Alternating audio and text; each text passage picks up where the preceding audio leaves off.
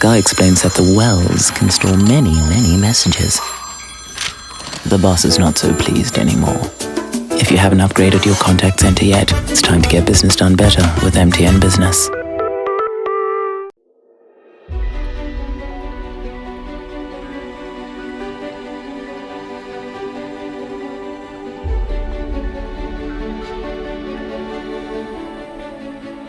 Fintech is transforming the agricultural sector in Africa, providing farmers with valuable insights and tools to improve their productivity and profitability. Globally, investment in agri-tech and fintech solutions for agriculture has been increasing. The 3i Africa Summit is a key player in this timely movement, bringing together industry leaders and innovators to shape the future of food security in Africa. According to the International Fund for Agricultural Development, 60% of African smallholder farmers lack access to financial services, limiting their ability to invest in their farms. Fintech has the potential to increase agricultural productivity by 20% and reduce post-harvest losses by 15%. In 2021, African startups raised over $2.4 billion in funding, with a significant portion allocated to fintech and agri-tech sectors. Fintech platforms are playing a crucial role in providing access to finance for smallholder farmers. The 3i Africa Summit is a platform for farmers, fintech companies, and policymakers to come together and shape the future of agriculture in Africa. Join us to learn more about the impact of fintech on agriculture and how you can be a part of this movement.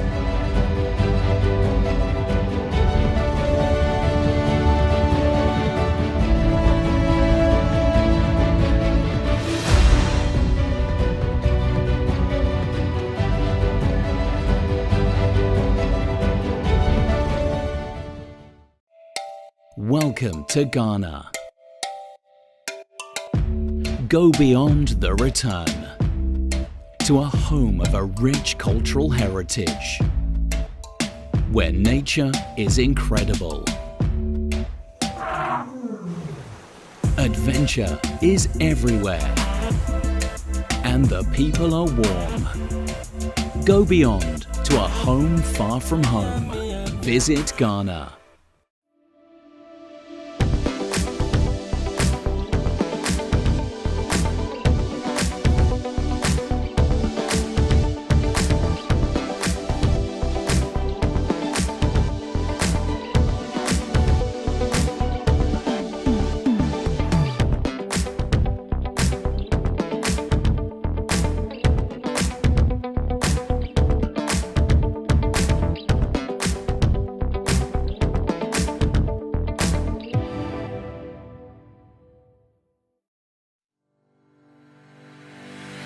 A great journey lies ahead of us all, and we all have different paths carved out for us.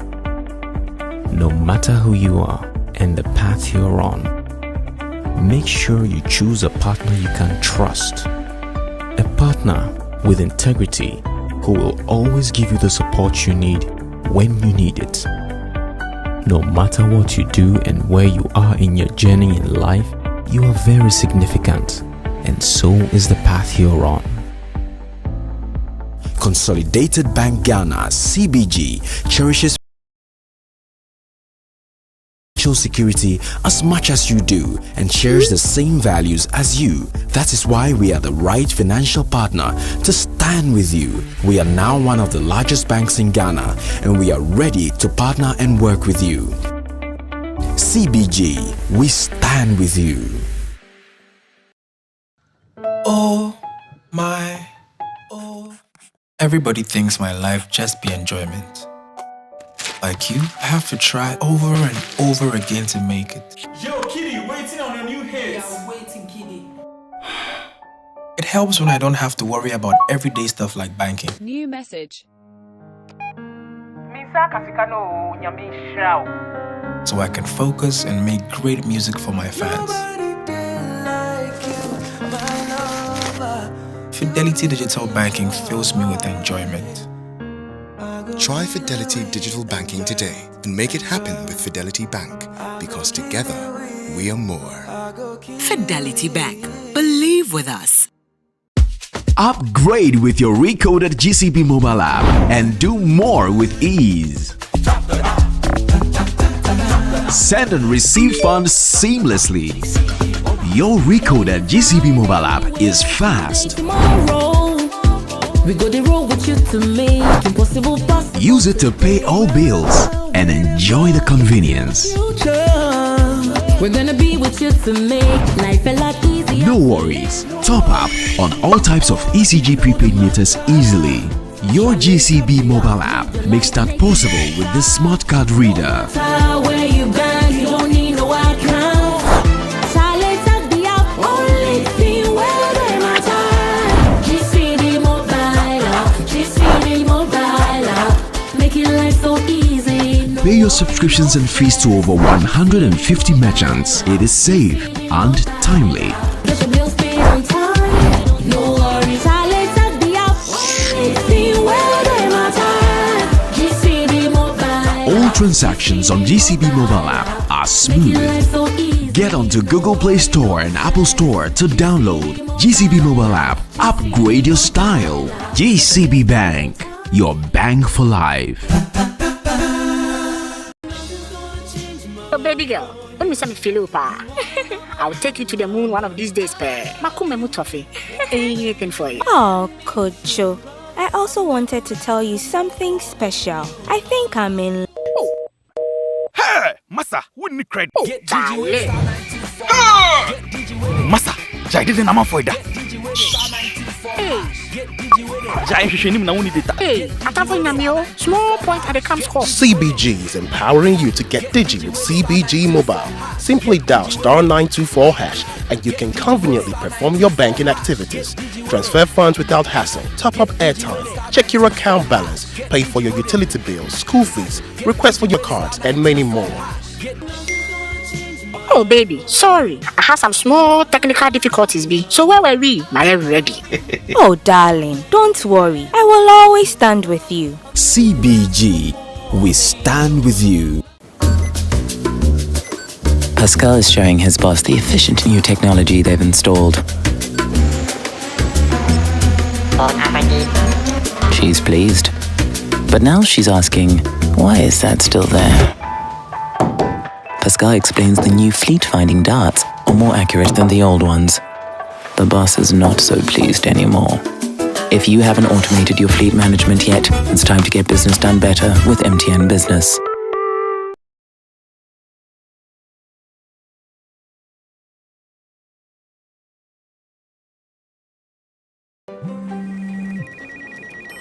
She's coming.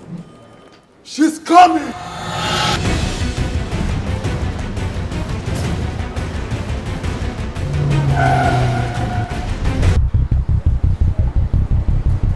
Oh, it's in. Red Hour received now!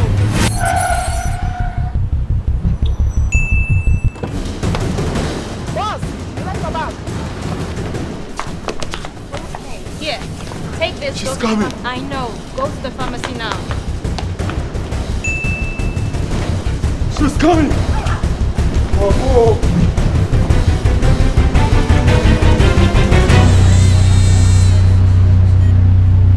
She's here. Pay faster, pay safer, and pay easy with Momo app. Download now and pay with the QR code, merchant ID, and so much more. Pascal's showing his boss the efficient new technology they've installed. She is pleased. But now she's asking, why is that still there? Pascal explains that the wells can store many, many messages. The boss is not so pleased anymore. If you haven't upgraded your contact center yet, it's time to get business done better with MTN Business. I want the world to see what is possible from Africa. Our clothes and our culture having a center stage. The beauty that is our food being made available to everyone across borders. Expand your business, receive payments from all over the world, no limitations.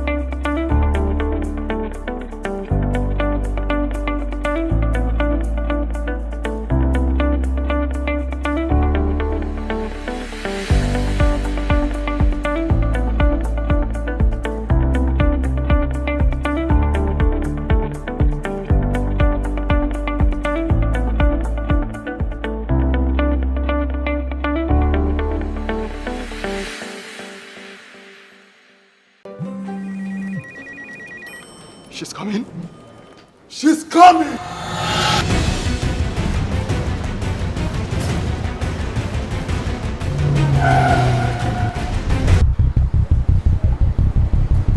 Oh, it's in. Red out receipt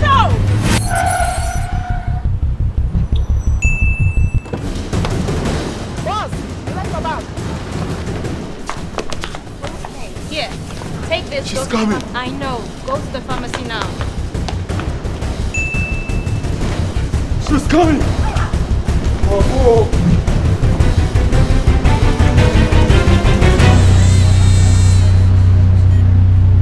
She's here. Pay faster, pay safer, and pay easy with Momo app. Download now and pay with the QR code, merchant ID, and so much more. Oh my, everybody thinks my life just be enjoyment. Like you, I have to try over and over again to make it. Yo, Kitty, waiting on a new hit. Yeah, waiting, Kitty. It helps when I don't have to worry about everyday stuff like banking. New message. So I can focus and make great music for my fans. Fidelity Digital Banking fills me with enjoyment.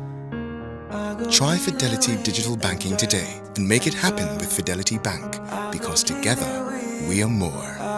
Fidelity Bank. Believe with us. Araba, there are some people at the door. Go and tell them I have traveled to Russia. Yes, Daddy. Where's your father? My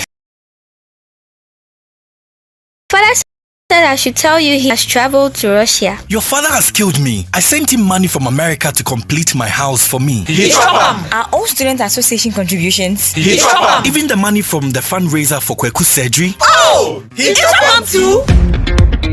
Don't be a victim. If you're contributing to a project, alumni dues, or any public campaign, Chango is your best choice. Chango keeps track of all donations and gives you the power to know exactly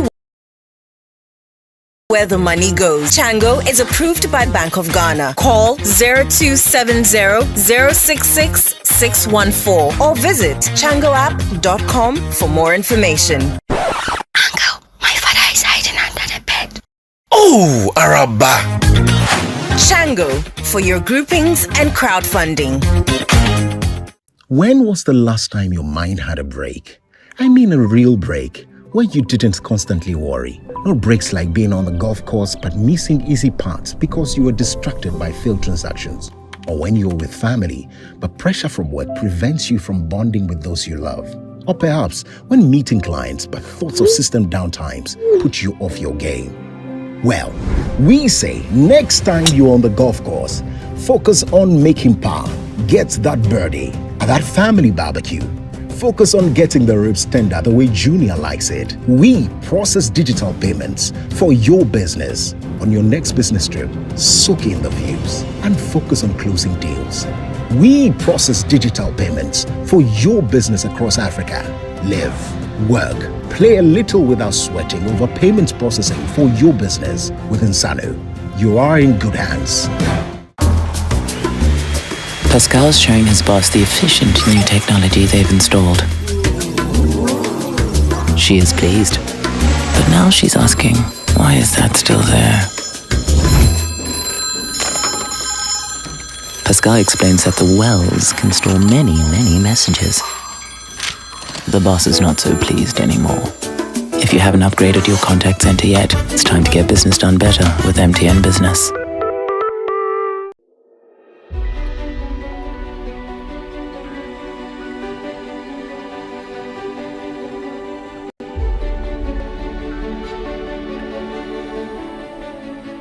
Fintech is transforming the agricultural sector in Africa, providing farmers with valuable insights and tools to improve their productivity and profitability. Globally, investment in agri-tech and fintech solutions for agriculture has been increasing. The 3i Africa Summit is a key player in this timely movement, bringing together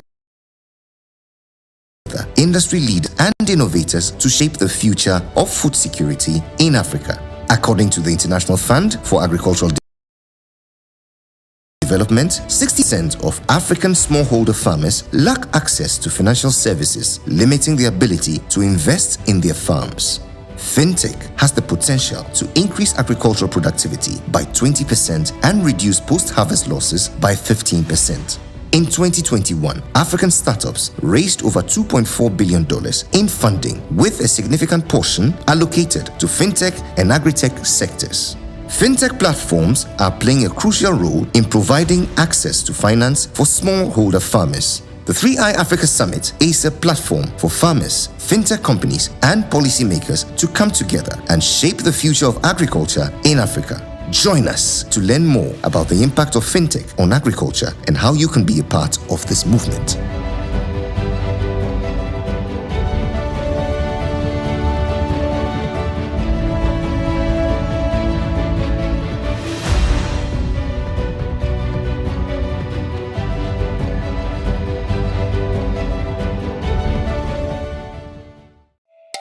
Welcome to Ghana.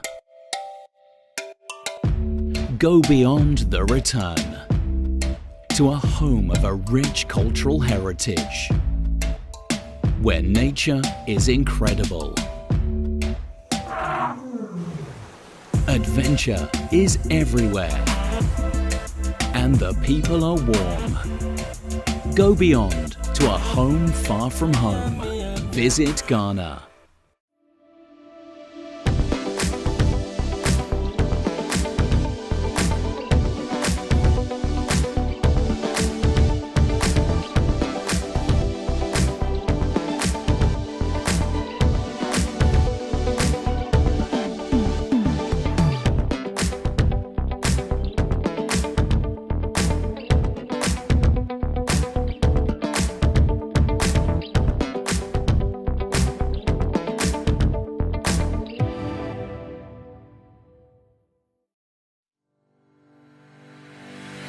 A great journey lies ahead of us all, and we all have different paths carved out for us.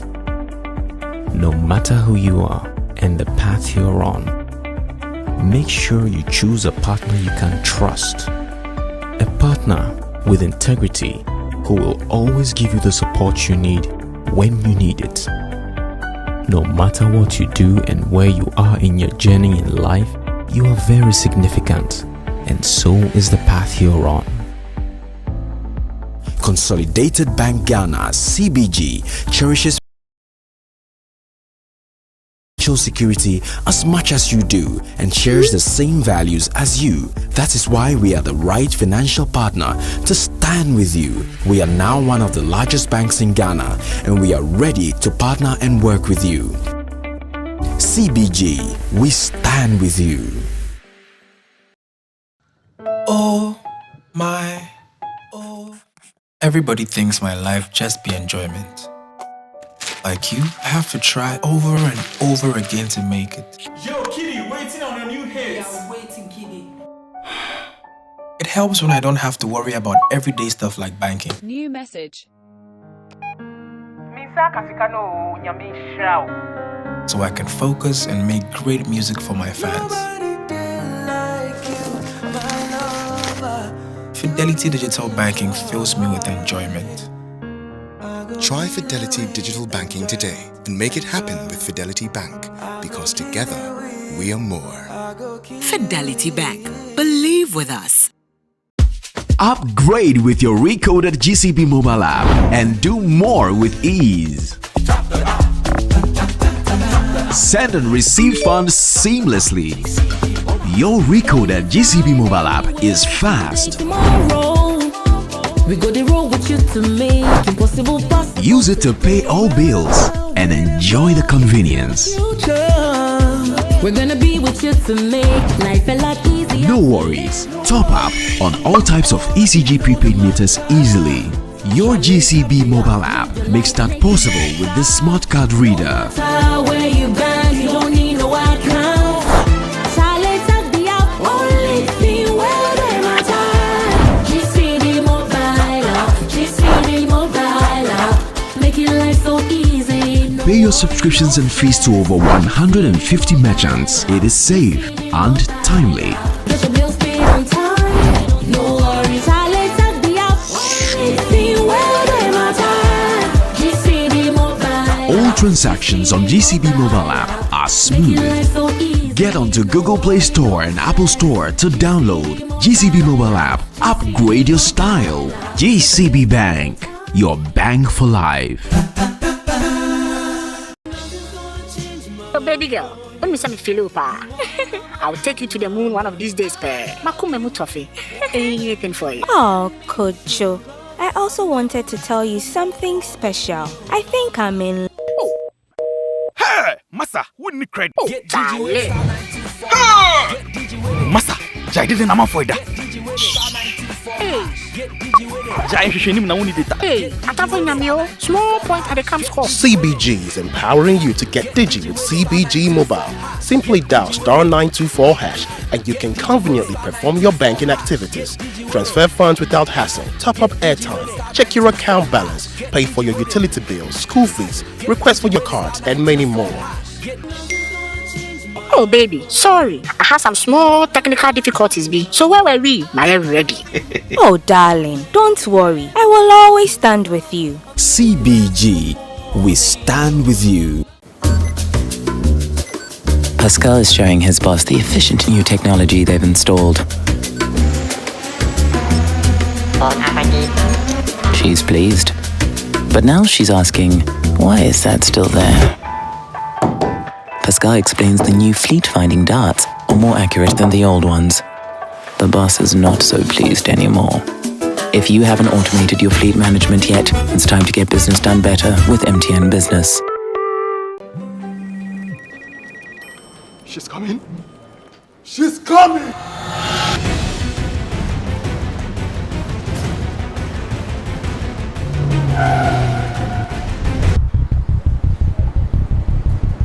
Oh, it's in. Red Hour receipt,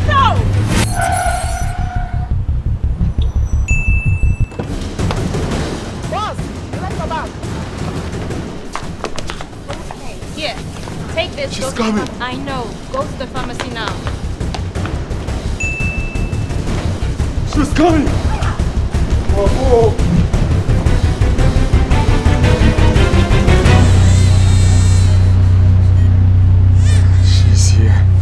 Pay faster, pay safer, and pay easy with Momo app. Download now and pay with the QR code, merchant ID, and so much more. Pascal's showing his boss the efficient new technology they've installed. She is pleased. But now she's asking, why is that still there? Pascal explains that the wells can store many, many messages. The boss is not so pleased anymore. If you haven't upgraded your contact center yet, it's time to get business done better with MTN Business. I want the world to see what is possible from Africa. Our clothes and our culture having a center stage. The beauty that is our food being made available to everyone across borders. Expand your business. Receive payments from all over the world. No limitations.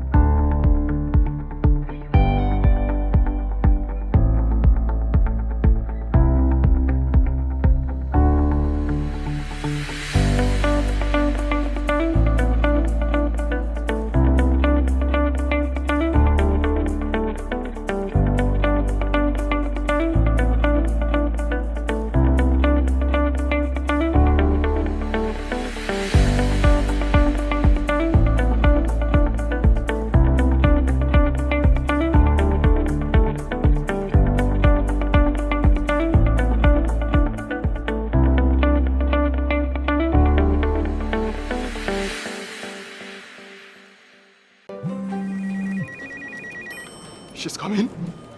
She's coming!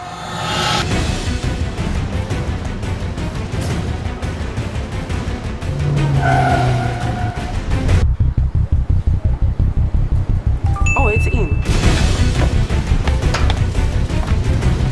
Red out receipt now!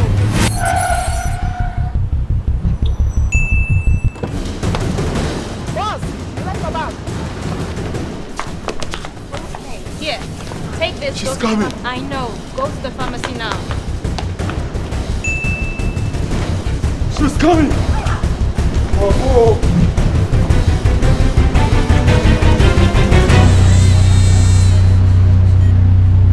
She's here. Pay faster, pay safer, and pay easy with Momo app. Download now and pay with the QR code, merchant ID, and so much more.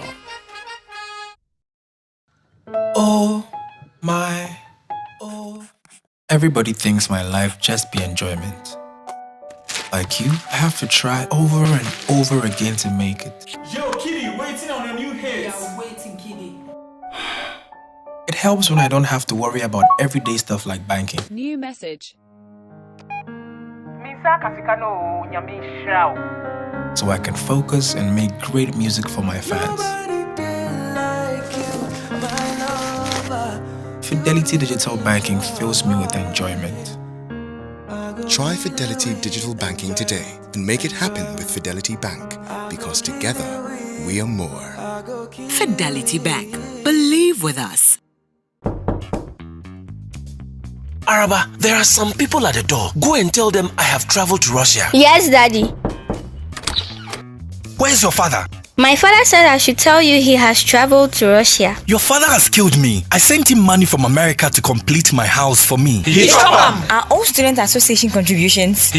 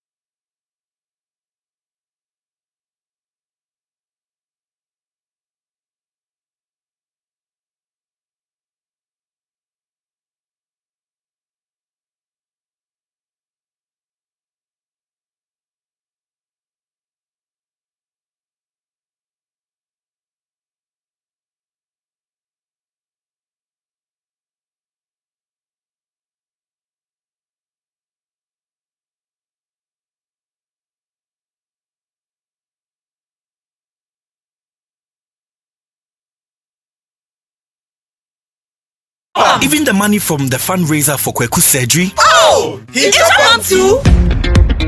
Don't be a victim. If you're contributing to a project, alumni dues, or any public campaign, Chango is your best choice. Chango keeps track of all donations and gives you the power to know exactly where the money goes. Chango is approved by Bank of Ghana. Call 0270-066-614 or visit changoapp.com for more information. Uncle, my father is hiding under the bed.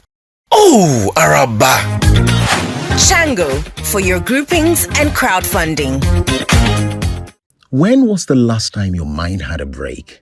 I mean a real break, where you didn't constantly worry. Not breaks like being on the golf course but missing easy parts because you were distracted by failed transactions.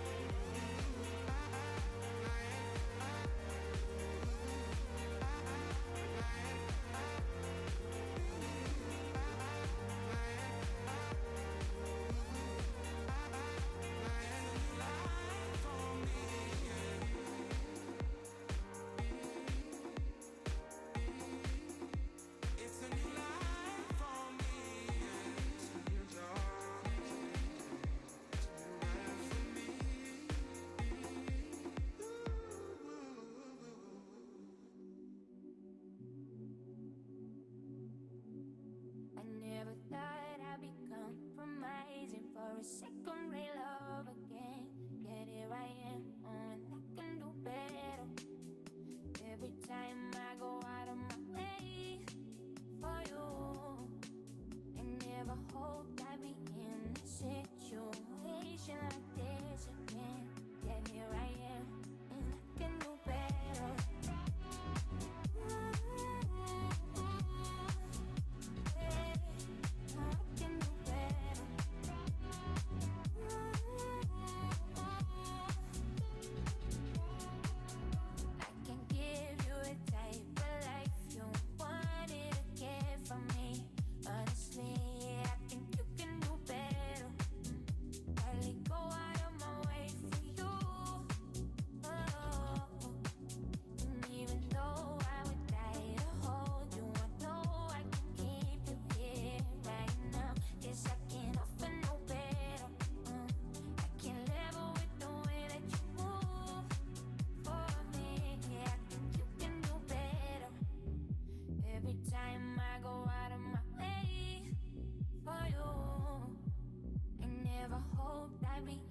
Situation like this again.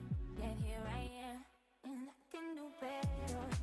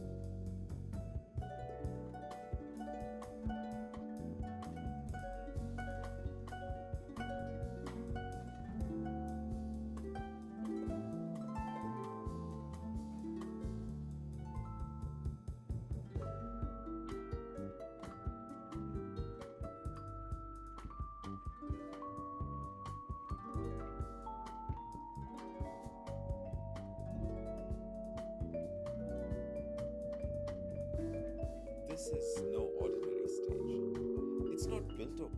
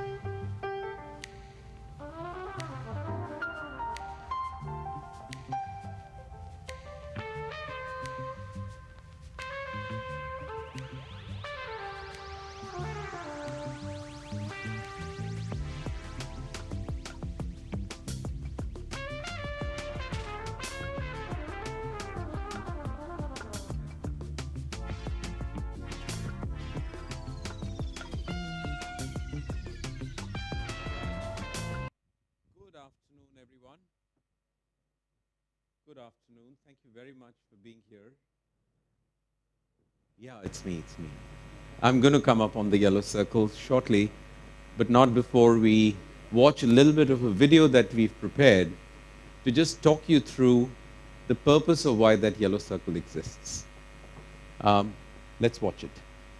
This is no ordinary stage. It's not built of wooden nails, but of grit and vulnerability.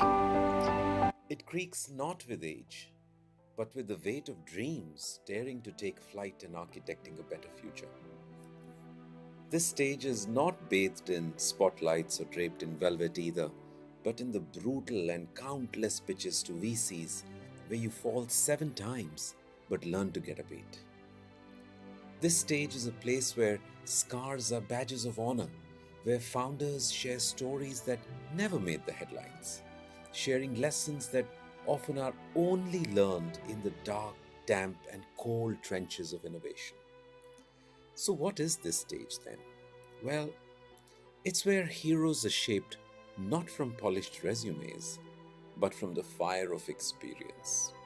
It's where vulnerability is acknowledged as the highest form of courage, and where you witness the audacity of ambition and the fragility of dreams.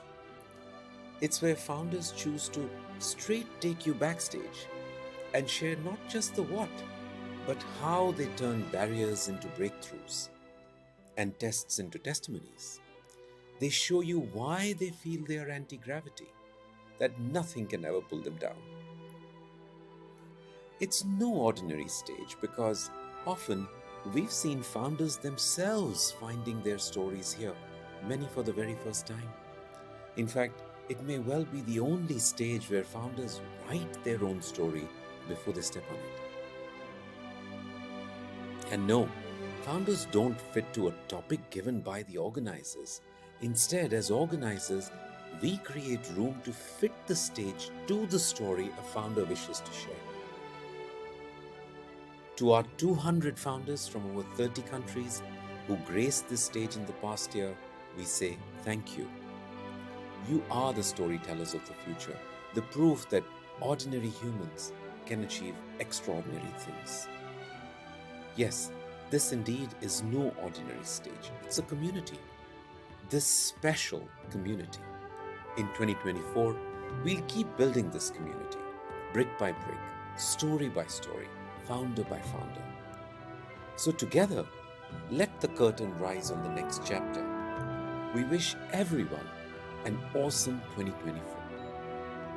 Let's build better together. Okay. Was that nice? Okay, thank you. So let's give ourselves a round of applause. The Founders Peak team created that video. It took us not more than 20 seconds to get the script from ChatGPT. No. It was all written without ChatGPT. And it's very, very authentically written. It's our sincere thanks to every founder who's stepped on the yellow circle. I consider myself to be quite a cruel person. And this, only the founders who take this stage can relate to. Nora sitting here, I can see Nono's smiling. It's just unbelievable if I were to tell you that we as organizers of this stage invest somewhere between 6 to 8 hours per founder who goes up on this stage, but that's just us. The founders invest in our assessment somewhere between 30 to 40 hours before they come up on stage. So it's a lot of investment in time that goes into creation of what you're going to observe and learn here. We started this only as a small little idea 18 months ago. And the idea was very simple. More than 90% startups around the world fail. They have all access that is available to anybody, how to do your cap table, how to build your product, how to build your technology, but they still fail. Each entrepreneur has on their back scars which only they know. I've been an entrepreneur for 9 years. I can tell you there are so many scars on my back. that I have never spoken to either my family or my team. I often say not even sometimes to myself. We get our entrepreneurs, our founders, to actually dig that wisdom out, scrape the barrel, and bring out that one nugget of wisdom that can be useful to entrepreneurs, not just those that are sitting here in the room today, but around the world. Because every talk that happens here is recorded, is digitally taken to post-production, and we put it into a podcast, and it is widely circulated around the world. We do call this a global stage where exceptional startup founders, and we really think they're exceptional. I want to throw some numbers. This is an amazing picture that we took in November 23 at the Singapore FinTech Festival, where we didn't know how many of the founders who've spoken at this stage previously were at the festival. And Singapore FinTech Festival is the largest of its kind in the world. 65,000 people come there for 3.5, 4 days every year in November. 82 of them were there. And we said, well, we'll host a breakfast. Can everyone come along?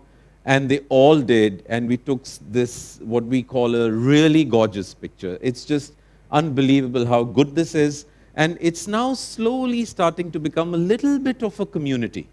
Where we're trying to see, can I put you on a WhatsApp group and see if we can start sharing ideas? We're now talking to them, some of them, to say we want to create something like a founder's pledge, where you're going to give an hour or 2 hours every quarter of your time for something, whether it is talking to entrepreneurs, whether it is connecting an entrepreneur with something, whether it is giving any sort of wisdom on cap tables, on team building, whatever. And we're very happy to say that 70–80% of these founders have actually told us that they would love to invest that kind of time. You're seeing the pictures of many of them flip around. I want to share some numbers. We've been very careful in selecting the founders that come up on this stage. So no, this is not to say this is an elitist stage, and I'll explain that to you. We've had 212 founders take stage here from about 40 countries in 18 months across 6 different stages around the world, which means it's somewhere between 30–35 founders. Today and tomorrow, even in Accra, we have 29 founders that are going up on this stage. But they are very carefully handpicked. And again, I'm going to say, not an elitist stage. And this is because around the world, the 200+ founders that have been on this stage, their combined valuation is about $120 billion.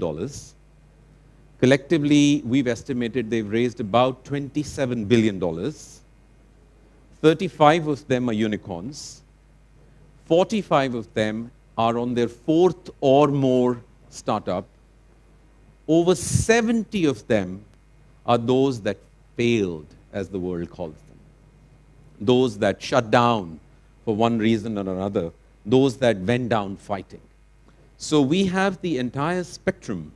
So any of you sitting in this audience will definitely find that 1, 2, or 3 founders who come up on this stage where you'll say, that's me. Because it's quite likely if you're somebody who's heading into an IPO, or you're heading into your pre-seed, or you're really struggling to stay on board and get back up and breathe some fresh air, you will find a story that you will be able to relate to. We are increasingly expanding the scope of the platform to bring in people who are not just entrepreneurs, but live a life that is like that of entrepreneurs. To give you an example, just in November, we had Dr. Deng Yaping. She is 4'11", Chinese, lives in China. She's the only person, I'm not saying the only Chinese, I'm not saying the only woman, I'm saying the only person who has won 4 successive gold medals at 4 successive Olympics in the sport of table tennis. And she wanted to come and talk about how for 4 years in a row, the Chinese selectors would not take her in the team. And the only thing she had done from the age of 5 was play table tennis. And she started trying to get into the Chinese national team from the age of 12. She finally managed to get in only at the age of 16. So she came and spoke, and you can watch her online anytime you want. What an amazing story. We've had a Guinness Book of World Record holder, the youngest human who has circumnavigated the globe solo at the age of 16, flying 52,000 kilometers in a microlight aircraft, who's spoken on this stage and talks about what does it take to achieve something like that at the tender age of 16. So it's an incredible opportunity for those that take the stage to give back. Elevandi, which is where Sagri and I belong, both of us curate this stage, is a not-for-profit. So this is not a commercial enterprise at all, at all. And we're quite excited that we have a partnership now with the 3i Summit. When we started this, we wanted to come up with some funny things, some nice things, very entrepreneurial.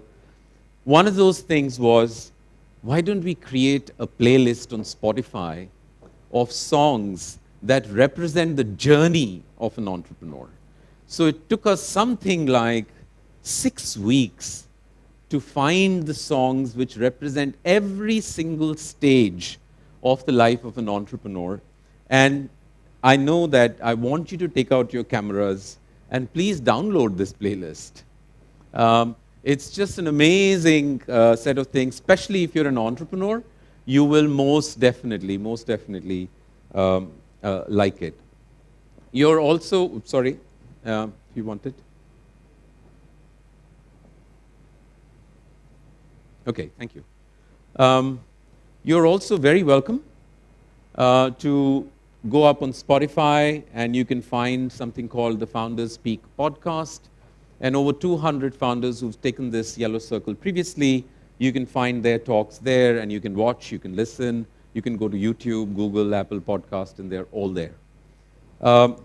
We also are increasingly talking to these entrepreneurs and trying to come up with more value that we can deliver back to society, back to their country, back to the community, and this is one such example. We've also very recently done a collaboration with the United Nations Refugee Agency, and we've gotten them a lot of new information about how they can make collecting money from donors more efficient, how they can save money.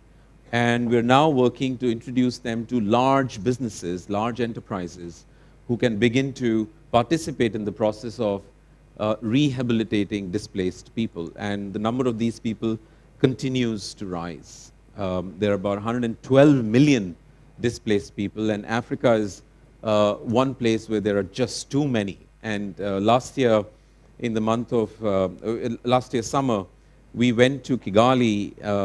We were hosting the same program there. We went to a camp called Mahama, which is about 4 hours outside of Kigali, and learned the impact that displacement has on people. And we came back and we said, we have to do something about it. So we're trying to take all our entrepreneurs with us on this as a community to say, what can we do? So with that, before we bring up our first speaker, our first founder, and we love every single one of our founders, I do want to say that I will keep updating you with the process that each of the founders goes through preparing for coming up on this stage. And at about 4 o'clock, which is quite soon, I will give you what we call a master class on the art of storytelling. Because this stage is about storytelling. This is not about facts and figures and charts and graphs. This is about what comes out from here, right? And what is that art? Of course, I know your lenses will sharpen now that every founder is going to come up saying, okay, so he or she has really gone through that process. It's true. It's true, Nono is laughing. Now there's more pressure. Yemi, no pressure. But let's encourage each one of them because we believe that vulnerability is an exemplary form of courage that earns trust.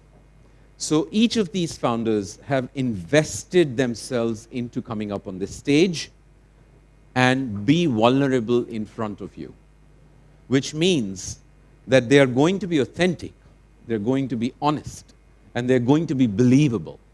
And at any point in time, if you believe that there is something that you're not agreeing with or something you want to talk, do talk to them offline. We're not doing a Q&A yet in this format. We still haven't figured out how to do it. But we are very excited with what this potentially can do over time across the world. So with that, I'm not going to stand in the way, and I'm going to be delighted to invite Yemi, who I'm going to introduce first. So, I don't know, maybe many of you would know her, but Yemi towers over me, right? And not just by her physical height, but even her hair are, another 1 foot up from her head. And, it's so amazing. I've always wanted to know a person like that, and I'm so thrilled that I met with you, Yemi. But Yemi is the CEO and founder of Hackabella and the co-founder of Rising Tide Africa. She's at the forefront of digital transformation to tackle business and social problems.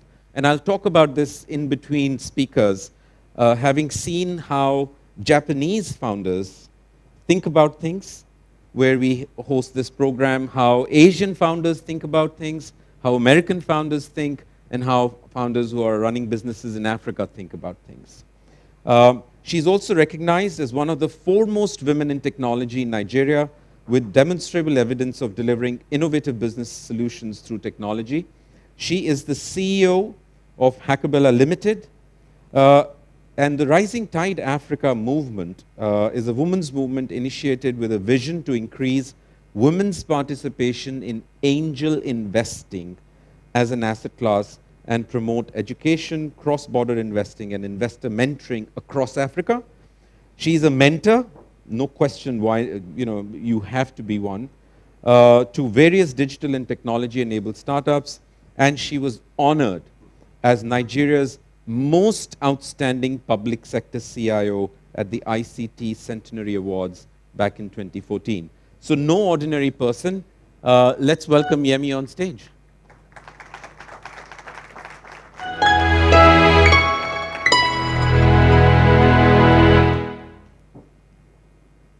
Thank you. So there you go, and that will be right. All the best. Yes, thank you. I need that. Good afternoon, everyone. My perception about life is that it comes from a concept of birth as a lottery. That is the understanding that the circumstances of your birth is very significant to your life's chance. And your beliefs and your values define you. But not only that, your experiences make you who you are.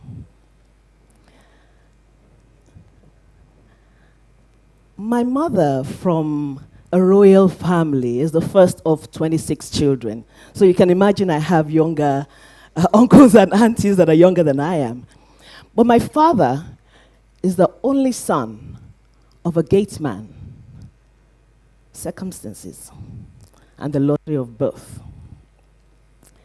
Therefore, my home was crowded with people coming in and going out, relatives, some staying for weeks, and others becoming housemates in the end.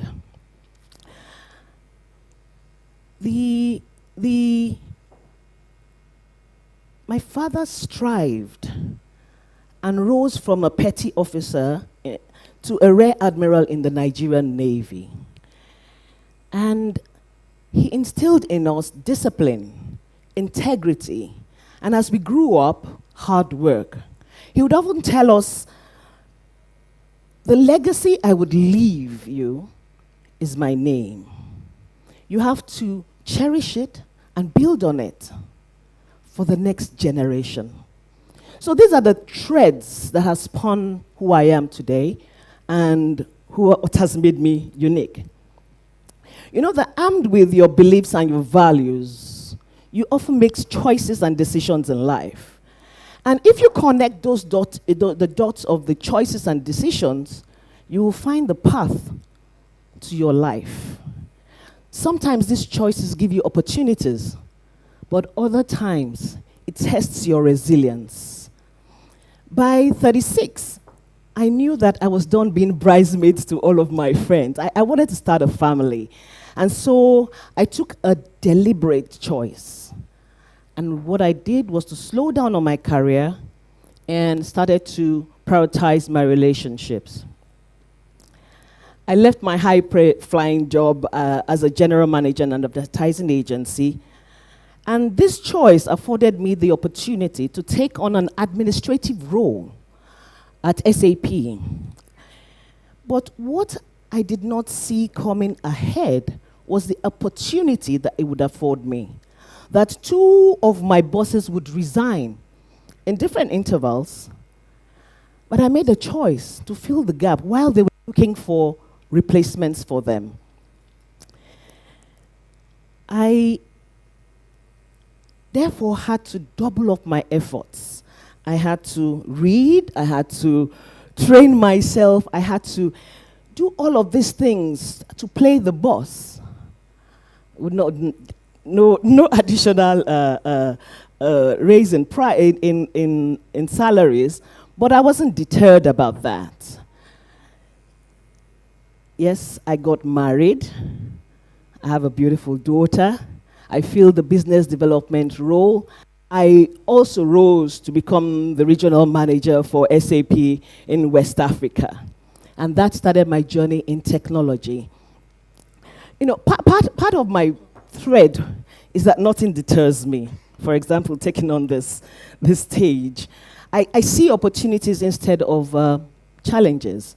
And a pivotal point in my career was when I chose to take public service role as the executive director in an ICT agency in my home state, Edo State. Prior to that, I didn't know anything about the public sector. But I decided that I was going to take it. And so I faced it headlong. I knew that I had to deliver. And so I called on two of the industry colleagues to join me. And over a period of 6 weeks, what we did was to develop the 5-year strategy and 3 years implementation plan so that the government can leverage on technology for its governance. Edo State became the first regional government to leverage on technology and institutionalize its processes. And today, 15 years later, they are still at the forefront of the 36 states in technology. Albert Einstein, life is like riding a bicycle.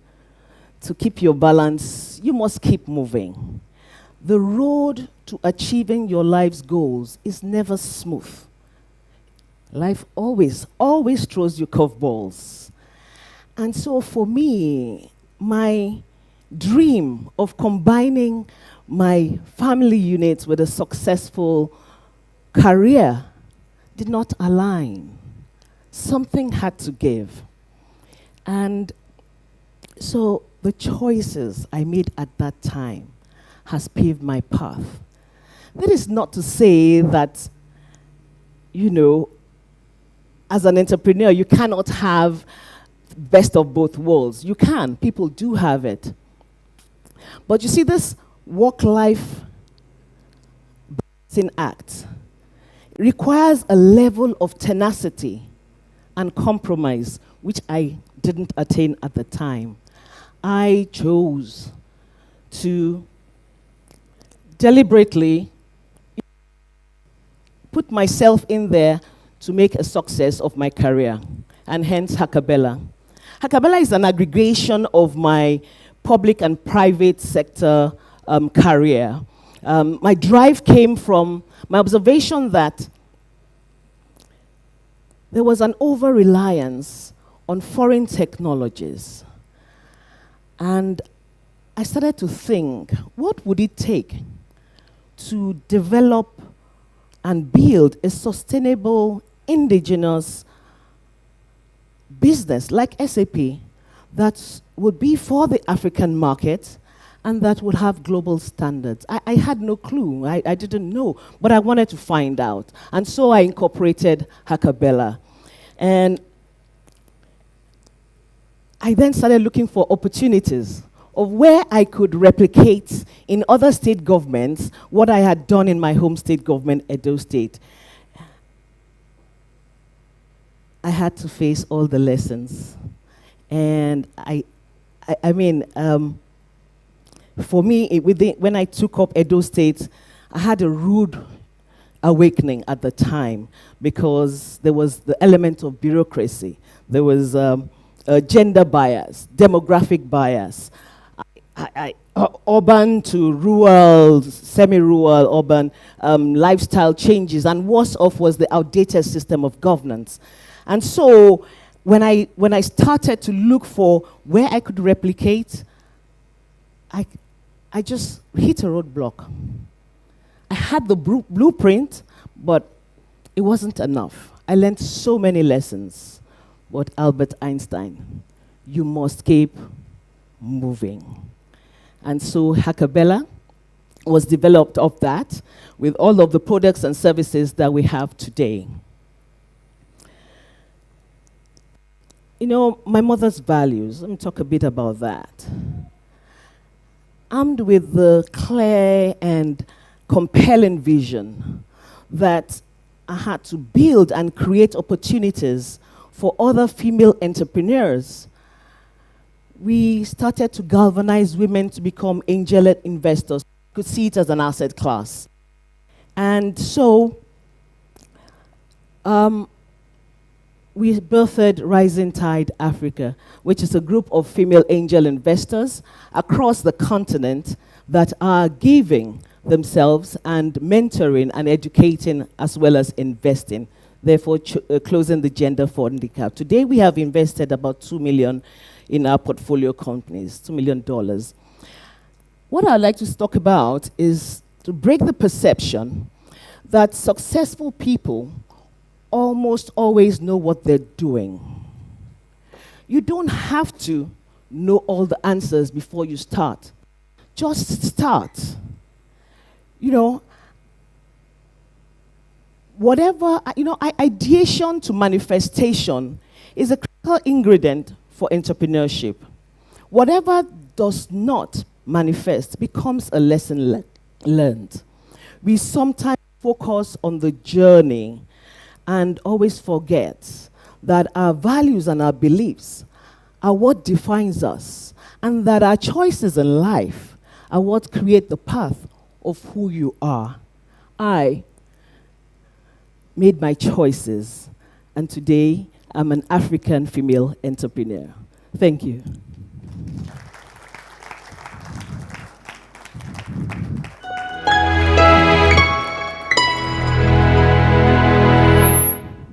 Yemi, thank you.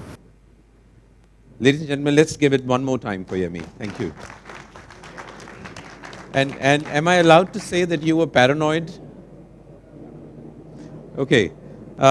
It is, when we are having these conversations with founders, they are quite a bit in doubt of what part of their journey should they dig out. There are many, many things that they can talk about. Some of them, many of them want to pack a whole life into one 10-minute talk. Nora is a victim of that. Yeah. We always say, don't do that. Just pick one thing and weave everything around that. So it's very important to do that. You should be very careful when and if you get into a situation to be on this stage, and we'd love for many of you to be on this stage. But oh, where is my clicker? Okay, Elizabeth has the clicker. I'm going to quickly introduce our next founder. Can we get the next slide, please?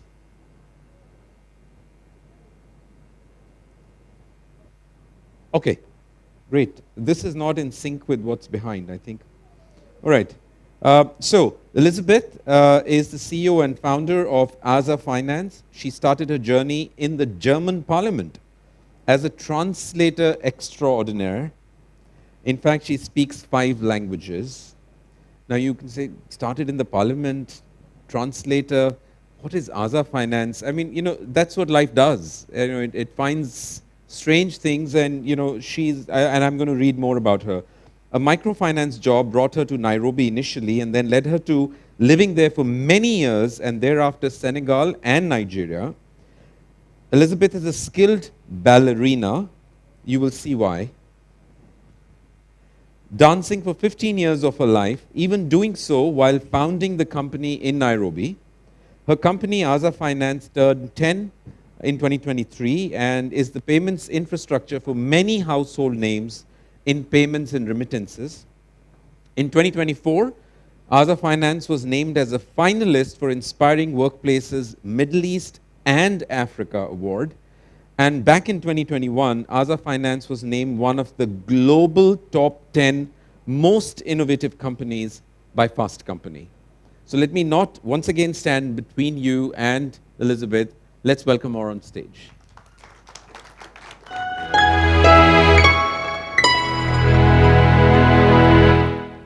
Hi, everybody. Happy to be here in Ghana today. So they asked me when I was going to do this to say a fact about myself that nobody knows. I've been speaking publicly for over a decade, so I had to really think about it. And I mentioned ballet. So I wore my slippers today so you guys can see what I was talking about. And when a founder says that they're a ballerina, it's believable, right? Ballerinas are resilient, they're strong, deceptively small, but made out of muscle. That's something that you expect and that you've heard from founders. Resilience, strength, they have a chip on their shoulder, they can survive anything, and there have been many founders that have spoken on this topic. But how do you keep going in the right direction through all these tough times? When people tell you no again and again and again.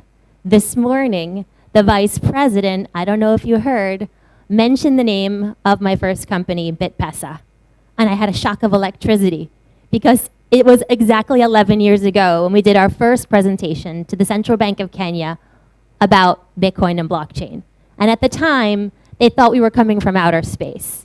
Now, how did we know we were on the right path and that a decade later, the vice president would be mentioning us as an example of innovation that was working and that was on the right track? We know that you have to put the haters, put the naysayers out of your mind, but how are you sure you're going in the right direction? And that's the advice that I want to share with you today, which is to become an expert in something that nobody's an expert in, and go back to basics, go back to that ballet bar every day, and make sure you stay an expert. My first job was in investment banking, where I had to get up early, 5:30 a.m., and write the research that the rest of my team regurgitated all day. And I couldn't believe that a 22-year-old was in charge of writing the things that all these big guys said to all these big funds all day. It was really eye-opening. My research was something that they were going to use. Later on, I left investment banking and chose the path and walked and went to Nairobi, Kenya, and I became a microfinance rating analyst. And I worked all across the continent writing reports about what I saw in the field. And I would publish the report, I'd give it to a big donor or an investor, and they didn't know what was in the report. And I thought, how can they not know? How can this research be so innovative? I'm not that smart. I'm not dropped from outer space. What I realized was a lot of people don't do their homework. A lot of people don't do their research. They don't do their field work. And that's what we need to do as founders and entrepreneurs to stay on track. lots of people take shortcuts. They just want to show up, do their job. They're not ready to recheck and check again to make sure they're on the right track. So when the Central Bank of Kenya was telling us no, we had years of experience working in the payment sector, working with banks, understanding how difficult it was to make a transfer, understanding the balance of payments in Africa was causing a barrier to trade. And the fact that most of the transactions on the African continent were clearing the United States dollar instead of through African currencies was blocking trade with neighboring countries, was taking SMEs out of the market. So when we heard a no, we went back to basics. Similarly, a few years ago, I'm sitting in a very fancy hotel in Paris, surrounded by 60-year-old African economists, heads of state, senior leaders, and I'm sitting in the corner, pregnant, 8 months, a little 5'2" girl in my ballerina shoes, waiting for my turn to speak. And everybody is speaking about the monetary policy in Africa. But they're talking in the same direction. They're all validating each other with the same data. They are experts, but they're all experts in the same thing.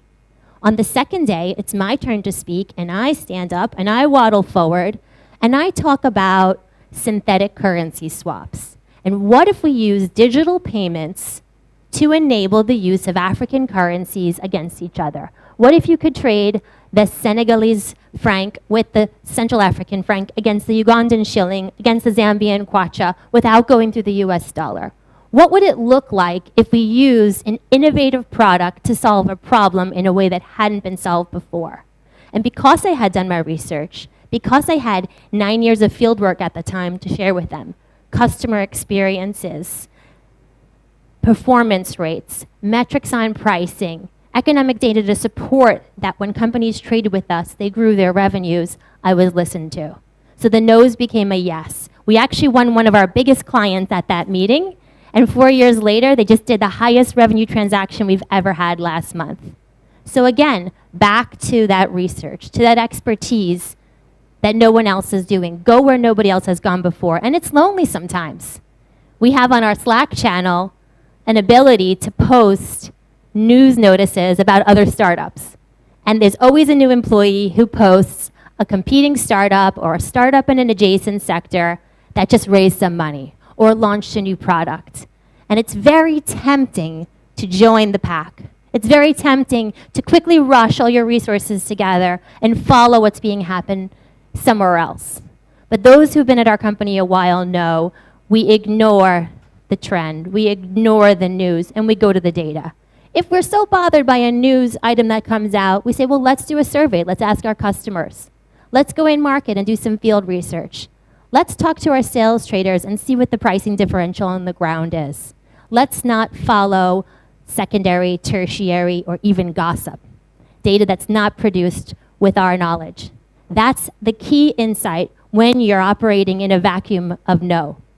And I think for us, just like when I was a ballerina, I respect the dancers next to me, the ones I see that are at the bar, that are sweating, that are working there every day. When you have a venture capitalist in San Francisco that hasn't done the data, that hasn't been in the room, that has no sweat on them, you can ignore that no. And you can brush it off your shoulder and say, we expect the no's. And over time, if you follow the data, your thesis can be validated. And eventually, the market comes around and joins you, but from behind, while you remain at the front as an innovator. And that's what I wanted to talk to you about today. Thank you so much.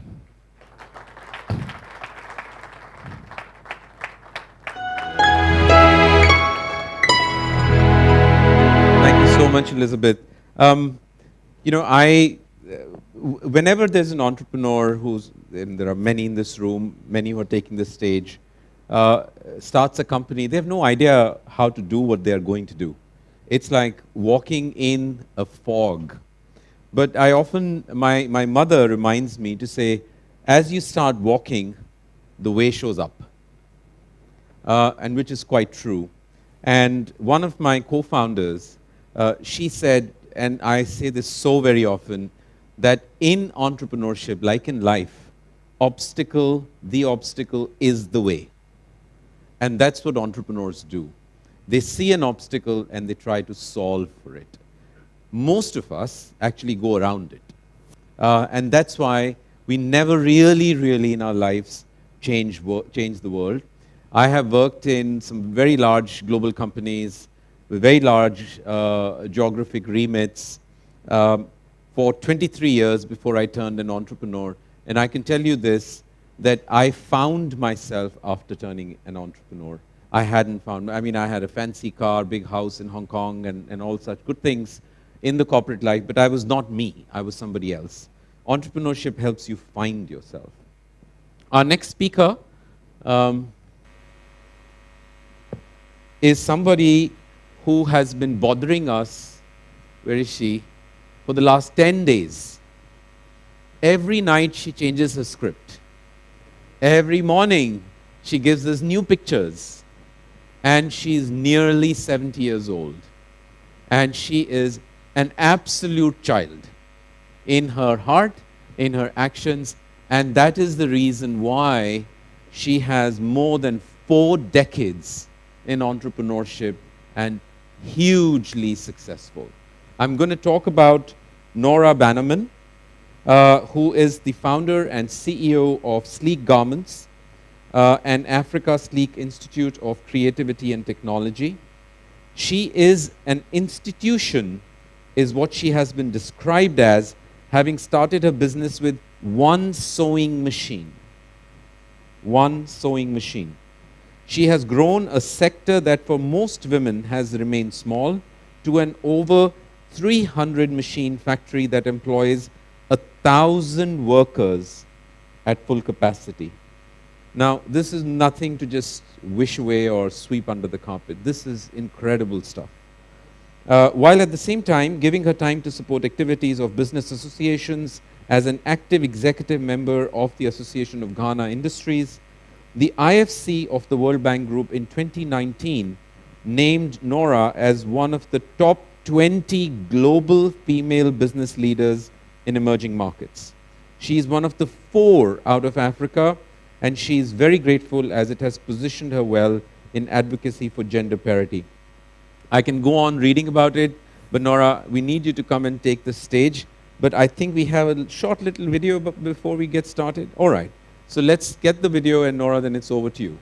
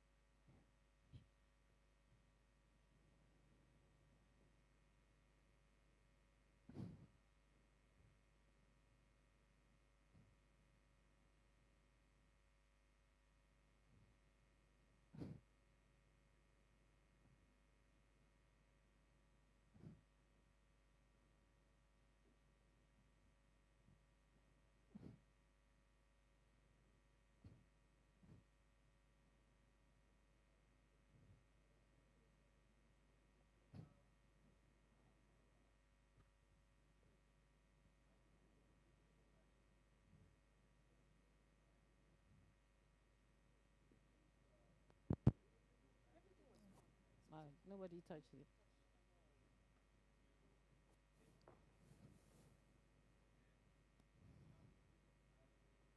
Sagri, is it wrong?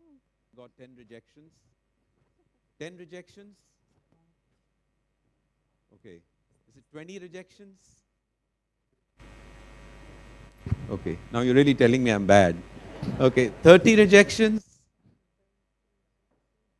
Okay, we got 1. 40? Okay. 50, 67 rejections, right? So, I mean, these entrepreneurs are crazy people. And for some strange reason, they just keep going. And they take it that a rejection is something which has given you a lesson. And I have changed my VC pitch 67 times. And I thought every time I changed it, I thought it was now the best it has ever been, which it was until I met the next VC. And this, so I have been on Palo Alto Sand Hill Road, which is the Mecca in San Francisco, where you go and pitch. 6 meetings arranged in 3 hours, 30 minutes each. Each of those 6 meetings, I was told within minute 5 and minute 7, sorry, this is not for us, thank you. Not even the courtesy of letting me finish my presentation, right? Because they say, look, we respect what you're doing, but this is not for us. And I started to respect that, say, all right, okay, why would I have wasted another 25 minutes? Many of them, within the 5 to 7 minutes, would tell me that this is why you will fail, or this is where your competitor or competition is going to come from, or this is how this is not going to work. So they add value, but that's often American investors, not other areas. And I'm going to talk more about that. Nora, are you ready to come on the stage now? Please do. Thank you. All right, let's give a round of applause.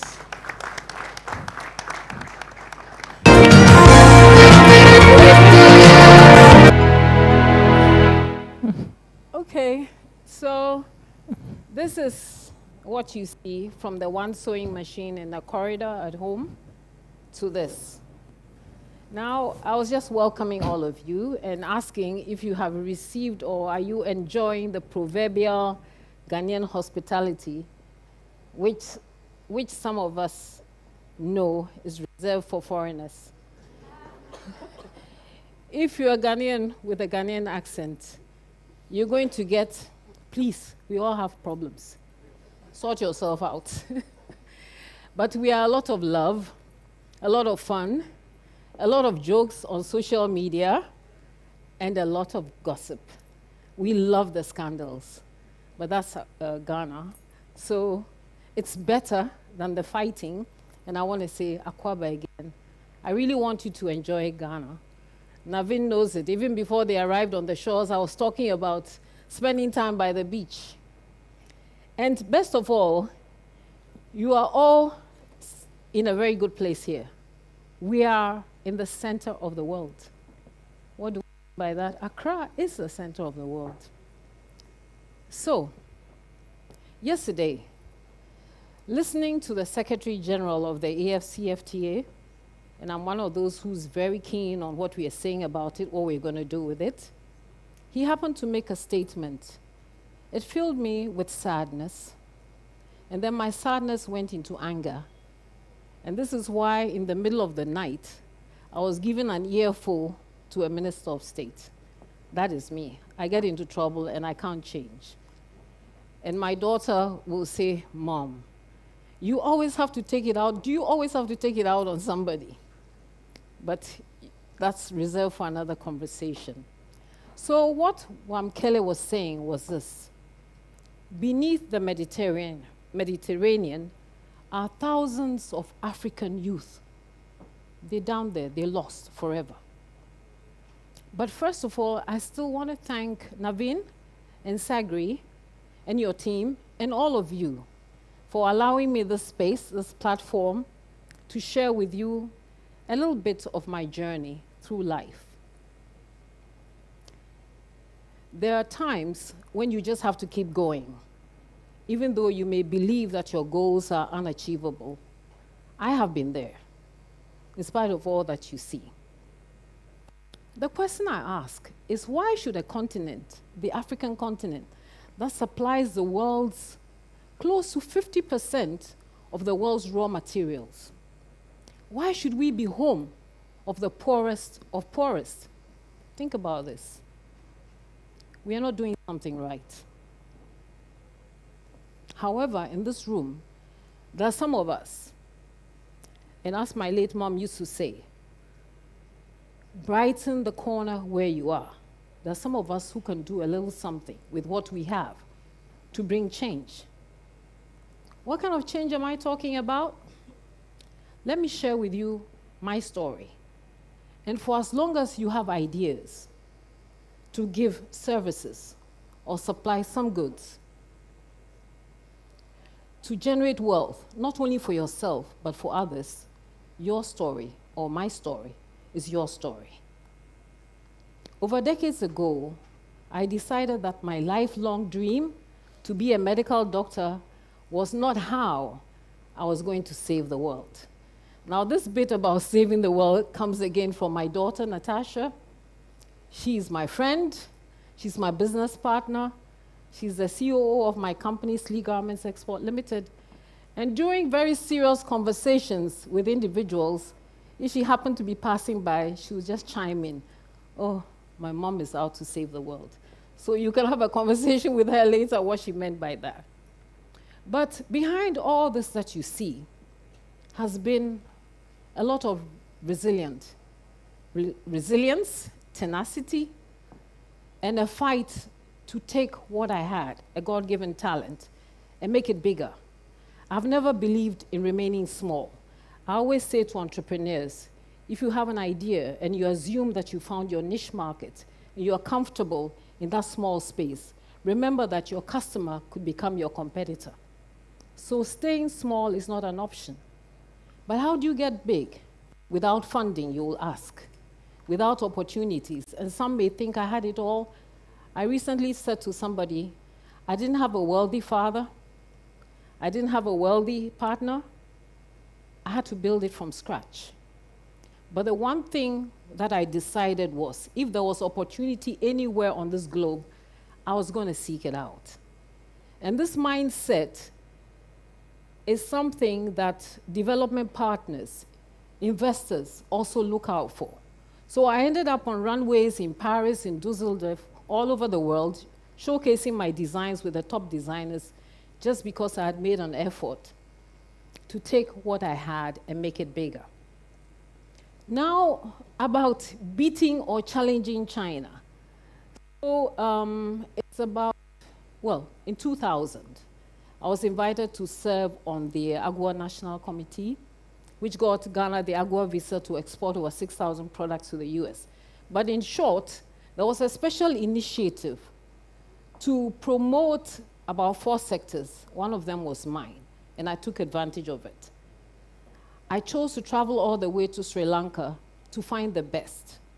We won't talk about funding for now, but it is possible if you have a great idea to find funding. So I decided to go out and find the best because I had said to myself, if there are factories in China doing it, if there are manufacturers in China doing it, so can we do this here? So I went into this, and I have photos. I hope I'm good at showing stuff. I probably need help. My son will love this. He's with a tech company, and he uses me as the example. Yeah. Oh. So I don't want to be distracted. So he always uses me as the individual who struggles with tech. I don't see anything. Oh, okay. Okay, so that's me. I'll dive into anything because somebody else is doing it. So that's me, kayaking. It tells something about my life anyway. So the fact that there was Sri Lanka doing that well and other countries doing that well, I said, why not Ghana? So I went out there and looked for the best. And within a short time, we were exporting to the US. Is that what I call beating China? No. We exported in huge volumes, but then China has always had the advantage of economies of scale, and we never had it. So even though if you read our profile on our website, it tells you all the great stories, the thousands of shirts that we've shipped from my factory that you saw, which are sold in Raw stores all over the US, the uniforms for Walgreens and CVS pharmacies, we were not making profit. But we had proven that it could be done out of Ghana. And for AFCFA, it tells us a story that we don't always have to look out there for what we need. We can have it homegrown. We have great ideas, but we need that partnership with the public sector. So after shipping out there and not making profit and having proven myself, I said, hey, as a friend of mine from Hong Kong will say, a business person, he's not Father Christmas, neither was I, having to borrow to pay employees. So I thought to go back to this. This is what it was for me when I started. This here is Paris with my name there. That's Germany and everywhere else. I thought this is where we gain the advantage over China. They produce in huge volumes, but they're not interested in the small. But the small has higher value. So whatever small business you have, you just need to educate yourself enough. And now we have technology. In my time, you had to travel out there and see. As we say here in Ghana, travel and see. But now you can get on the internet to understand better where your product or your service could do well. It doesn't matter how small, it's the value, the quality that you give out there that will bring you the income that you need. But while you have that income and while you have a good niche market, as I already said, don't think about remaining small. I have a loving family. That's my dad and my mom. They were both philanthropists. They gave a lot. So in everything that I do, I'm very concerned about the impact on my community, on people. I grew up in that sort of a home. And my children, that's my son and my grandson and my daughter out there. They've learned this, and I'm very proud of them that my daughter works with me. But it is also very important for all of us here, no matter what you do, at the back of your mind, consider how it impacts your community. Because I said before, we live on a wealthy continent, Africa. We should be the wealthiest. When the news is out there about the poorest, it shouldn't be coming out of Africa. But we do it well if we can think about the others. And these are the success stories I was talking about. These are thousands and thousands of shirts being shipped out of my factory. So we can do it. But so what? The lesson I learned was, so what? You need to be generating good income. You need to be able to keep your workers happy. You need to take good care of them. It matters to me. If people start their day very early to be in my factory, it matters to me that we are able to take care of them. It matters to me that women entrepreneurs can find the support that they need. So here I am, an executive of AGI with women in AGI. All that matters to me. It also matters to me that women in Africa, this was in Japan, we attended the first ever Africa-Japanese Business Women Summit. It mattered to me that women in Africa, whatever we have, we can take it to the next level. But we need those in the public sector to appreciate that they have to work closely with us. Women tend to build businesses, and men, I'm not leaving you out. We tend to build businesses looking at the needs of our communities. That's when you have sustainable business. I was recently at the Boston Correctional Institute speaking to the inmates, the young ones, and I said to them, it doesn't matter what got you in there, it's what you do when you get out. And there are some of us who care, so we are here to refurbish, reorganize your tailoring shop, and beyond that, help you to find jobs.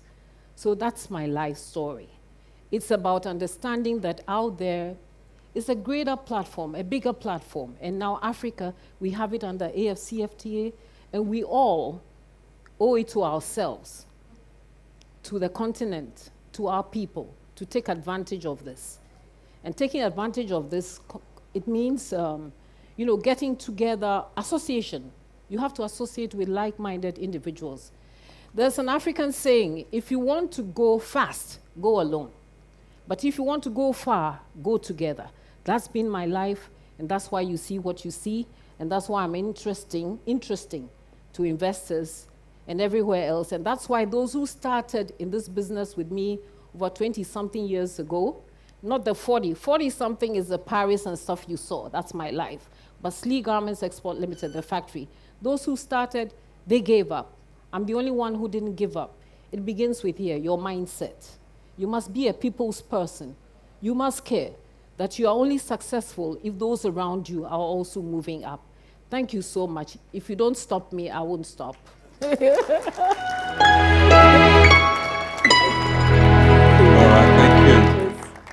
you very much. And we're going to get you back on stage because we want to dig a little bit deeper.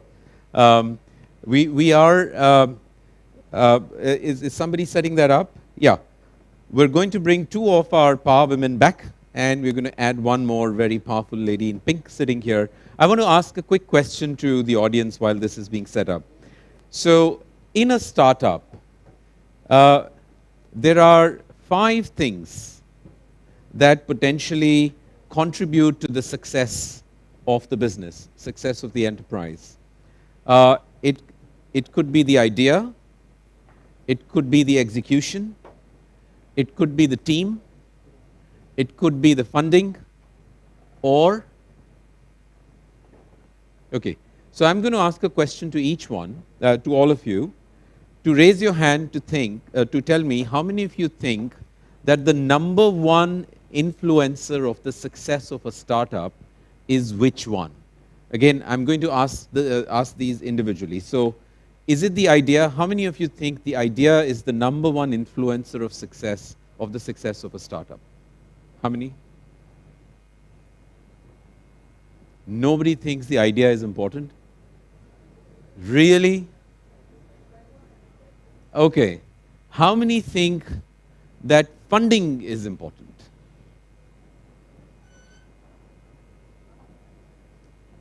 Okay, I'm talking about the most important influencer of success. So, Stefan, is that in your assessment, funding is, you are also? Okay, so idea. Funding, I got about 5 or 6 hands. Okay, so we've done idea, we've done funding. What about the team?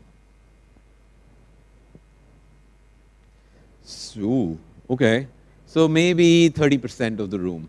What about timing? No, you can't choose 2.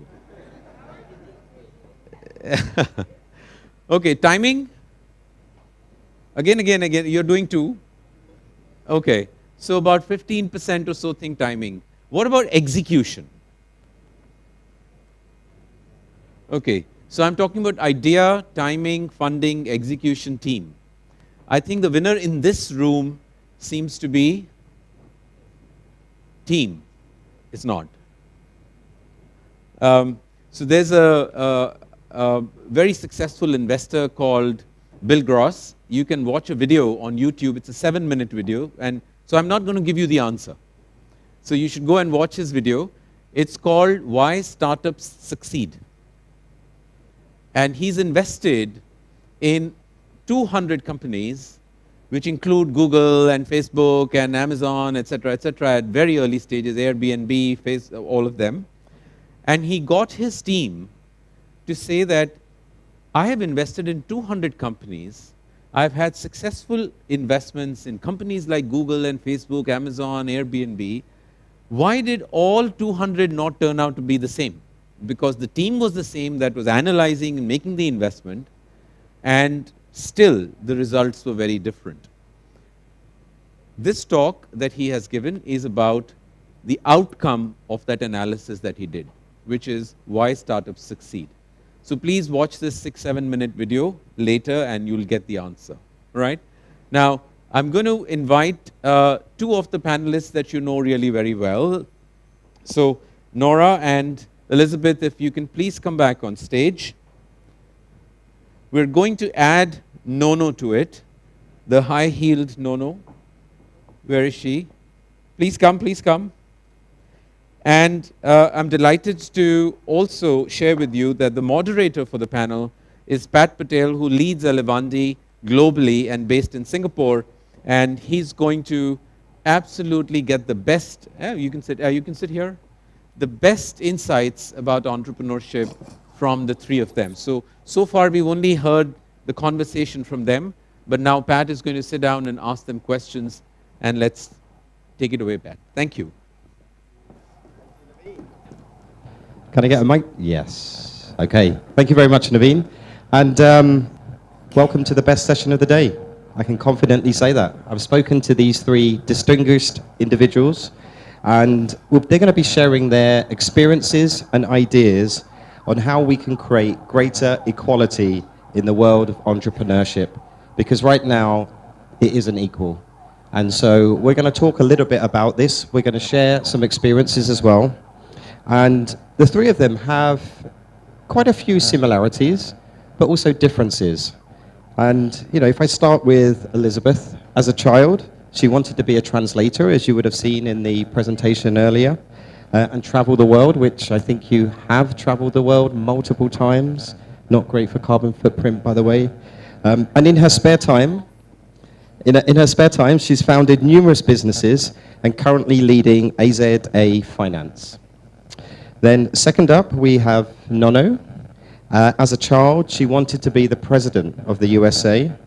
I think there is an opening later this year. I'm busy. There's a couple of really weak candidates, so I think you've got a good shout. And in her spare time, she's the founder and head of data strategy at Data Sentinels. And then lastly, we have Nora, who as a child wanted to be a doctor. And in her spare time, she's a seasoned founder and currently leads Sleek Garments Exports Limited. And you would have seen the presentation for those of you that were here a few minutes ago. So we're going to dive straight into this. A wardrobe check going on. So let's dive straight into this. And the opening question is something that seemed to be quite polarizing earlier on today between our panelists. And the question is, should we be having a session that calls out diversity as an issue? Are we just adding to the division here? So I'm going to start off with Nono. And if you could share your thoughts on this, that would be great. Hi, guys. Thank you for having me on this distinguished panel. So the conversation we had earlier on around diversity is based on my personal experience. When I walk into a room, I do not call myself, "Hi, I'm Nono, a female founder." I walk into a room and I say, "Hi, I'm Nono. I'm a founder of such and such." And sometimes when I come into spaces where we talk about women entrepreneurship, I wonder if it's undermining the fact that I am an entrepreneur and I happen to be a woman and I happen to be black, depending on the part of the world I'm in. And the question that I pose is like, well, is it actually helpful? Because this is something new to me. I don't necessarily come and talk about being a female. It feels odd because I don't know people talk about being a man. So that was basically what I was talking about. Yeah. Okay. Elizabeth. So, I mean, I joked at lunch that I was on a normal panel and then a woman panel. I mean, I make those jokes a lot because it's true. I'm always invited to speak about my experiences as a company and then my experience as a woman.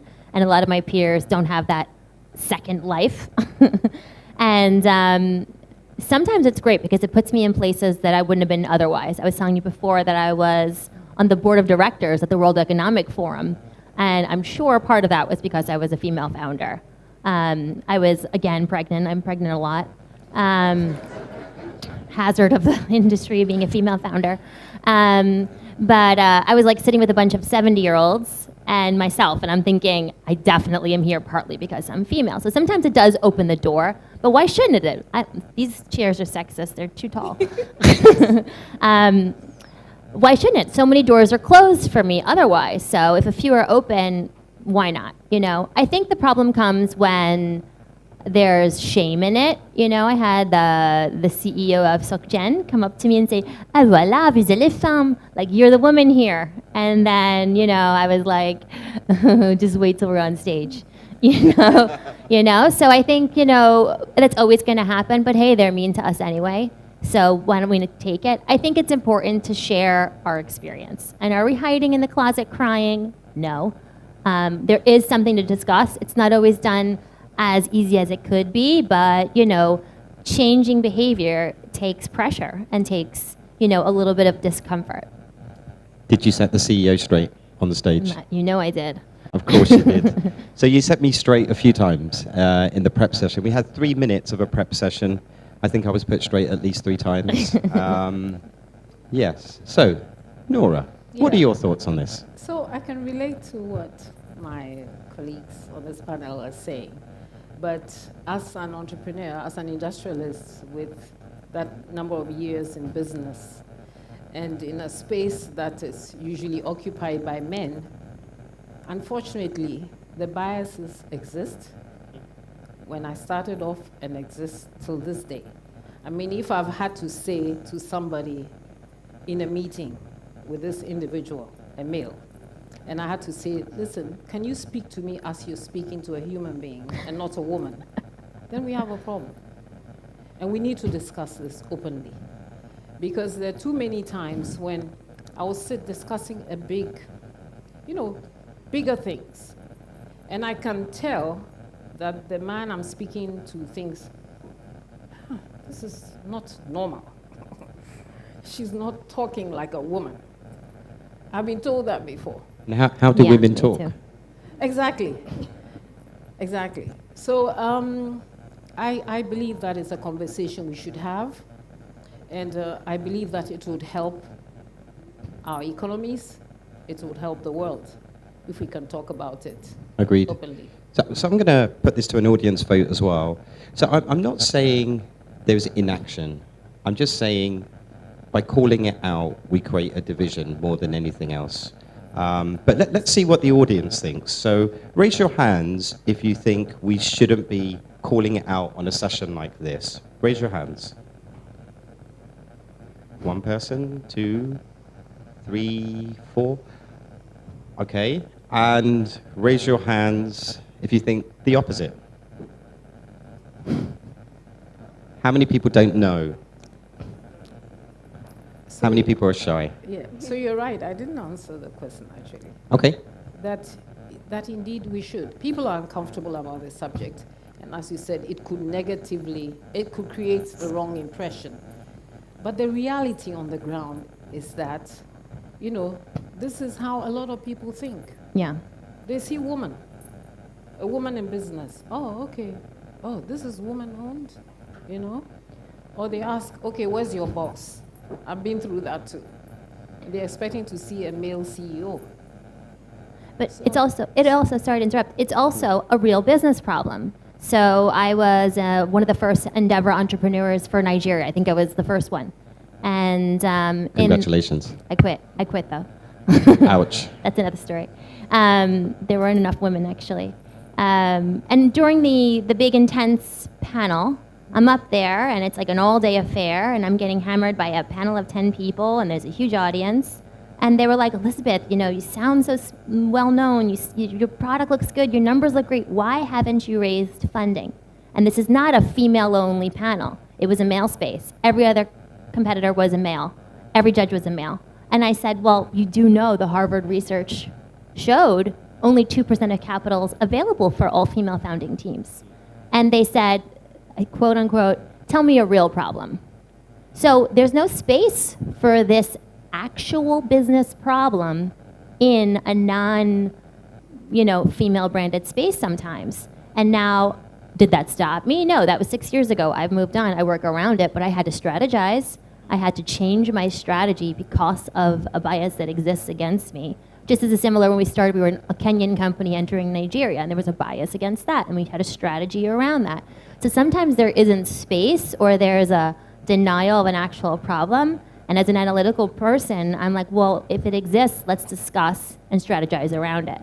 So I do think that there's some emotionality in some male spaces where they don't want to talk about this, and look, we're not crying over it, we just want to talk about it so we can move forward. Yeah. That's great to hear, and it's really sad to hear that 2% stat as well. I kind of want to see the last 10 years, and has things changed in the last 10 years, or has it worsened? And what has the differences been? Say 10 years is probably a reasonable time frame, but you've been in this space a lot longer, so you could actually maybe look at a few differences that you may have seen over a period of time. So maybe you could share some thoughts. Yeah, so I can take us back to several years ago. I must have been in my 20s or 30s. Anyhow, so I sit before a bank manager, Because I started my business with the support of my parents, my father, family. Everybody put something in. There were friends, a friend who manufactured yarns for a textile company, for instance, and they were willing to give me textiles because they believed in me.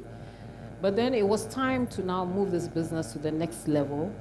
And as someone said to me, you could be sitting on a gold mine, but you need funding to take your plans towards your final goal. And there's a bank manager who looks me straight in the face and said, to support women entrepreneurs, we have to go on a date and talk about this. So I had to get up, walk out with my pride, go back and think through how to find this funding at the time. Now, with social media, with media and what it is, the few in the system, the few bad nuts are more careful. And also, we've transitioned from one era into another in Africa, culturally. We've seen more and more women, successful women in business. So the attitude may be different now. However, if I said I was up to 2 a.m. yesterday, I'm arguing a point about why my male counterparts are able to sit and make requests for land to build, to grow their businesses. And I've been struggling to get the same concession for over a year now. Why? Why is it that there's research to tell us that it's very likely that only 10% of women will default on loans? The fact that there's even research indicates that there is a problem that has been identified, and there's a message that needs to be put out there. Yeah. So the reality is, things may seem to have changed, but it is not easy for a woman to take your business from one level to the next level. It's not easy. Whether it be woman or male sitting at whichever agencies that should support businesses, it is not easy for them to appreciate that you are that dedicated, that you can keep to your plan and take it to the next level. There's the assumption that women have all those responsibilities. You will have this and you will have that, and the babies will come along. I remember having to travel with my son. My son's first birthday was in Paris when I had a show out there. The second was somewhere in UK and everything. Well, I took him everywhere with me. But then there was the assumption that when you start having children, it's going to interfere with that. It doesn't matter how hard you work towards it. So those biases exist to this day. They still exist, I think. Yeah. I think the benefit now, 10 years later, is you have the opportunity to seek people outside your own neighborhood. And especially when I was starting in Nairobi, Kenya, there was not a tech community there. It was not a Silicon Savannah at the time. But I found investors in China, in Canada, and the US by going online. So there were some bad actors in the space. There were the same biases, but I had a bigger outreach capability because of technology, which is great. I think that we talked a little bit about the fact that some cultures are more overt about it and some are more discreet, but the bias exists everywhere.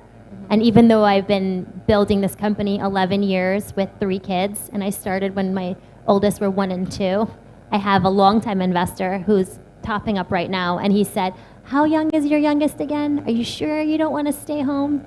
And I thought, are you still asking me this question, dude? 11 years later. So I don't think we're going to change this generation. I think it's going to take a long time. But I think the idea that you said of, well, I don't have only him to go to, I can have a bigger demographic that I approach, is definitely helpful. I hope you set him straight too. What'd you say? I hope you set your investor straight too. Well, it's not because I'm like an evil, aggressive woman. I think you it's stand just. up for your rights. You I stand think up it's for what's just right. speaking about my experience. And Well, maybe you can share your experiences. I Nana. basically have what I call BC and AC.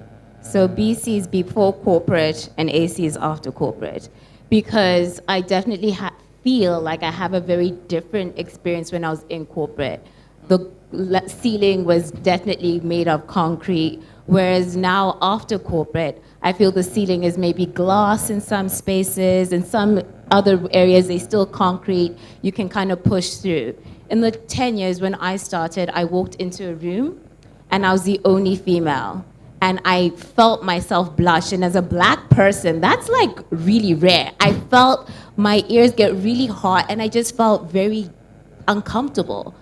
That has never happened to me again because I've been walking into rooms being the only female. And the only difference from 10 years ago to now, I think, is just how do I mentally accept some of the things that are happening? How do I navigate? How do I become water?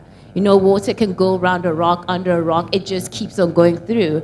And that's really how I feel. Like, I don't know if anything's really changed, but I've changed.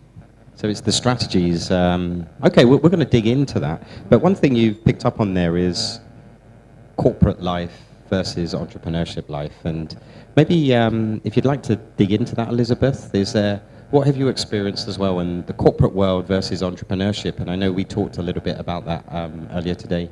Well, I think here as founders, we're able to create our own micro universes, just like when you create a family or a group of friends, and you're able to set your own rules.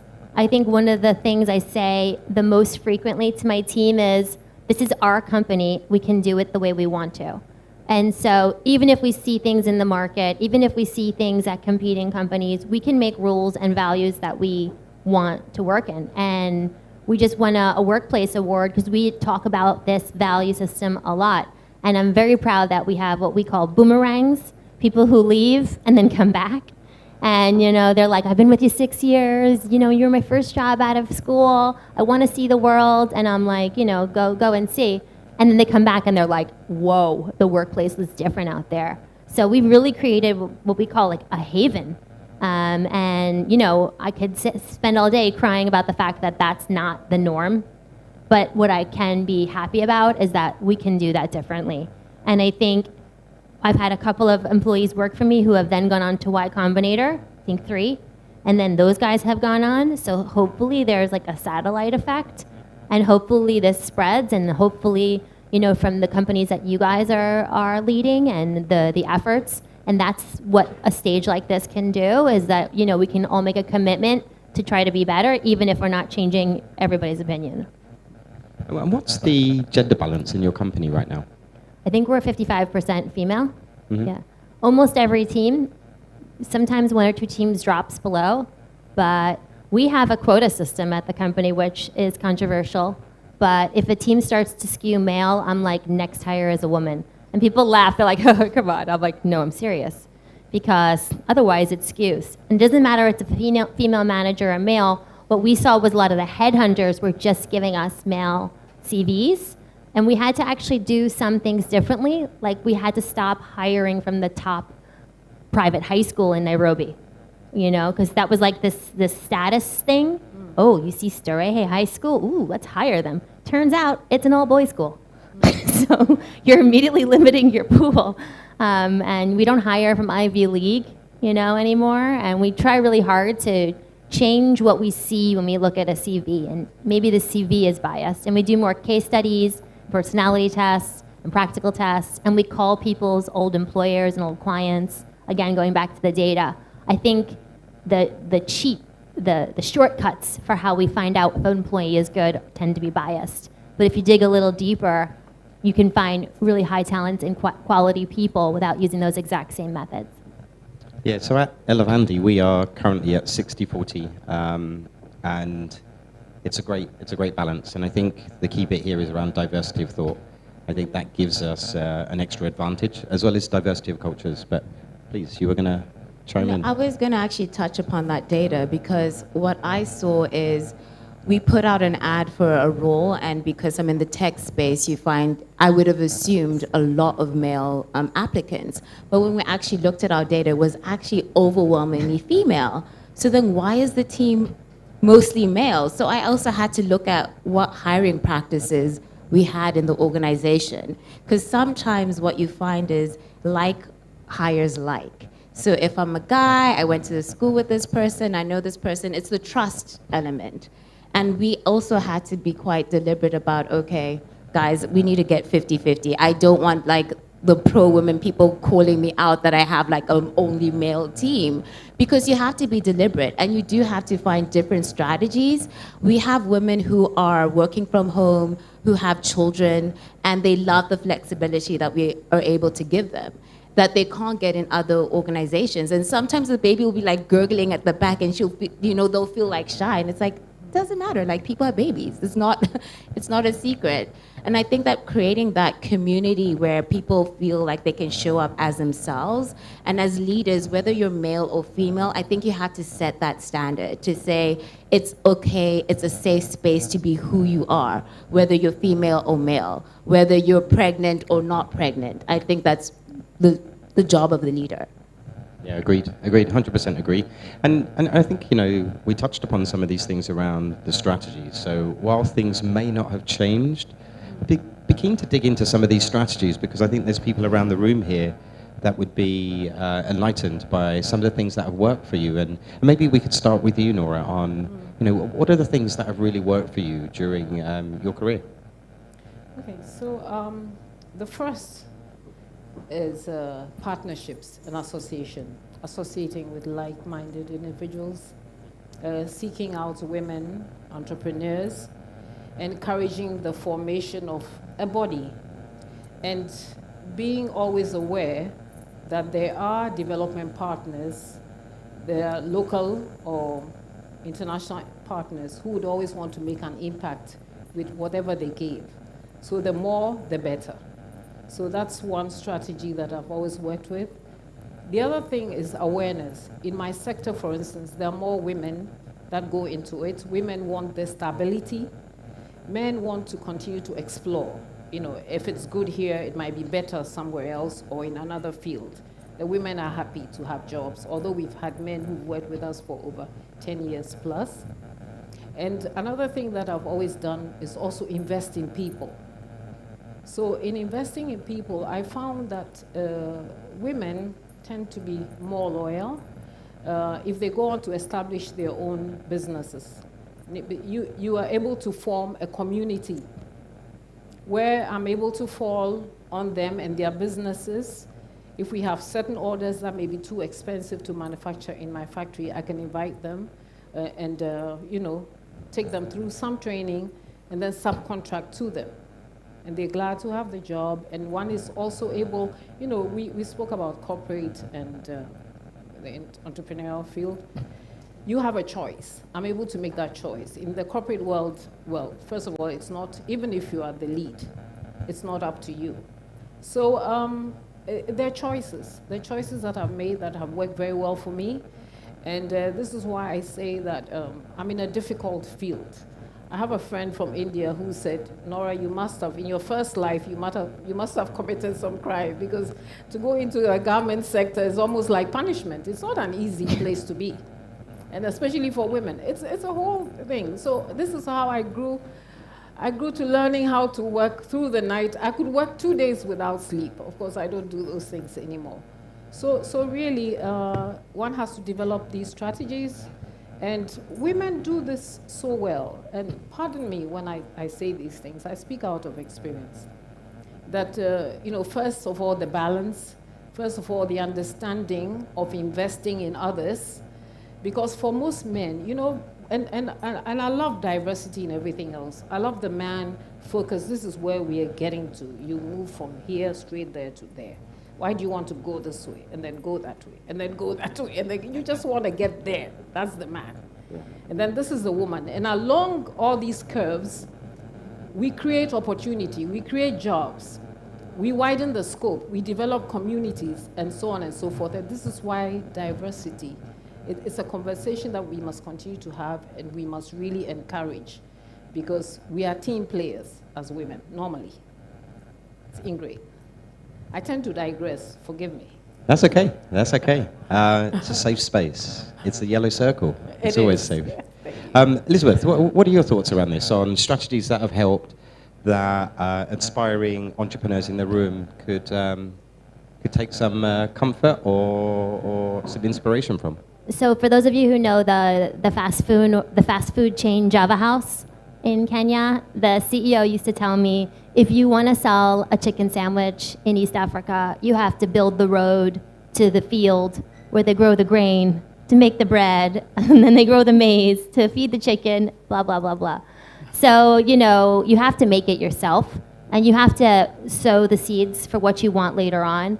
We now at the company have my first PA is now the head of key accounts. She's a very senior job. Another one of my PAs is the very senior HR person. So, invest in those people, promote them.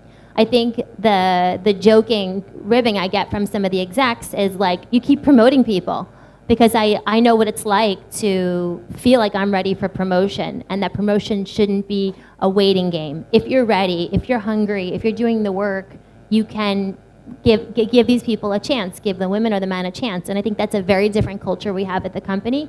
And, if you give someone the rope and they hang themselves with it instead of, lasso some more opportunity, that also happens, but you need to try. So I think we do a lot of that giving, and we don't follow the route of, if you're at a bank, you have to work this many years, and when you turn this age, you can do this, and if you don't have a tie and a beard, you can't have this kind of role. Because I think a lot of the world's economies are run by 20 and 30-year-olds. A lot of the speeches senior people you hear say are written by 20-year-olds. I think a lot of the work we do in our lives, the energy that we have, is in these younger years. So why don't we give these younger employees a chance? Now, there's limits and there's structure around it, but I think rewarding younger people also gives women some better chance, because some of them do take a slow down when they have a baby. Sometimes they don't. I was back to work right away with one. I stayed home for a year or two with another. It depends. So to give, women a chance at leadership early on gives them a taste for coming back to work after they start a family. And so if we segue now to culture, what role does this play for good and for bad? And we also touched upon the next generation, and I think this was something you mentioned, Elizabeth, around previous generations may be a little bit constrained in their thinking, may have these biases, conscious or unconscious. But then hopefully we are all raising the next generation to be a little bit different than, or an improvement on previous generations. But maybe, Nono, you could share a little bit on this, on culture, next generations. I definitely think that we have done a great job in raising young women who feel like they can stand up on stages and be entrepreneurs. I don't think we're doing a great job in equipping our male counterparts in accepting that and not being threatened by that.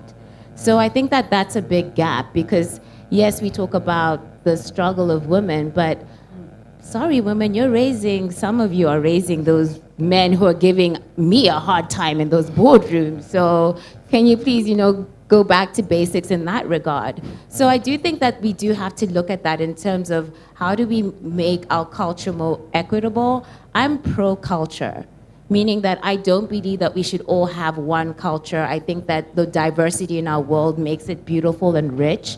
But there's some aspects of culture that we can change, because culture is dynamic in that way. So what can we change that isn't working for us, that's actually limiting us?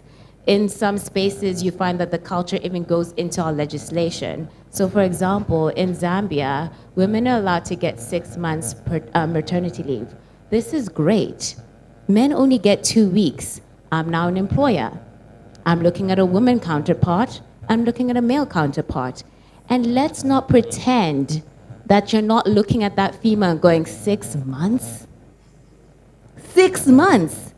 But if you had just said 6 months, male or female, now that policy is equitable. Yeah. Now I'm just looking at a person who is coming in, and if they have a child, whether they're a man or woman, they're going to be out 6 months, because guess what? Men are also parents. Men are expected to take care of their kids, and maybe some of them actually want to take that 6 months. So I do think that some of the policies that we put in place to try and have, like equal pay for women, affordable health care, affordable childcare, we also need to look at how do we allow or leverage men to also equally play a role in those roles, because it's about roles. It's about roles And it doesn't have to be a gender role. Someone needs to take care of a kid. It doesn't have to be the man or the woman, but someone should. So you obviously should don't move have to a Denmark. Spanish office. Yeah. In my Spanish office, we had a guy who was our Salesforce engineer take 6 months paternity, and we were like, we're dying for him to come back. We like couldn't finish our Salesforce project. But in the end, we were like, we give this to all the women, and he took it, and by Spanish law, you're allowed to. So I think that was like very changing for all of us too. We were very impatient with him in the beginning, and we had to remind ourselves, we would never do this to a female colleague. So same, yeah. Yeah. So we do it ourselves. Yeah. So in my company, it's same, equal pay.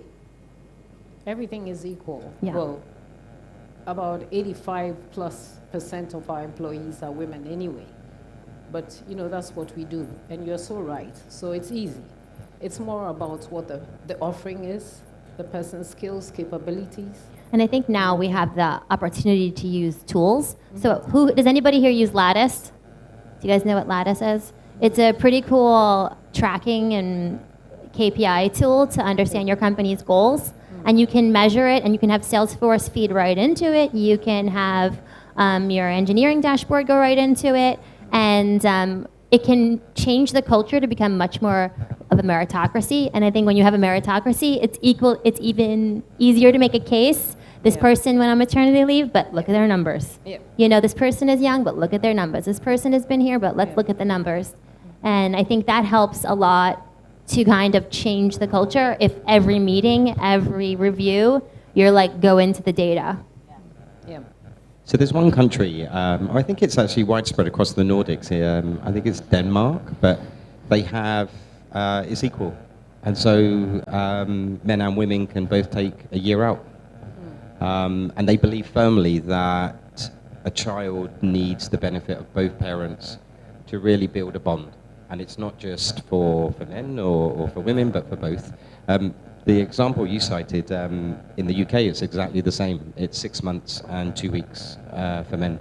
And I think we should dig into the policy piece. As a former regulator, I think some of the laws here are quite draconian. And it's a case of they haven't been refreshed from how many years now? But what could we do on the policy side? What do you think would be fairer on this? And maybe Denmark having a year out is quite detrimental to a startup. But what are your thoughts on this? Maybe you, Nora. Okay, so I always make reference to my sector and what I know, and it works really well for us. We have the, it's 3 weeks.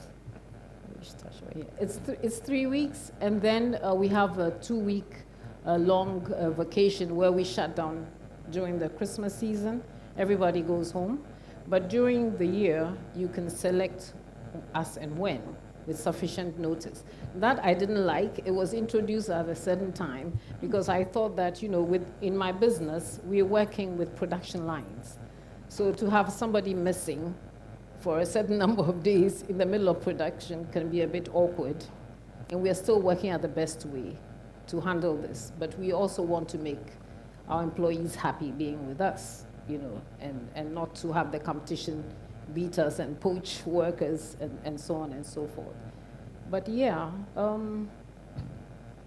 I missed the question, the last one. The policy. I think, okay, so policies. And it could be wider than just paternity, maternity leave. It could be wider because I think there needs to be some change there. There has to be, and in some other areas as well. And I want to bring us back to, we talked about culture. Sometimes, unintentionally, some of these policies have gender biases creep into them, especially where women may be at a disadvantage without the realization. Yeah. That's something we've discovered.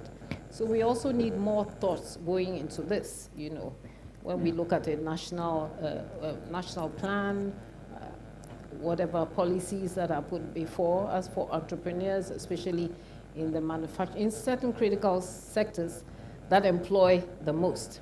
It is important to think through this and make sure that we understand better what would help the growth of the overall growth of an economy.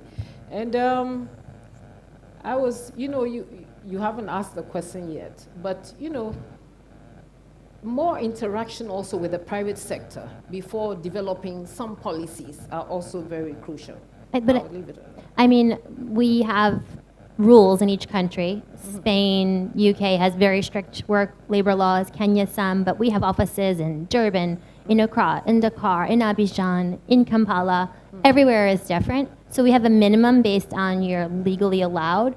But what we do is really performance based. So if you can complete your goals and not abandon your team during a delivery time, you're really quite allowed to be as flexible as you want, as much as your manager is. And it's kind of strange in my mind to have a government come in and say, you must do this. If you're retaining your team, meaning they're happy, which means their work-life balance, and they're not all losing their partner or like miserable all the time or getting sick all the time, I think you can make it work. Yeah. I think when we see these policies, like you said before, bias comes in. My friend is very senior at Apple in Germany, and they let you take partial work weeks. You can work 3/4 time, half quarter time. So she's a boss, and she picks up her kids, so she went on 3/4 time. What she found out was her male colleagues had full-time contracts, still picking up their kids. She was trying to be overly honest, and they were like, whatever, no one knows. And we had a chat with her and her coach, and I was like, you got to go back on the full-time contract. You're working more because of this whole guilt. So again, sometimes these policies are very hard to do in execution. And really, if you go back to, what do you want out of this employee? What do you need them to do for the salary you pay them? Can they get it done and still be happy? And then, you can kind of let freedom reign around that. Right. That makes a whole lot of sense. As long as the work gets done, it doesn't matter where you are. Yeah. Okay, then we've got 5 minutes left, and this is the question I want to kind of ask, and I'll probably get some audience views here as well, is if there were 2 things you could change to make things better for the next wave of entrepreneurs, what would it be? And maybe I can start with you, No. That's deep.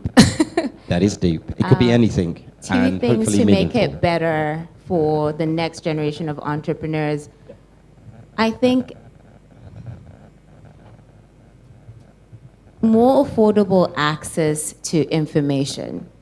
And when I say that, I do think that ChatGPT, Google, all that stuff is great, but there's something about coming here that I wouldn't know you don't know what you don't know. So if you're coming to these sorts of spaces, I've learned so much, and I've just been here for 2 days. However, not everyone has the opportunity to come as a speaker or delegate or fly over to Ghana. They might be living in other spaces. So how can we give the next generation information that they need, that they may not actually know? And that's quite difficult to answer, but that's one thing I'll change. Yeah. So I'll give you some I'll buy you some time here on your Okay. second one, because a lot of the work that goes on here that Naveen and Sagri kindly put together, the Founders Peak, a lot of these sessions from multiple types of founders, this material then gets dispersed. It gets dispersed to our network globally, to students, to universities. And so this session, hopefully somebody in India, somebody in the Philippines will be looking at this session going, there's some insights there. And we'll keep playing this, and we're creating a catalogue of the A to Z of entrepreneurship, and things that people have learned along the way, things that need to change. And so this is the very essence of the Founders Peak as well. So we're moving in the right direction. We're expanding the reach. I think in due course, I think this time, maybe in 2-3 years' time, the reach will be fully global, and it's not far off as it is.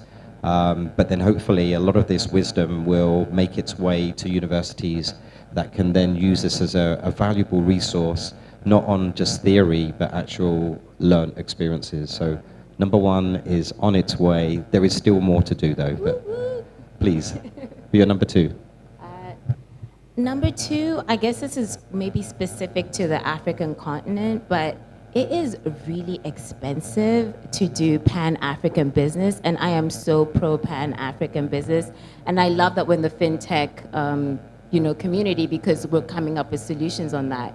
But I have a team that's, in Ghana, Kenya, South Africa, Zambia, and paying them, I still use I feel like I'm saying a dirty thing. I'm using an intermittent bank.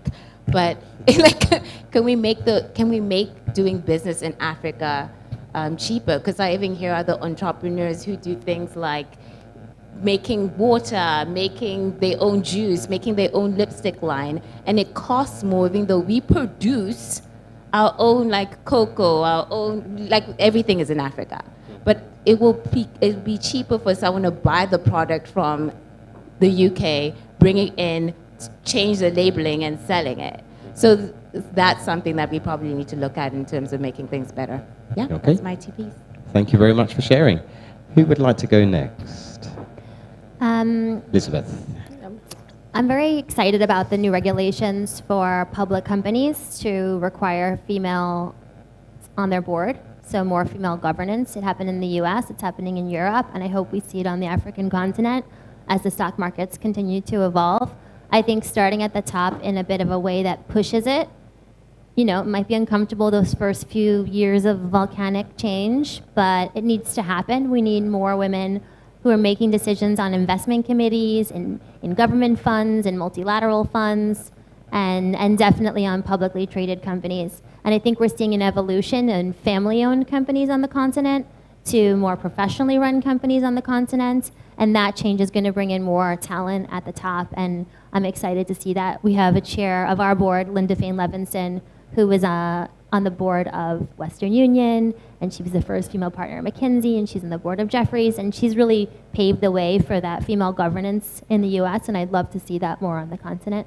And number two, I think, you know, we help a lot of companies do business across the continent, and we do with regulators all over the continent, so more conferences like this. It was amazing this morning to see the Bank of Ghana speak so openly and, you know, excitedly about the fintech sector. So I really encourage the SMA and their cooperation with the BOG and hope to see more of our regulators do that. Great, that's great 2 points there. And take it away. And for me, Nora. the first will be for us to look at our educational system, especially for tertiary institutions.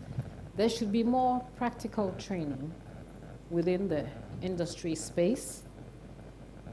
There's just about 3 months of internship or so with some company or the other. That's not sufficient. So we need to look at, if it were possible, the 70-30. I already mentioned that this is a continent that supplies over 50% of the world's raw materials. And yet we are unable to turn this around. We ship the raw materials and we import finished goods. So the training that our young ones are getting, the education, we need to really look at this so that there's more practicality. They're able to apply what they've learned because they've had some practical experience within certain working environment. That's one. And then number two has to do with employment. You know, my country, for instance, has established quite a number of agencies that support businesses. Care needs to be taken on who is employed into such establishments. Otherwise, there should be investment in training them, giving them the right skills to service industry or to service the needs of entrepreneurs. But, you know, I know Germany, for instance, I was invited to visit there. I'll compare it to our Ministry of Trade and Industry. Apparently, they would first look at the individual, the applicants with practical experience working in industry than anybody else. It is so key. So if this is not even being done going forward within all the establishment, there should be training. We need individuals who go out of their offices into the field to understand the true needs of private sector. It is not complicated. And then we can take advantage of all that we have, and we can turn this continent into what it should be. So those are the two things. Thank you so much. So we've just heard 6 amazing insights, and I think we're going to take that to social media and start to spread the word as well. I just want to thank 3 remarkable people on stage. If you could put your hands together. Thank you for sharing your insights. And now I'm going to hand over to the Master of Ceremonies, Mr. Naveen. Thank you. Well, let's give another round of applause for Pat as well for getting us some good messages. I must share that we were hosting the Founder Speak stage in Tokyo 2 months ago, and there is so much momentum there behind women entrepreneurship. and change in even the traditional industry, where for the first time in all of history, there is a woman who has become the CEO of Japan Airlines, which is a publicly listed company. And Japan is quite proud of that outcome, and they are trying to change, where 98% of leadership roles are done by men. So it's not that Africa is singled out. In fact, to the contrary, Africa actually is the beacon where 1 in 4 entrepreneurs on the continent are women. They are women-owned or women-run businesses. And you have the highest percentage of women in entrepreneurship. So you are actually the role model that the rest of the world should be listening to and trying to be like. I'm going to bring in our first male founder. And I could not stop wondering how can one human being achieve all these things. So I'm going to start from the end, where he was listed on the top 100 change makers for Africa. Listed as the 15th most influential Tanzanian. Now, I'm not talking about somebody who's 70 years old. I think maybe he's in his mid-20s or late 20s. He was listed in the inaugural ROW 100 most influential technology leaders in the world. He's raised $10 million from some massively respected investors around the world. He was previously a national television personality. So, how many things can one person do? And at age 21, he was the youngest African in history ever to be accepted into Stanford Graduate School of Business and the Harvard Kennedy School of Government. He's the only Tanzanian to have attended both institutions. So quite an accomplished human being. And to that, let's welcome Benjamin onto stage. Are you ready, Ben? Okay. I think he deserves a bigger round of applause. I was watching him yesterday. Who controls the script? When he went up to the Prime Minister of Grenada. Is that correct? And he just shook hands with him and said, "Thank you for everything that you're doing." So that is the sort of stuff that entrepreneurs do, and that's the only way you can do this.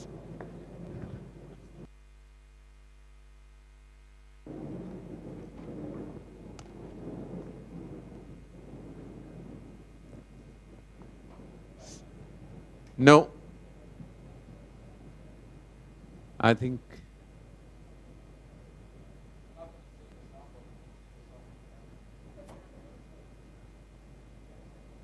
not yet, not yet.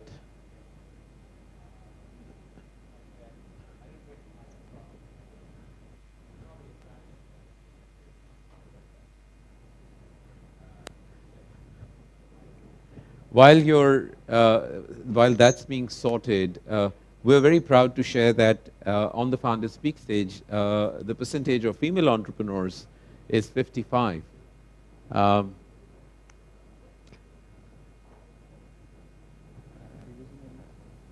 Mic. Oh, wait. Oh, it's working? Wait. What? Okay, you can switch me off. No, it's not working. Can I get a handheld? Okay. Sorry. Oh, wait. Is that working? Wait. It's working. Wait. I think. Okay, this is working. Okay. I don't like these kind of mics, but I guess this is what we have to go with today. Cool. All right. What's up, everybody? I'll start formally once again. Cool. The world is becoming more African. It was a New York Times article in October 2023 that came out that described this. Now, as you're looking at me on stage, you're probably thinking, are you even African? So by way of introduction, my name is Benjamin Fernandez. In Ghana, they call me Kweku. In Nigeria, they call me Ola Olau. And in Kenya, I'm called Kamau. Now, I know what you're thinking. You're probably looking at me on stage like, dude, you look Indian and you call yourself African, but you got a Mexican last name. So what's going on? So actually, this is my first time in Ghana. When I arrived yesterday at the airport and I was pulling in at the immigration, the lady asked me, she said, "Where are you from?" I said, "Tanzania." I handed her my passport. Then she looks at me confused. She's like, "Are you black?" And then I was like, "No, I'm Tanzanian." It's like she didn't believe me when I told her I was Tanzanian. So let me take a step back in history. So migration's always been part of my family and in cross-border payments where I work today. And a quick history lesson for a lot of us here is we all know that the UK ruled a lot of Africa. Many African countries were ruled by the UK. And the UK also ruled India. And so if you look at what happened is in India, a lot of people were brought as laborers into Eastern Africa. So Tanzania was called British East Africa alongside Kenya as well, and Uganda. And so my family moved here 4 generations ago to Tanzania, and we've been in Tanzania since. And actually my first native language is Swahili. It's the first language I grew up. So I grew up in Tanzania, and when I turned 17, I got a scholarship opportunity that took me to America for the first time. I'd never lived there, and that's how I got to the United States. And in between that, I began a career in television. So I used to be a TV host. I started on local TV in Tanzania, then went to national TV when I was 19. And when I finished university, I actually came back and moved back to Tanzania.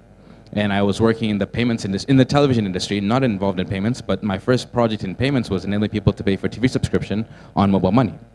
Now, shortly after that, I applied for this program and got a full scholarship that took me to Stanford for my MBA program. Now, Stanford gave out a full scholarship to 8 African students a year, and that was how I got to go back to the Bay Area, and I'd never been there.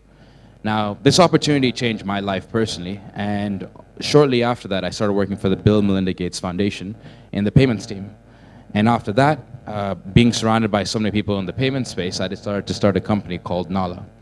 So today we operate in, fast forward today, we operate across 21 countries, enabling people in the US, UK, and Europe to send money to 11 countries in Africa.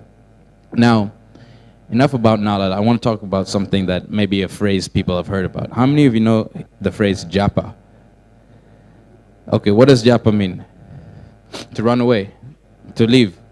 Okay, cool. It implies to run away or to escape. And people use the phrase when they're describing somebody who leaves the African continent to go for an opportunity abroad, usually a country that is in Europe, the US, Canada, the UK, and so on. So a fun fact for you is last year, formally, 1 million Africans japad.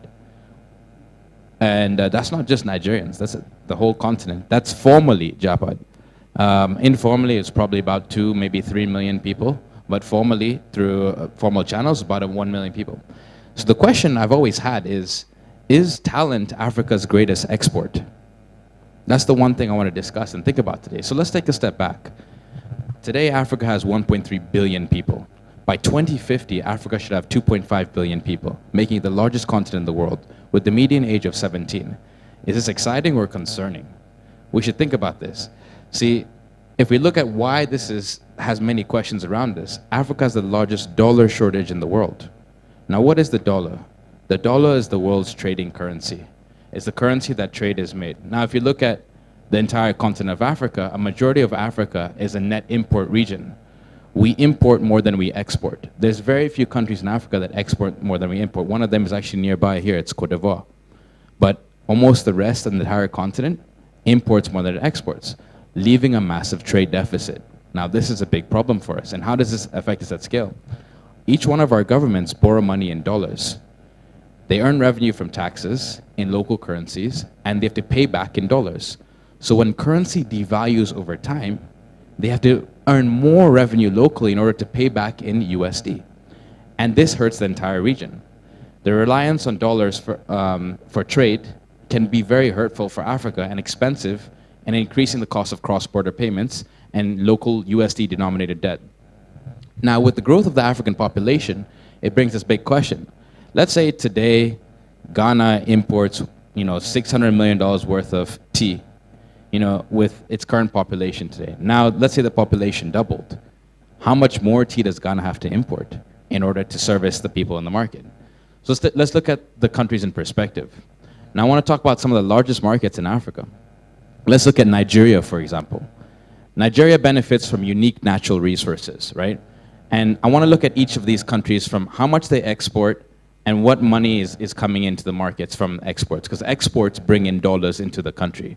A lot of African countries need more dollars coming in. So let's look at Nigeria, for example. It's got a host of many natural resources. What is Nigeria's top export? Does anybody know? Oil. So crude petroleum brings in $52 billion to Nigeria, okay? And then petroleum gas, which is the second largest export from Nigeria, brings in $9 billion. But what's interesting is remittances in that same time period to Nigeria brought in 24 billion. Nearly 2.8 times the second largest country's export of petroleum. Let's look at Kenya. Kenya, top of exports, number one, anyone guess? Tea, correct. Tea brings in $1.3 billion into Kenya. That's the largest export for Kenya. Cut flowers bring about 600 million, coffee about 400 million. However, in 2022, Kenya remittance volume in that same time period brought in $4 billion. The entire export for the entire country was 5.7 billion. So significantly larger. Now let's look at Egypt. The final example I'll give from the African continent. What is Egypt's largest export? Anyone? Pardon? Any guesses? Largest export in Egypt?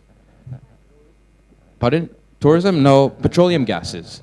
So petroleum gas brings about $9.5 billion into Egypt. However, within the same time period in 2022, remittances alone brought in $23 billion, making it 2.5 times larger than the country's largest export, which is petroleum, at $9 billion. I think I made the point clear here. If you look at these markets, you see these patterns at scale across the African continent. Now, is this just an Africa thing or a global South thing? If you look at India, for example, India exported $468 billion total, okay? Similar population size, India 1.3 billion, Africa 1.3 billion, okay? India's total exports was 468 billion, where refined petroleum was 86 billion of it. However, within that same time period, remittances alone to India was 125 billion, bringing in significantly more dollars and contributing to the economy locally. So one might argue and create the case that the departure of individuals from emerging markets to the West, or I don't like the term West, but Europe, US, UK, can actually significantly contribute a lot to local economies and bring in significantly more tangible dollars into the market than any local product that is exported in the country. Now, the question is, how are our African governments dealing with this? I think this is completely overlooked by many African regions and African governments in the market. Some governments have a ministry of tea, or in Nigeria, you have a ministry of petroleum, but don't even have a ministry that supports the diaspora, or the migrants that japad and went away. Yet those migrants bring in a lot of money back into the country that could be a net benefit or a net pain for the organization, because you could argue that if they went to study abroad, it led to a brain drain, because, okay, maybe our best doctors left Nigeria and went to the UK and so on, but is the flip also valid, where maybe the doctor who lives in Nigeria is now building lives in the UK, is now building a hospital in the rural village in Nigeria that will help the country? Or does it hurt the region? And this is the question we have to ask ourselves, because when somebody is sending money back home, they're also taking their personal savings to send. For example, in the US, our average customer sends $1,200 a month. In the UK, our average customer sends $650 a month. In Europe, our average customer sends $843 a month. Now, if somebody's earning, let's say, $3,000 a month, and they're sending $1,200 of that back home, will they be able to build long-term wealth in that country they move to? Because they have this expense, maybe it's not an expense, it should not be looked that way, but they have this cost of them able to send money back home, and that becomes challenging because a lot of their income gets taken back. Or maybe instead of sending money, can we send money for services? For example, 60% of money that's sent is sent for healthcare reasons. Now, when I interview our customers and I speak to them, 8 out of 10 of our customers tell us that they don't believe that the money is 100% being sent for what they sent the money for. So let's say somebody sent, this is $1,000 for school fees, maybe 600 is school fees, and the balance, whatever, somebody took his pocket money and decided to bless themselves. But the question is, can you give migrants more control of the money? Instead of them having to send a full amount, if it's 60% is for healthcare, can they instead buy a health insurance for their loved ones back home? Now, I know in Africa, some of us don't believe in health insurance because health insurance's biggest competitor is Jesus. But, it's challenging. But the collaboration between governments and businesses and innovators are essential in order for this to pave a path forward for us to grow as an industry. Now, the challenge I leave with all of you as I wrap up is, where do we see the industry growing over time? If the population is going to be 2.5 billion by 2050, what are we doing directly as ecosystem innovators or as regulators to make sure Africa is poised for success?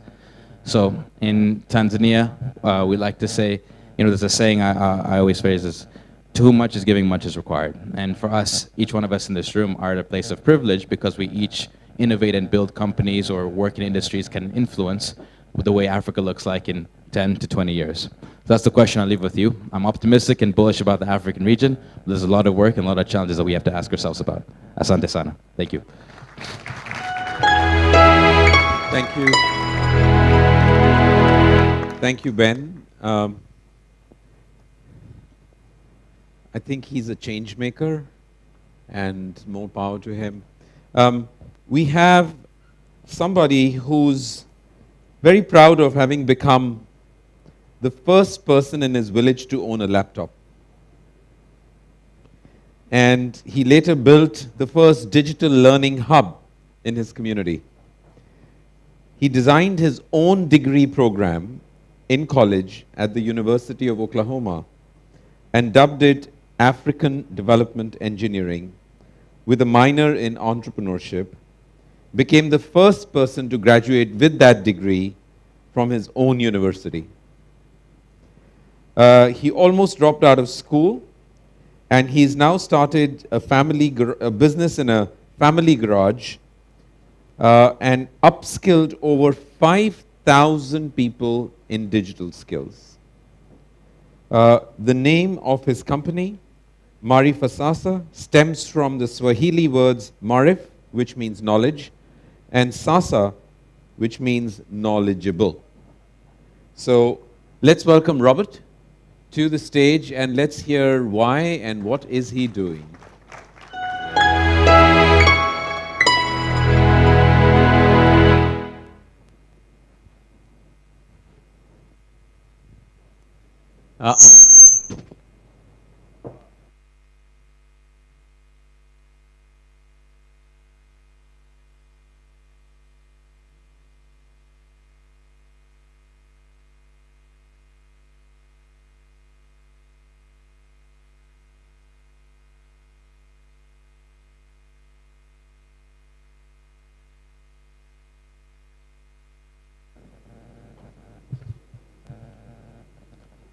Medasi. All right, that's working.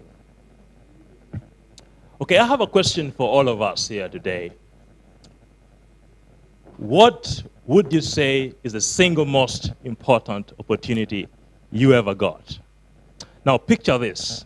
The year is 1994, and deep in a rural village in northern Uganda, a woman is well into her first trimester, finds herself with the weight of a bewildering decision upon herself. It's been nearly 6 revolutions around the sun since she last had a child. This is clearly an unexpected pregnancy. Now, her partner is totally opposed to the idea of another child, and her choices couldn't be any harder. Terminate the pregnancy or risk losing the family she has raised till this point.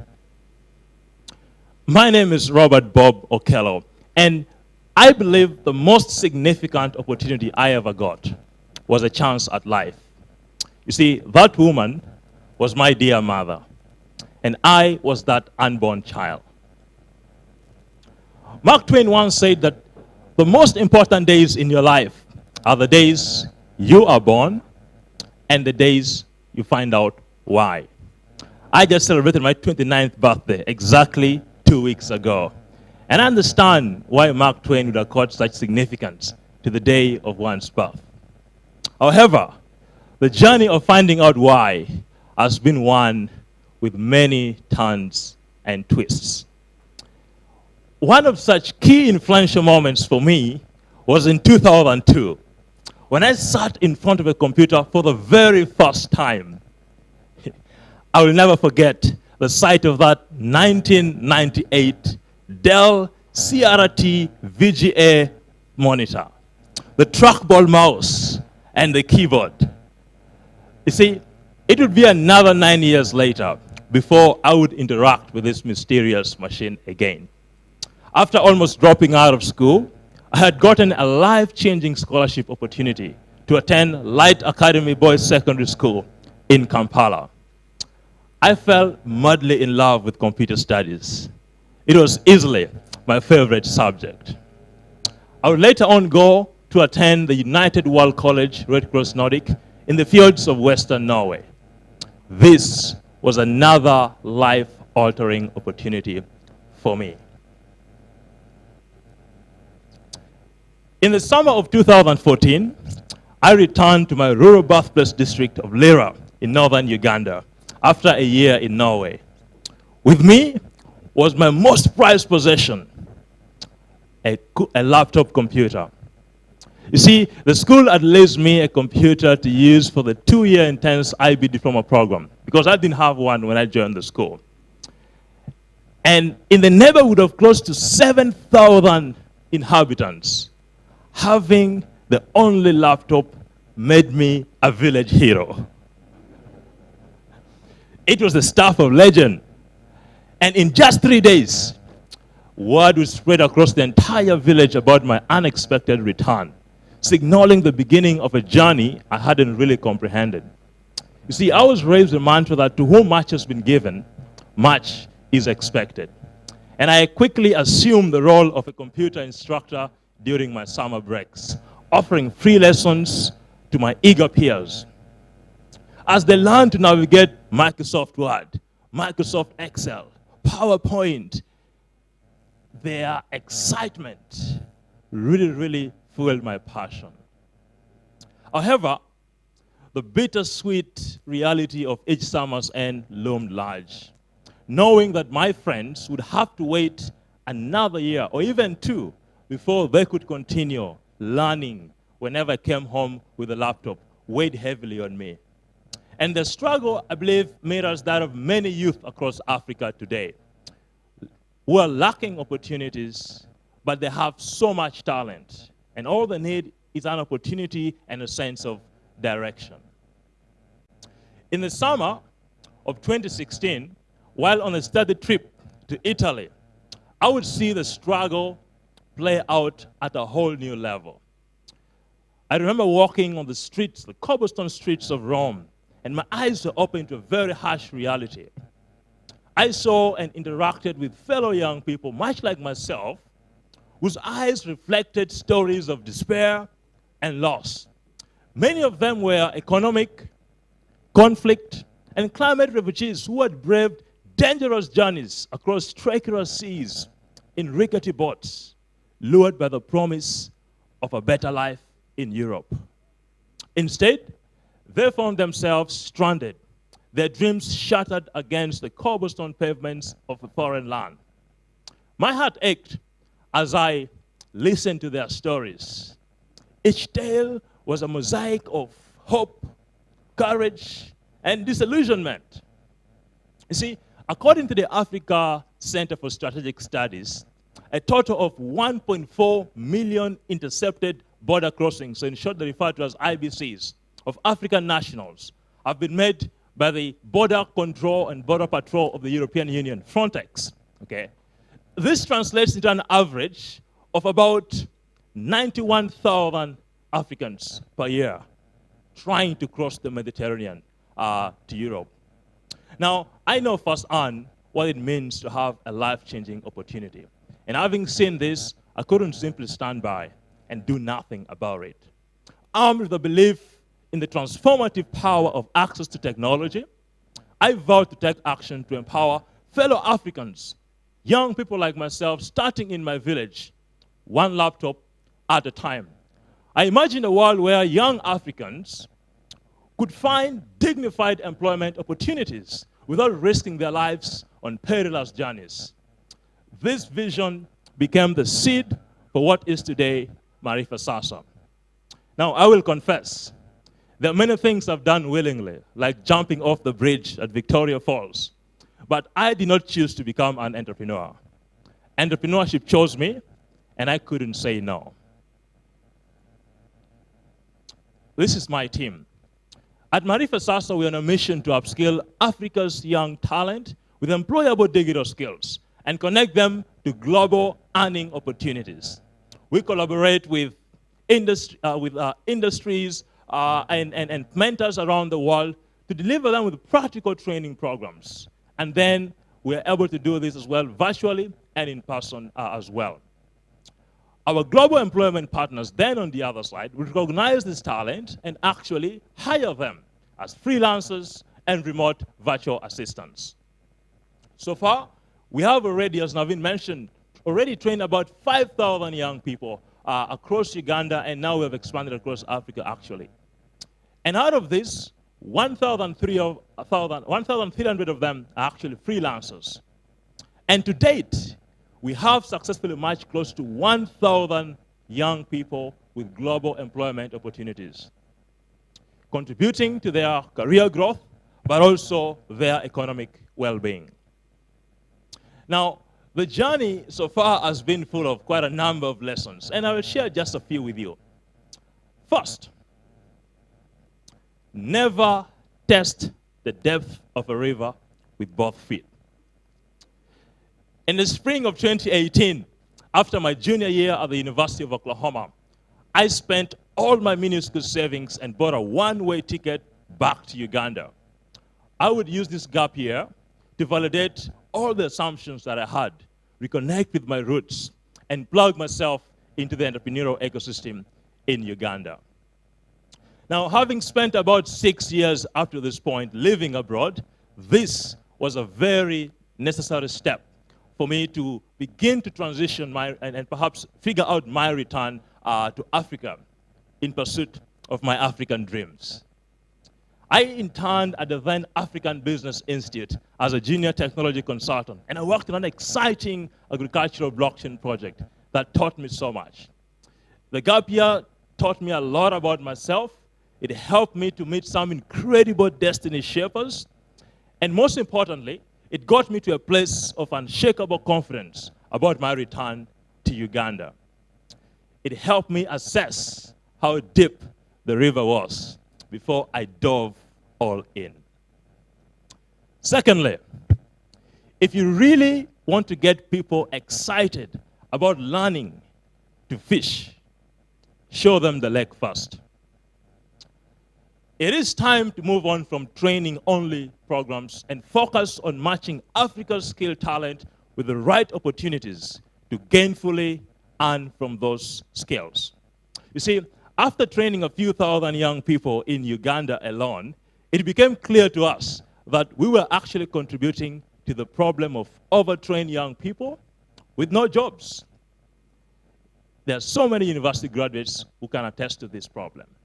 So we quickly turned our focus to job placements and talent matching. The result? With a clear pathway to earning, young people are more excited about learning. Indeed, the right incentives really do matter. Now, talking about incentives, the third part of wisdom comes to mind. The pursuit of perpetual win-win-win scenarios is the future of entrepreneurship in Africa. Winner-take-all business tactics, I believe, are diabolically un-African. You see, one of the most profound philosophies in my entrepreneurial dealings has been the Ubuntu philosophy. A person is a person through other persons. And as an entrepreneur, I believe a business is a business through the people it serves. When we started thinking about how we would monetize our job placements function of the business, we took it very, very seriously to ensure that everyone was winning in this process. We had to create a win-win situation. We could only win when our talents and their clients win. And by design, we only make money when our talents are making money, creating and unlocking value for their clients. And I believe this is what has created a very strong sense of shared humanity among ourselves, but also a great culture of collaboration. This was us at an exhibition last year trying to explain to the president of Uganda what remote work is. Now, I'm going to end with this thought.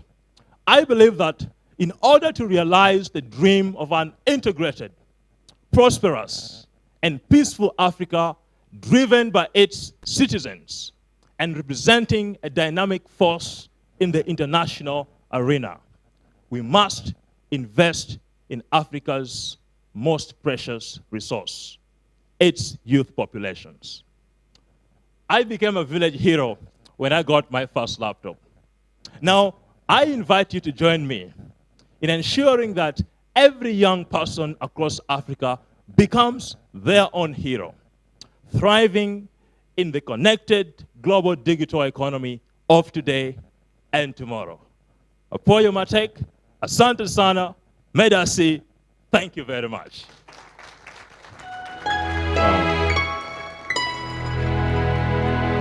Robert, thank you very much for that super passionate. I need the clicker. Talk.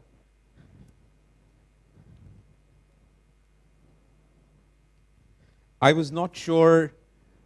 Whenever we are starting with entrepreneurs in our first conversations, we really don't know who they are, and we don't know what they are going to be like on stage, and we are always surprised on the upside.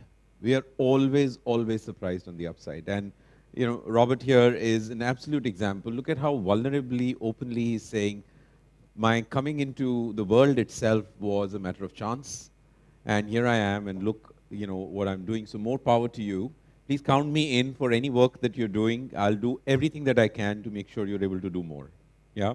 So thank you for that. We're going to bring this lovely lady who is the producer of a podcast called Shameless. So obviously, she's never shameless. Ghana is the 40th country she has visited. I beat you by 2. She has published 3 African fantasy novels. Okay, that's bold. She's learned American and British Sign Language in college. She very proudly says, I got an A in Japanese, but can't speak a lick of Japanese. So I don't know what exam you gave. But I have written a screenplay, she says, addressing mental illness amongst males in a thriller called Finding Themba. So let's please welcome Nono and listen to her story on what I did when the transformer on me came knocking.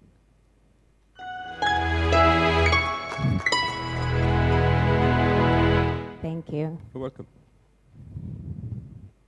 Hi, guys. Give yourselves a round of applause. You've been sitting here and it's hot. I get it. Alrighty, so I'm going to tell you a story about what I did when the transformer came knocking. I started my background in business improvement, business intelligence, whatever you want to call it, in consulting. And then I decided to make a leap into digital education, and that is not a small task. Imagine the scene of Lion King, where Mufasa goes, Simba, everything the light touches is yours. And then Simba goes, what about that shadowy bit over there? Mufasa looks down at Simba and says, that's the elephant graveyard. You must never go there. Of course, Simba goes to the elephant graveyard. And that is not the end of that story. He almost gets eaten by 3 hyenas, outruns a stampede, gets some friends along the way, manages to come back to Pride Rock, beat his bad uncle, and only at the end becomes the king of Pride Rock. I am in the elephant graveyard, okay? So my story begins in a small town called Sowezi, where there only are 2 traffic lights, 3 big chain stores, and no cinema. So some of you don't watch movies, but I do. So that was a hard blow. And in the start of my career in the mining industry, my husband and I traveled to a nearby mine. Now, as we were traveling to that mine, I witnessed a bunch of school students, they must have been between 5, maybe 11 years old, walking on the side of the road, no shoes, and no school in sight. And that image really touched me. And I did nothing about that. I cried. My husband looked at me like I was mad. I went into work that same morning. I did what I had to do, and I left. And if I'm being extremely honest, I think about those children a lot, and I also think about my inaction. And the question that I have for you guys is, why do we see things that don't make sense and then still do nothing? Maybe that's a conversation for a TED Talk. But let's fast forward to the fact where I've now been in charge of going into leading transformation in a company that has 10,000 people.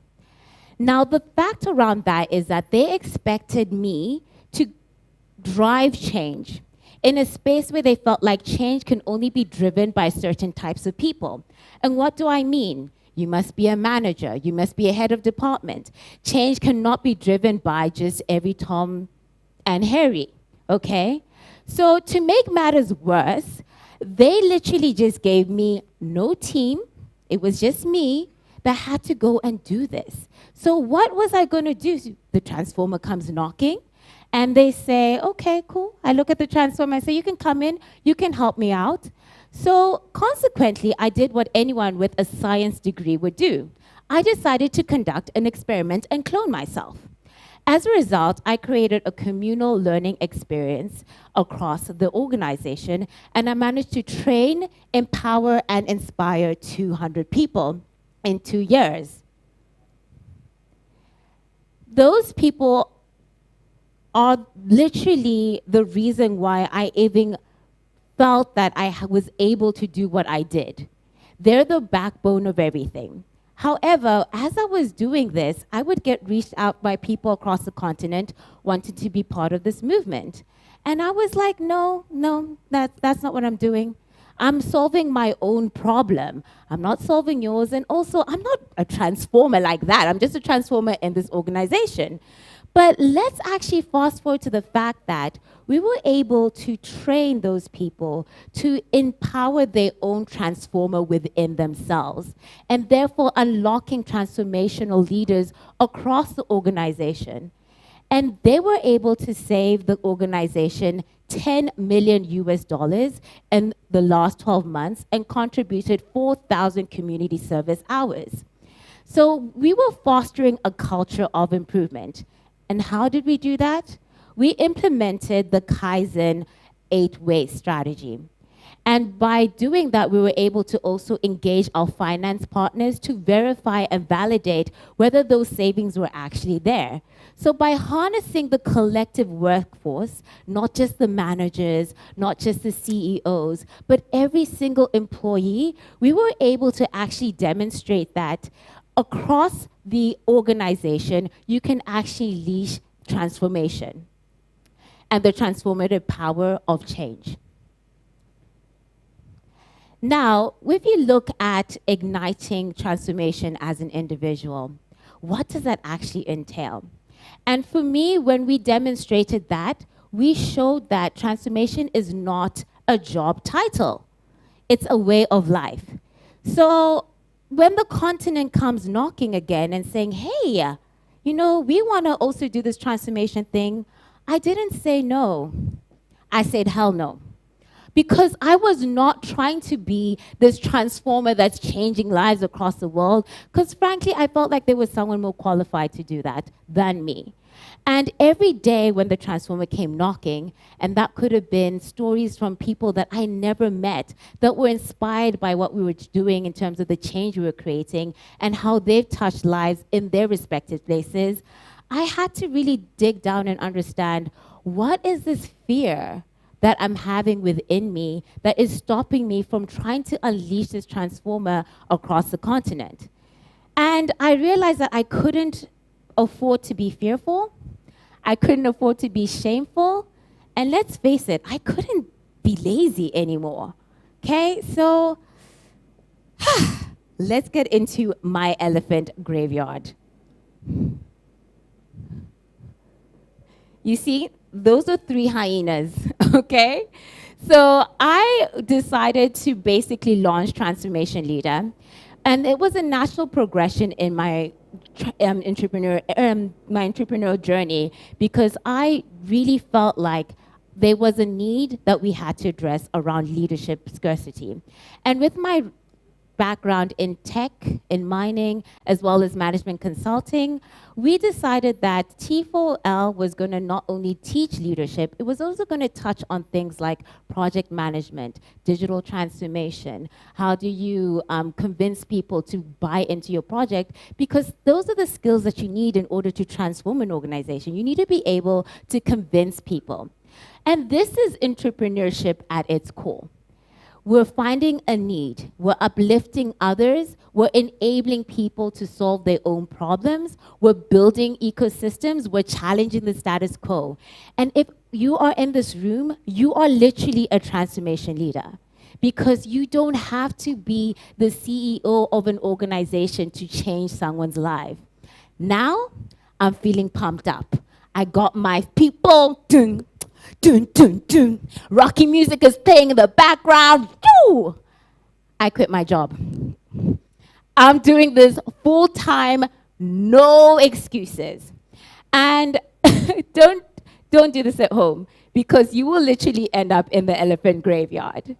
So after that, we basically had to address my 3 hyenas. Hyena number 1 was, how do I convert the concept of great success in the mining industry in Zambia to something that's scalable across the continent? Because Transformation Leader is specifically for the African continent. Earlier on, I told you, I really respect our culture. But what aspects of our culture can we keep? And what aspects of our culture can we amplify in order to allow people to be transformational leaders? You're hanging around with Gogo, or you're an older person in an organization. We are not talking back to them. You're not challenging them because culturally that seems wrong. But how can you challenge in a way that is respectful? That's the sort of stuff we had to think of. Another thing was we had to look at how do we allow other people to leverage transformation even if they're in Ghana, even if they're in Egypt. We've decided to build our platform online. Anyone can access it anywhere across the world, but specifically in Africa. We provide free content for people to actually learn, as well as paid content.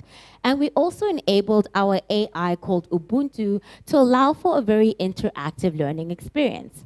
And the third point was, how do I allow people to actually get into their own transformational journey, right?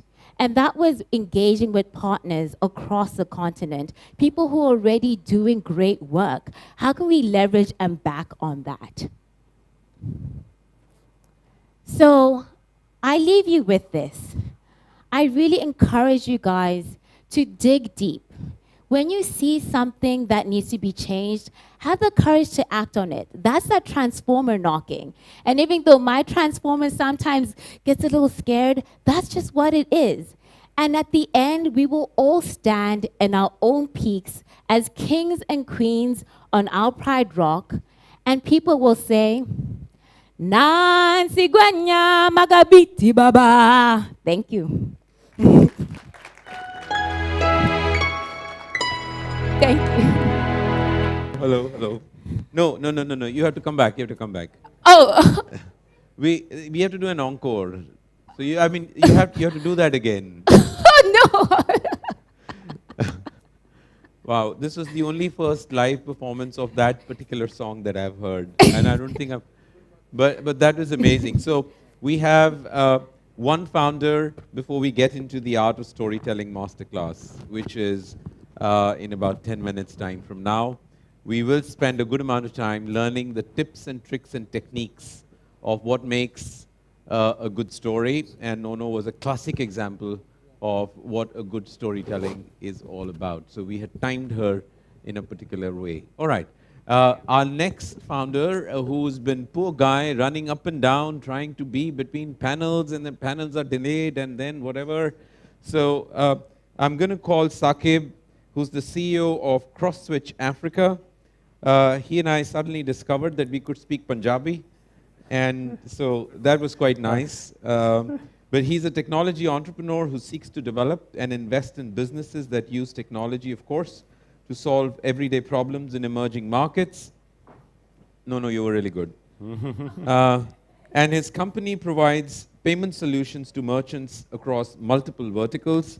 He's going to talk to us about something which is quite provocative. If you see the title of his talk, he says, "Why on earth did I become a fintech entrepreneur in Africa?" So let's hear him tell us why. Let's welcome Saqib. Thank you. Thank you, everyone. I get something to... Oh, where are your clickers? Okay. Clicker. Who's got the clicker? There, okay.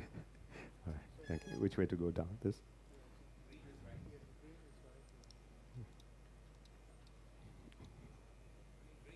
Green. That's the problem with entrepreneurs. We never listen. Yeah. Hello, everyone. Sorry, let me... I think... red. No, I'm trying to work the... Oh. Okay. So, okay. Oh, then that's fine. Don't worry. But now I want that thing to work. It will work. Okay. So why on earth did I become a fintech entrepreneur? I'm sure when everyone hears fintech entrepreneur, it sounds so glamorous. You all hear the ching-ching of money, flying around of IPOs and fundraising, millions of dollars coming in and going out. Silicon Valley, rags to riches, the good life, meeting all the famous people. And that's what I also thought. So that's what I thought I was getting into. My name is Saqib. I was born in Pakistan. I moved to Ghana when I was 6 in 1979. I'm still here. My wife and my son are somewhere in the crowd also. They can raise their hands. And I've been in business all my life. Ever since I graduated from university, I've been an entrepreneur, first in system integration, then in telecoms, and then in 2014, when Momo was really taking off, I also became a fintech entrepreneur. And those were the highlights of the 2010s, with the whole story of Africa rising. We were all full of hope and potential for Africa, the massive population coming up, how everyone was going to be born with a mobile phone in their hands and a mobile money chip in their ears, and the internet was going to be everywhere, and the economies were booming. Ghana had found oil, and we were all full of good news, and there was going to be so much disposable income, and this young population was going to be buying up everything, and mobile money was going to make us leapfrog over banking in the West, and we were going to catch up, and everybody wanted to be part of that dream. And it was a wonderful dream, and it was wonderful for a while. Then in 2020, COVID happened, and that was quite a big shock for most of us, for all of us. So in the middle of lockdown, I was sitting there, and I was struck with what for me was a life-changing thought, that how many families that evening had the luxury of a meal on their tables, knowing how 80% of our workforce is informal. 80% of our workforce work for themselves and earn money day by day. How many taxi drivers made money that day? Or market women, or the sellers on the street, or the mechanics, or the hairdressers. If you can't work, how are you earning? And if you're not earning, how are you surviving? And that led me to think, how many people had any emergency savings?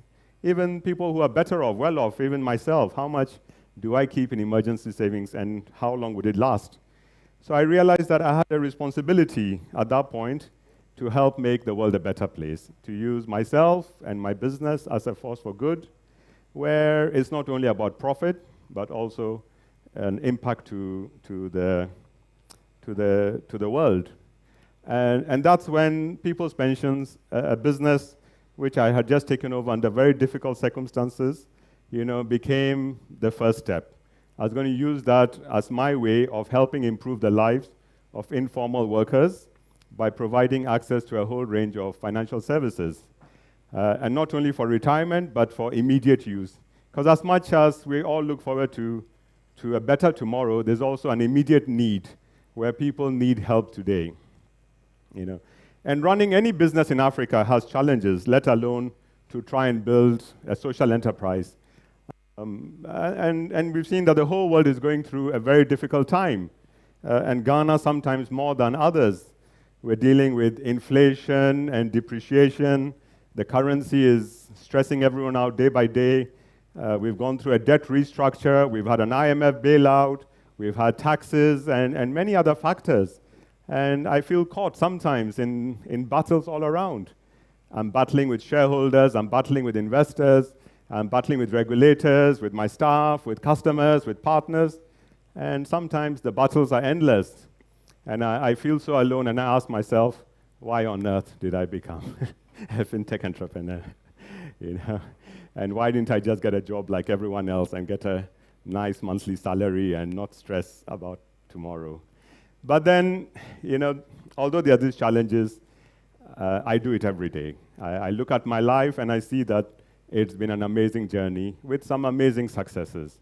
I've made enough money to keep me going and investing in other companies. I've learned so much. I've made incredible friends and connections and built companies which are solving some real third world problems. And I'm satisfied in myself that I'm not only creating value, I'm taking care of my employees, but I'm also helping take care of this whole informal economy.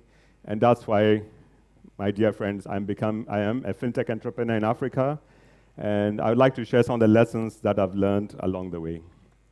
The first thing I learned is that it takes a lifetime of hard work to become an overnight success.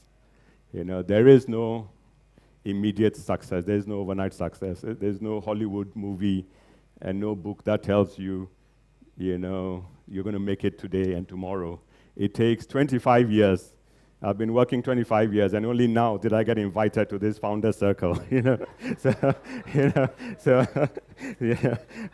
And it takes a lifetime to learn the lessons of business, to learn what's a real concept, what's a real viable business, to build a good, solid team, a powerful network, and slowly to make profit and to figure your pace out in life.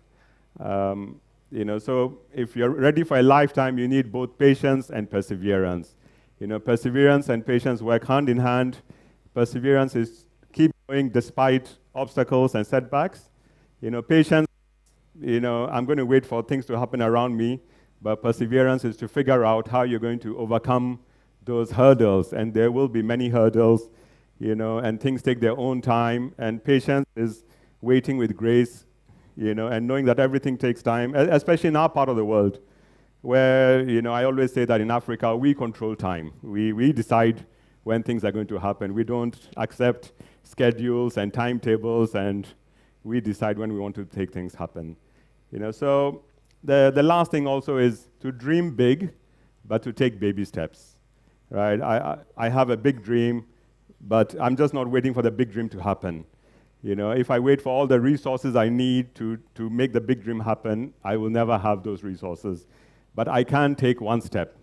So I will take that one step today. Every journey starts with one step. I'm taking that one step, figuring out how to take the next step, keeping my eye on the big dream, having faith in God that things will happen. Yes, it's a big risk, but that's the way I've made it. So the journey will go through many twists and turns, but I take it one step at a time, and I try to stay true to my intentions and my morals to try and do the right thing. There will be many quick wins and many get-rich-quick schemes along the way. I try and stay away from them, and focus on the ambition of the business. So join me become a fintech entrepreneur in Africa or any other kind of entrepreneur in Africa or any other part of the world, because the world does need us. There are not many jobs out there. It's up to us as entrepreneurs to try and create jobs, value for ourselves, for others. Let's work together. Let's support each other. Let's build our own little ecosystem. We can't do it by ourselves. We need help from each other. Everyone brings something to the table. Let's make value for ourselves. Let's make the world a better place. Use ourselves and our businesses as forces for good. It won't be easy, but it will be a great ride. Thank you. Wow. Thank you, Saqib. That was wonderful, wonderful, honest and authentic. Okay. So, when we were conceptualizing this stage, which is the yellow circle, we were very clear that we wanted it to be something which was as aspirational as can be. And the only stage we thought everyone, including everyone in this room, would ever want to go and speak on is TED. And so, TED has a red circle. We said we'll have a yellow circle. And we shamelessly copied everything from TED. And so much so that we actually called up TED.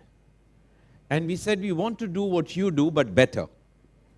And would you tell us, what are some of the tips and tricks and techniques that ordinary people, like all of us in this room, including myself, are able to deliver such amazing talks? How do they do this? And they said, well, we train them. And we said, okay, you train them is fine, but what is the process? And they said, it takes somewhere between 9 to 12 months before somebody can go and speak on the Canada stage, which is their main stage. So, of course, we were not going to have that much of time, and we were not going to have that much of resources.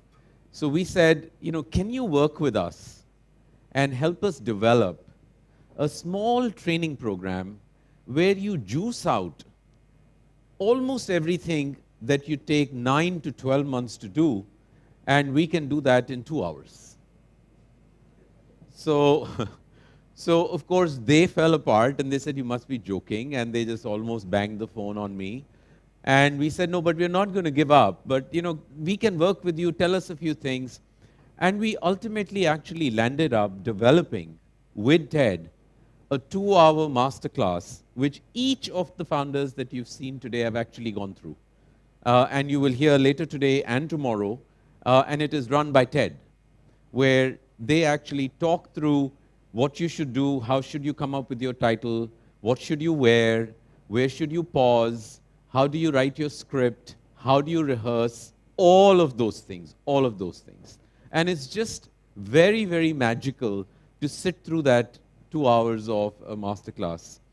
What I'm going to do today is give you a few of those slides, not all of those slides, but a few of those slides, and give you an opportunity to take a peep into what is this thing called the art of storytelling. And I don't claim to be any master of it, although every founder who gets on the call with us thinks I'm like some guru. No, I'm not. I fake it really well. But let's get started, and let's see if there is 1 or 2 or 3 things that you can take away from this thing called the art of storytelling. One of the statements, one of the quotes that I absolutely love, right, is that it usually takes me more than 3 weeks to prepare a good impromptu speech. Is a quote from Mark Twain, and which is exactly what I think one of our founders was speaking previously, that you need 25 years to be an overnight success, right? And that is the basis of the entire preparation that our founders go through, many of them who are sitting here. But let's get into the deep end of it, okay? Which is that there are 3 parts to delivering a story. I'm never going to forget what Nono did on stage, right? And there's a purpose I'm actually making that statement.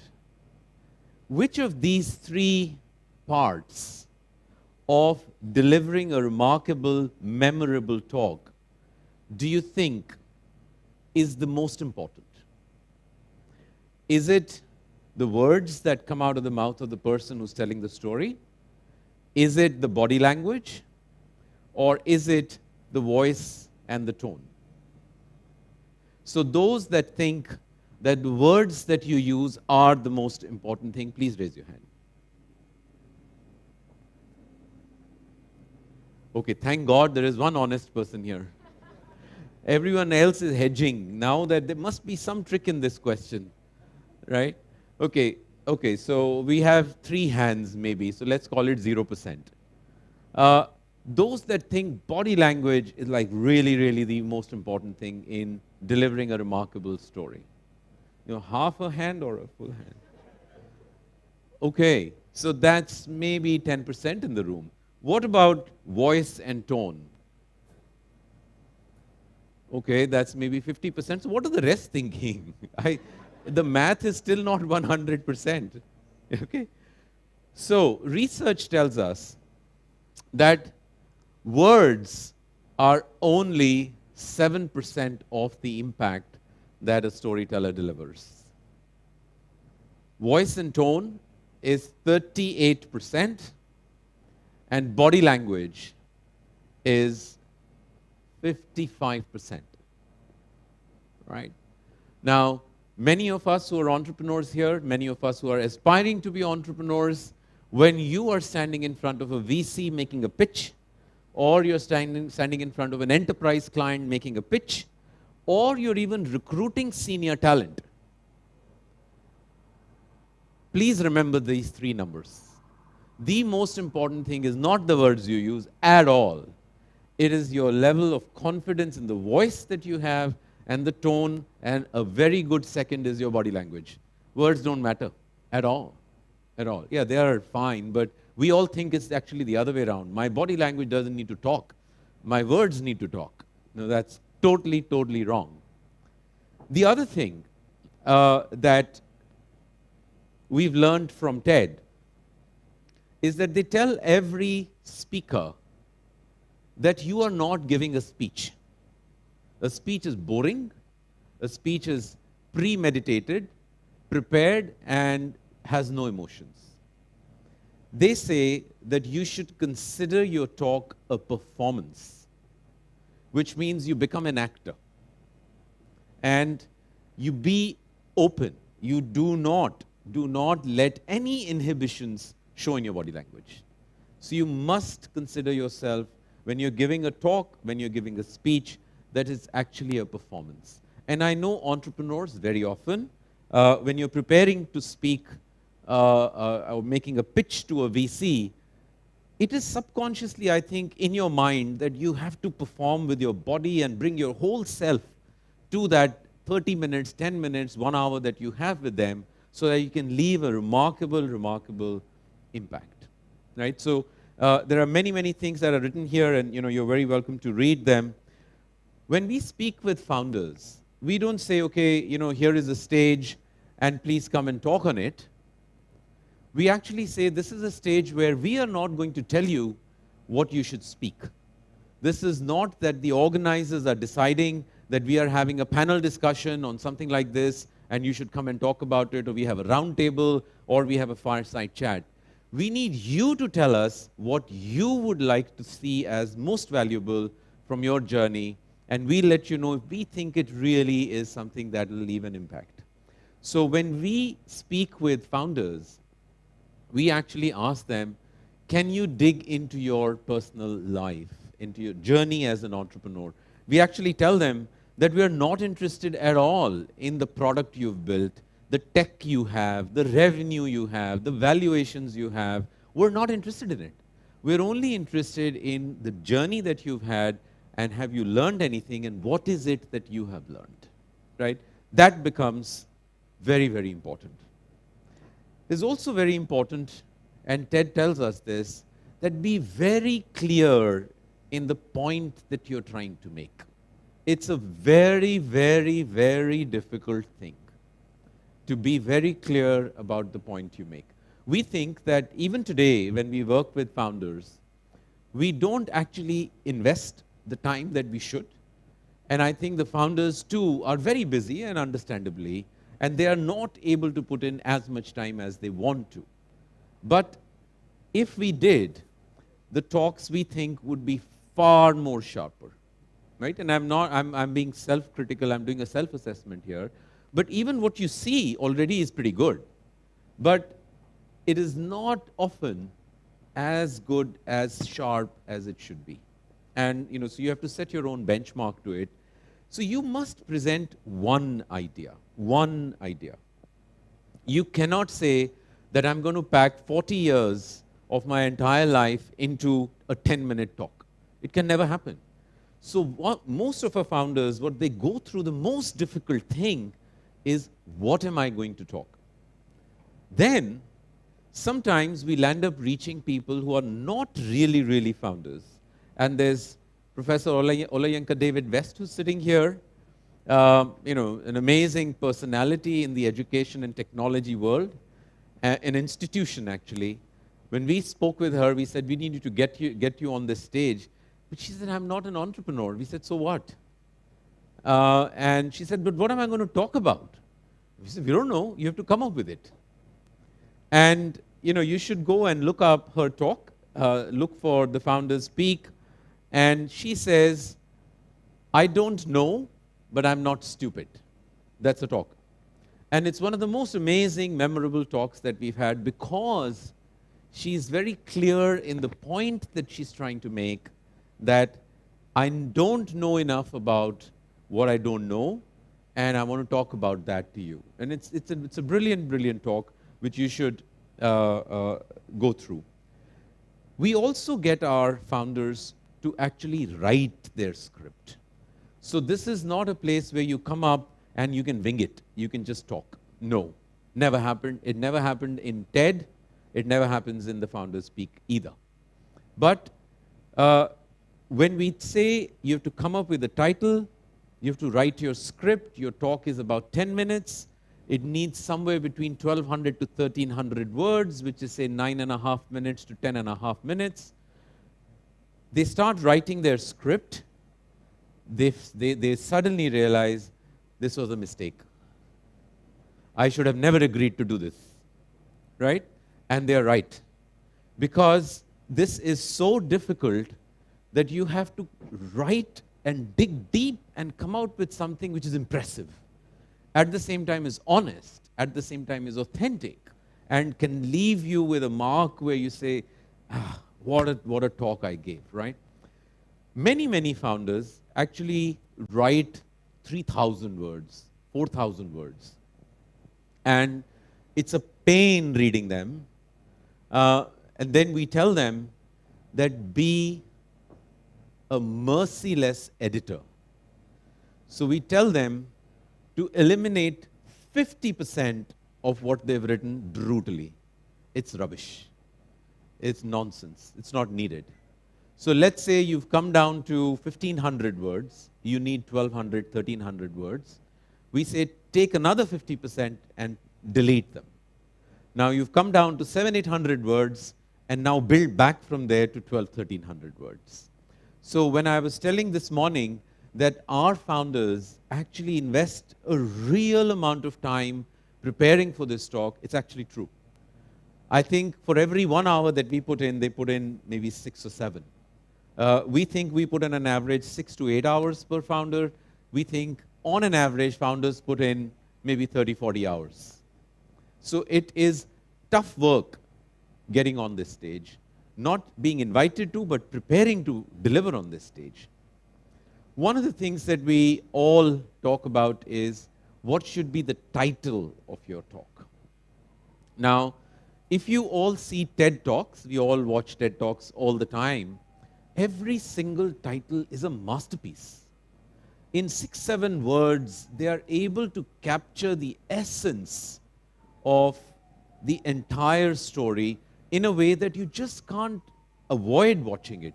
If you give me 100 TED Talks, I can randomly select anyone and I know I'll get value, just out of the title of the talk. So one of the things that we work with our founders is the title. We tell them, once you've identified what the area of, what the theme, what the topic, that one idea that you want to talk about is, give us 2 or 3 ways of writing a title about it. And when they do, then we work with them to say, change this word. We say, maybe this is completely, I don't know what you're even saying, come up with something else.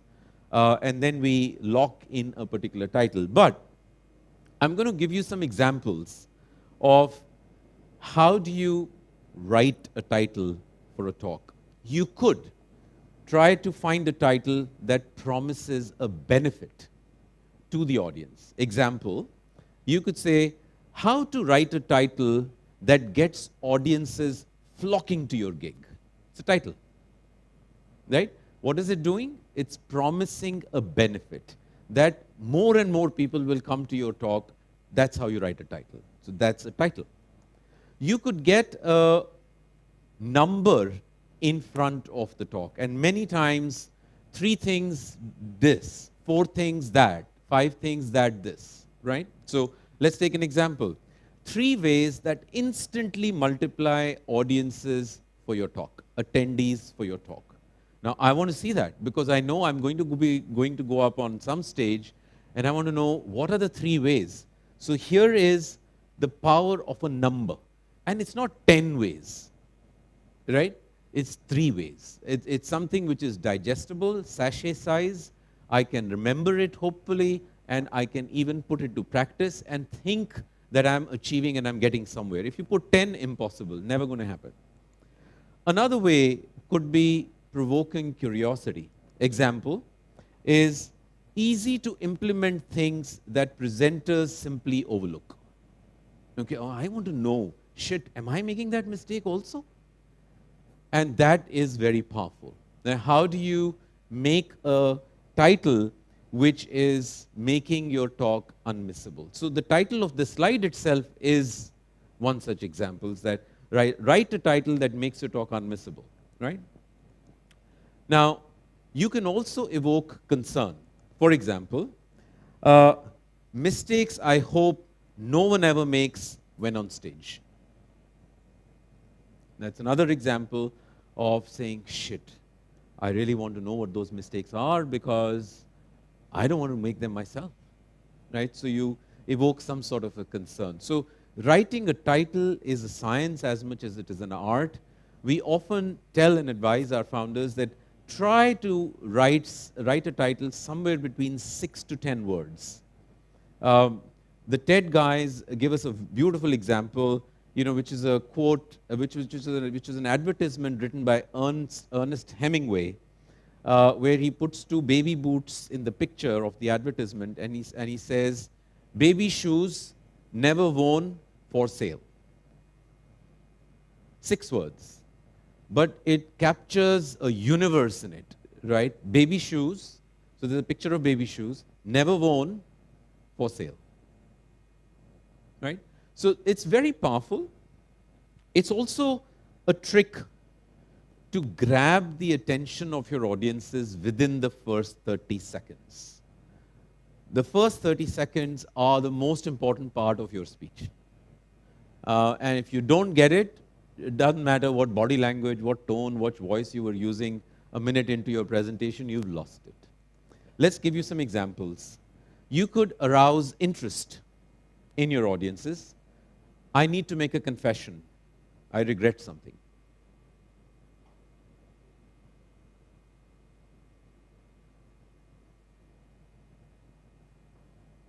Right?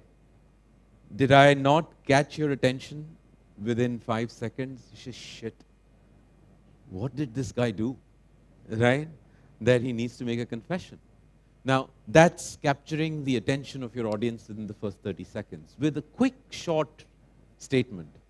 You could use a very contrarian approach. Example, it's better to buy high and sell low. You say, what an idiot, right? What is he talking about? Buy high and sell low? Why? Why? Yeah, I'm sure he's a smuggler, right? Now, so you could use a very contrarian approach. You could also use what-ifs. Now, this is very powerful, and very often in TED, you hear titles of talks which says, what if And so it's an example. What if there were no elevators? Now you're suddenly interested in saying, oh yeah, I mean, would they be tall buildings if there are no elevators? How would even old people go up if there were no escalators? Because escalators are sort of a derivative of elevators. So that's something that comes out very usefully. You could deliver a very compelling soundbite, which is an example, culture eats strategy for breakfast. And you're saying, okay, strategy, culture, breakfast, which is the more powerful one? Okay, so what he's saying is culture is the most important thing, not strategy. And you get that message very clearly. Make a startling assertion. Every second, a football field is mowed. Right? I was recently making a talk somewhere, and I used that. This was, talking to some people around sustainability, and I had spoken with some other founder on some other thing, and she said that she's in sustainability and trying to solve the problem of overproduction in fast fashion and overconsumption by people like us. We go to Uniqlo and just buy H&M and buy 3 t-shirts and 2 shorts and whatever, and so much of it is produced, and then her statistic was every second 1 truckload of overproduced fast fashion is going into landfill. So I actually used that, quite similar, and then I paused. And people are soaking that information. They are beginning to visualize it. Oh my God, 1 truck full every second. 86,400 trucks every day go into landfill. Because that's the number of seconds that are there in a day. And you say, oh dear, this is huge, right? And it leaves an impact on you. One other thing that you could do is use the word imagine. Many TED Talks start with the word imagine. Imagine if every startup got venture funding. Right? It's quite powerful. And you could quote a proverb. This is an example. Our last garment is not made with, is made without pockets. Right? It's a very profound statement that what are we doing with the wealth that we are trying to create? Our last garment will have no pockets. Yeah? And you know where maybe the direction of the conversation is. So, but despite all of this knowledge about storytelling and delivering talks, it is always, always true for me too, even to date, this particular statement, that there are always 3 speeches for every one you gave. Right? The one you practiced, the one you gave, and the one you wish you had given. Right? It happens I already know 3 mistakes I have done. Right? You will never know, but I know. And in my own eyes, I'm feeling like shit right now, saying, oh damn, I should have used that word there, and it would have been more impactful. So it's very, very important to know this. And this statement is true for me every story, every pitch that I have made. I've always wished I had done what I had planned for. It never comes out like that. It's also important to make the story bigger than you, bigger than the current moment, bigger than the now. Now, you could inspire, let's go to the second last point there. It says, inspire compassion, elicit laughter, or simply intrigue. Right? Laughter is very important. So when we advise our founders, we're saying, why don't you start with a joke? Oh my God, how am I going to get a joke? And then they start going into Google to say jokes about something. And it's very difficult. Increasingly, we are recommending to all our founders to use ChatGPT. Right? Why not? Because if we can cut 30 hours down to 30 minutes or 3 hours, that's a serious improvement. Right? So, but you need to write a prompt really well, and you're going to get a magical output.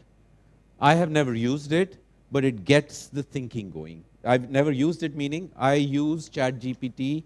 So, I impress all the founders as if I'm so intellectually bright, right? So when they write their titles to me, 3 different options, I take all 3, I dump them into ChatGPT, and I say, this person has giving a TED talk, these are the 3 titles, give me 10 new options, 3 which are jokes, 3 which are this, 3 which are that, and in 2 seconds I get them, and then I write back, no, I'm thinking maybe you should consider this, and if it resonates with you, why don't you try this?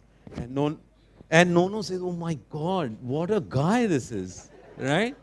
And so I impress every founder, but the secret is that. And see, I elicited laughter, right? So it's important to see how you can be vulnerable, but you have to be comfortable in your skin, right? I know this for sure, that if I picked any one of you from here and said, come on this stage, you can't. Even if I'm telling you everything that happens behind the curtains, you can't. It's not easy. It's not easy. Practice. This is one thing that our founders hate. Practice. Because everyone believes that practice is not necessary. This man, we all know, he was known to practice a minimum of 38 times. Every talk that he has given, every product launch that he has been at, including every step that he walks, the time he takes to turn, to look up, to look down, to smile, to stare at you, every single thing is practiced. And 38 times. So what we recommend to our founders is that they should do 3 rehearsals. The first rehearsal, you should deliver your talk to yourself in front of a mirror. Don't stop if you say, oh, no, I didn't start correctly, let me start again. No, go all the way. Because once you come up on this stage, you are not going to be able to say, no, let me start again. Right? You have to go. And you'll go off track, but somehow you have to bring yourself back to track. But it's important that you practice that first time. The second time, we tell our founders that it's going to cost you some money. And so then we tell them that you must take a bottle of beer or a bottle of wine to office and say, guys, we're going to open this bottle of wine later today, but I need 10 minutes from you because I need to deliver this talk to all of you. And then in your meeting room, in whatever, get 2, 3, 5 of your teammates together and deliver the talk to them. The third rehearsal, we say it's going to cost you money again, but this time you're going to take a pack of ice creams home, and after dinner, you're going to practice and deliver your talk one more time. And these 3 rehearsals have made you into a perfect dish to go and stand in front on the yellow circle and deliver your talk. But the process of it is very, very important. So rehearsals are critical. They are not something that we would ever compromise on. We don't really know whether our founders rehearse or not, but very often they tell us that their partners, their wife, their husband, their kids, their grandmother know their script better than them because they can't stop rehearsing, and which is very good for us because it gets the best on stage. Connections are very, very deep.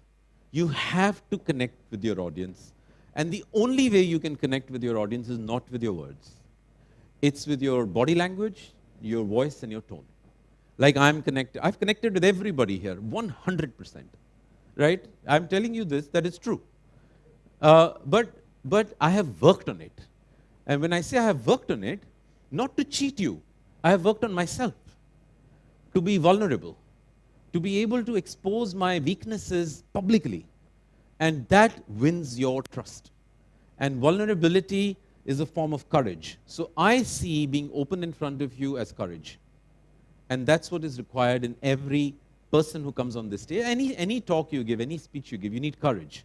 And that courage comes from vulnerability, right? It cannot be anything different than that. What is your speaking method?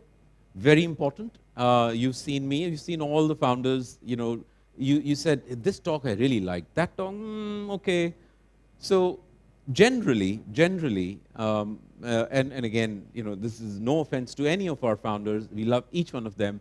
We think about 15-20% of our founders give what we call a B plus talk. 30-40% of them give an A talk. 20% of them give a A plus talk. And the rest hit the ball out of the park completely. And the same is true for TED. We worked with them very closely. Despite the 9-12 months of preparation, each individual is different. And hence, there will be times when you will need to face that reality about yourself. But keep practicing and you can overcome it. We also remind our founders that this is not a stage where you're taking something from it. This is a stage where you're giving, which means you should not try to feel large and big, and you should be very thrilled that you have me to talk to you, right? No.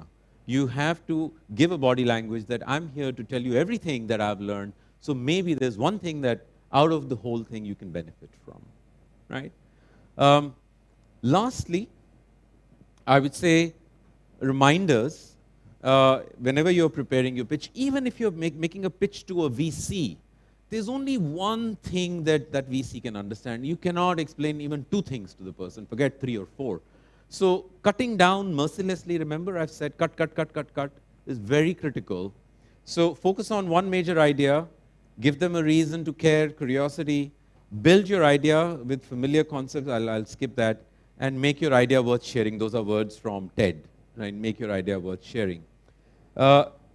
Ultimately, what comes out of the whole thing is people will forget what you said, people will forget what you did, but people will never forget how you made them feel. Just like how I made you feel, right? You will never forget me, right? See what an ass I am. So, but the important message here is that you have to leave that impact so that people say, what a guy, right? And that's what is, how am I making you feel is what I am focused on. I'm not focused on what I'm saying. I'm not focused on what you will remember of it. I'm focused on how you're feeling at this point in time. We often also give a lot of resources to our founders. How do you write a perfect speech? We also give them, if you see the last one there, which says 15 bad speeches that we can learn from. So none of our founders do any of this. They don't even go there. So let me just pause at that and see if this has been helpful, and we can continue with our next founders. Okay, so thank you very much. No. That's like a B plus clap. Okay, that's like hit the ball out of the park. Okay, so our next founder, Susi, I've given you all the secrets away. Okay, I'm delighted that we have Dr. Valentine Obi. Why am I coming there afterwards? There he is. He's the founder and group CEO of eTransact Global. And we've been speaking with him while he's been traveling in the US. And he's making time to join us on those calls that all of you now know exist in the system. He was walked out of the central bank politely in 2002 when he was proposing payments by mobile phones. Right? So, sorry, what are you talking about? He holds patents for ATM cardless transactions and mobile OTP generation. When not revolutionizing fintech, he's busy teaching a Bible class. And I respect Africans in general a lot about the faith that they demonstrate in daily life and everything that they do, and I'm not surprised with this. His company pioneered instant payments in Nigeria in 2003, way before it was cool. Introduced the first mobile banking and payment app on the App Store in 2008, and he's now powering digital payments before emojis were cool and making wallets smile brighter than the sun. All right? So let's get Dr. Valentin Ubi on stage. Let's give him a round of applause. Here. Thank you. All right. Ladies and gentlemen, thank you for your welcoming me here this afternoon. It's a real pleasure. In Africa, the entrepreneurial journey usually begins with excitement of an innovative idea, and I think it's so with other climes. But soon it collides with the realities of how you fund your idea, regulations, and also market acquisition. Unlike many places, even in Africa or any other place, this can actually dampen your spirit as an entrepreneur. Unlike in many other regions, entrepreneurs in Africa don't have precedents, places they can go to learn a couple of things. And this is an issue because if you don't get direction, sometimes you miss the boat. There's an African proverb that says, standing on the shoulders of them who have gone ahead of you allows you to see further. Right? So if we don't have these precedents or guides, it becomes very difficult. My own journey began in 2001 in a Nigeria barely touched with mobile telephones. We had a population of over 200 million with only 50,000 mobile phones working, with limited landline access. It was indeed a country ripe for digital revolution. In 2001 also is the time the government of Nigeria began to license mobile network operators. And that signaled to me that this is indeed the start of a mobile revolution in our country. It was during the same time that I looked and I said, okay, what can we do with mobile phones?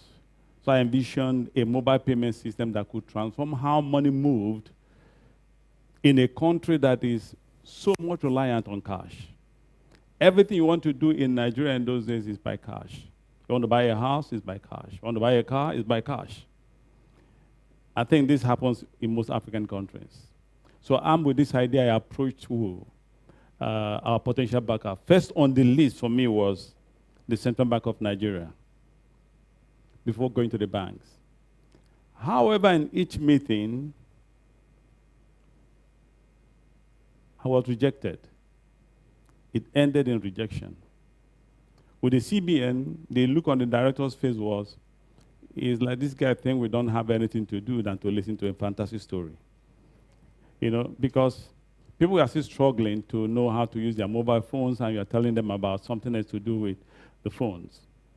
Now, after my pitch, he politely walked me out of his office and just made a comment, sent us a report when you start.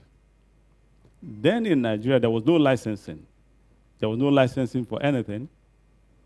It took 9 years after, 2012 to be precise, before the Nigerian government, the central bank, began to issue mobile money operator license.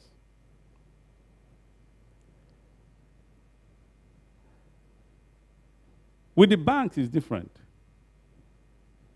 I can understand the challenge with the banks. Because the first time, we brought the banks together to demonstrate our solution. The test that worked perfectly in the office failed.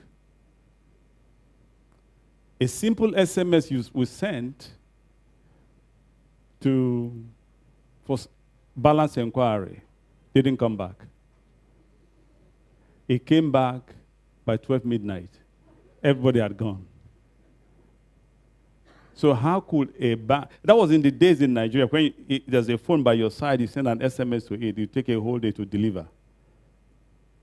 So how would a bank build its own payment platform on such an unreliable network? It was tough. So I can understand why the rejection was there. Now, I think I have a picture here.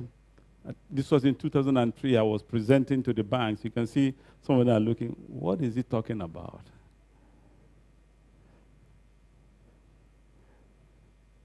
However, we soldiered on. My vision, though clear and revolutionary to me, but to them, the people I was talking to, was quite implausible. They couldn't see what I saw. A future where mobile banking and payment, and I'm talking about 2002, will lead in the payment industry. You know, in those days, I used to make a presentation to the banks, and I remember one of them is titled, The Death of Cash. 20 years after, cash have refused to die. You know, but we dented his ego nonetheless, because I'm not seeing people carrying big bag of cash to go and buy a car these days. Now you can transfer money easily. Now the frequent rejection could have been a sign to give up, but instead to me it affirmed the novelty of my idea. You see, being ahead of the curve often means walking a lonely path, right? You know it, they didn't know it, but it's okay. One thing is that I refuse to be discouraged. Despite the lack of support, I funded the project myself, assisted by my dear wife, and my team that truly believe in the potential of what we are building. So that's the team. It was just in April 6, 2003 that our efforts, after we went live, a few months after we went live, that our efforts began to gain recognition. And how did that happen? We received the Computer World Honors Award in the Silicon Valley in 2003. You know, and that was the first time a technology company from Africa was receiving an award. And it was indeed a great boost for the team. That was fine. But it's actually the internal support we got in Nigeria. After the award, the president, my then president, President Olusegun Obasanjo, invited us to his villa, basically to tell him about the award.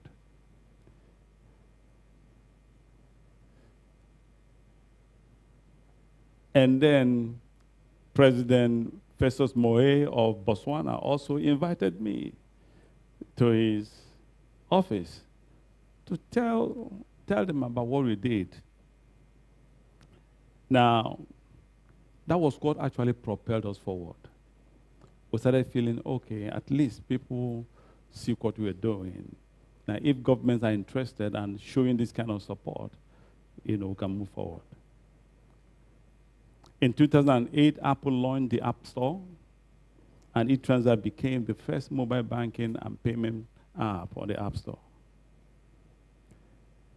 There was no Play Store. It used to be called Android Market. And we were there too. I believe this set in a stage, you know, for the proliferation of banking apps, you know, on the store. But interestingly, in our environment, 90 to 95% of our population don't have smartphones. Do you remember? We all had those blue, black phones, right? And yet you are putting stuff on the App Store. So indeed, who are you trying to serve? Who are you trying to serve?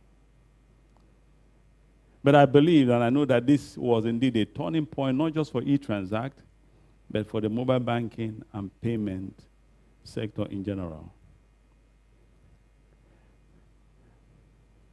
Many entrepreneurs are here, and someone did ask this question, how long is long when it comes to persistence in building just a company, in building not just a company, but a whole new industry? In our case, it meant years of pushing forward without immediate results. Facing not only the challenge of introducing a new product, but also creating and cultivating a market for such a product. Now, persistence in such a context is not just about keeping your operations running. It's about rugged commitment to education, adaptation, and continuous engagement with all the stakeholders involved. And the stakeholders are, of course, the banks. Obviously, during these long years, it was natural for anyone to feel vulnerable. And I was. There were moments that the enormity of what we are attempting to achieve weighs heavily on me, despite the fact that I believed that we are on the right path. The rejection, setbacks could actually make you question whether is something wrong with you. But I've learned something, and that is that vulnerability is not a sign of weakness, but indeed a reflection of the courage to undertake a risk that could lead to a substantial change. In the journey of building eTransact that we see today, there came a pivotal moment that actually tested not just my resolve, but also my understanding of the vision I was tasked to fulfill. After years of challenges and slow progress, I found myself at a crossroad, like most entrepreneurs, the strain of pioneering a new industry, coupled with financial pressures. I considered selling the company. A foreign bank group was interested, and the offer was a tempting $15 million. To me, it seemed like a way out, right? Then take the money and leave all the stress alone. On my way to the airport, my heart was filled with doubts and what ifs. I stopped to visit a friend by name Mr. Zach Wazara, the then CEO of Econet Wireless, now Airtel in Nigeria. I confided in Zach what I wanted to do. Zach's response to me was both shocking and enlightening. He said to me, "Val, you are behaving like an Esau. You want to sell your birthright." Then he began, he said, "For every vision, God appoints a custodian. With eTransact, you are the custodian, but your action is questioning that appointment."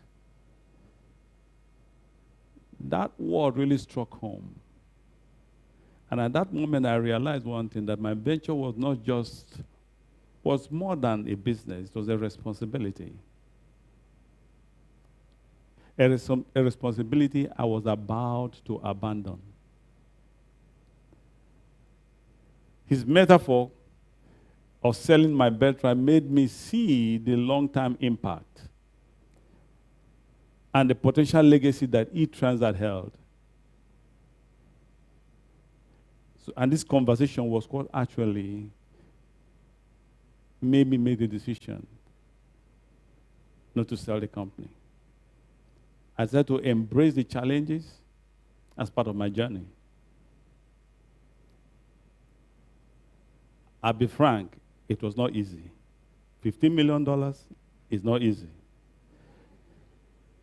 But it reminded me that vulnerability can often cloud our vision, make us doubt our paths. It taught me the importance of community and guidance, how crucial it is to have friends and mentors who not only support, but also challenge us to rethink and recommit to our core missions. In closing, in this message, a message to you is this: do not be disheartened by rejection. If you are certain of your ideas, persevere with it. The lack of immediate support does not reflect the worth of your innovation. It often means you are simply ahead of your time. You know, you push forward, you don't give back. Remember one thing, every great journey begins with a believer, and you can be that believer. Embrace vulnerability as it may look like today to you. Let it become a strength, not a weakness. It is a sign of your commitment and your willingness to challenge the status quo, which is an essential requirement for anyone that wants to make a significant impact. I want to encourage every one of us here to let's continue to do what? Innovate, inspire, and influence the world for a better. Don't look at rejection as the last thing that can happen to you. It can actually help you to, it can propel you forward. So please keep moving forward.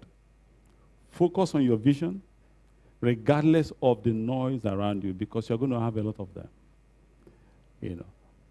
And I conclude with the African saying that says that the lion does not look back when a small dog barks.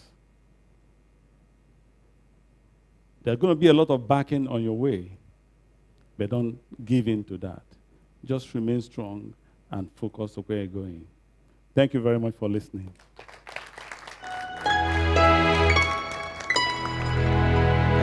Thank you very much, Dr. Obi. And, you know, it's not easy to reveal such things like he did. You know, there was a moment in life where he was about to get an exit, and that exit was priced at this. And it's a very difficult thing to do for anybody. So thank you very much for that. We are on our last founder for the day. And you know, this is one I've been waiting for myself. Where is Emma? So Emma is the founder and creative lead of Love Ankara, a Ghanaian native but speaks German and has worked on 3 continents. Despite having no formal fashion training, her 13-year corporate stint in marketing and PR paved the way for entrepreneurial success. She's a published co-author of a children's book, Afua is Too Small. But let's talk about her company. Love Ankara isn't just a brand, it's a love letter to African culture, with each piece celebrating the continent's vibrant heritage through stylish footwear. And I'm trying to see if I can take some home. The oldest pair of Love Ankara shoes that she bought and owns are from her 2018 collection. Love Ankara's foldable shoes aren't just fashionable. Now this is too much of selling your brand. They are functional too, fitting snugly into the smallest purse or clutch bag, and I've seen images of it on your website, making them a must-have for women, and I'm going to take them home and sort of you have to too. Yeah, there you go. All right. So let's welcome Emma and listen to her story on embracing loneliness and failure, pivoting with purpose and resilience. All set?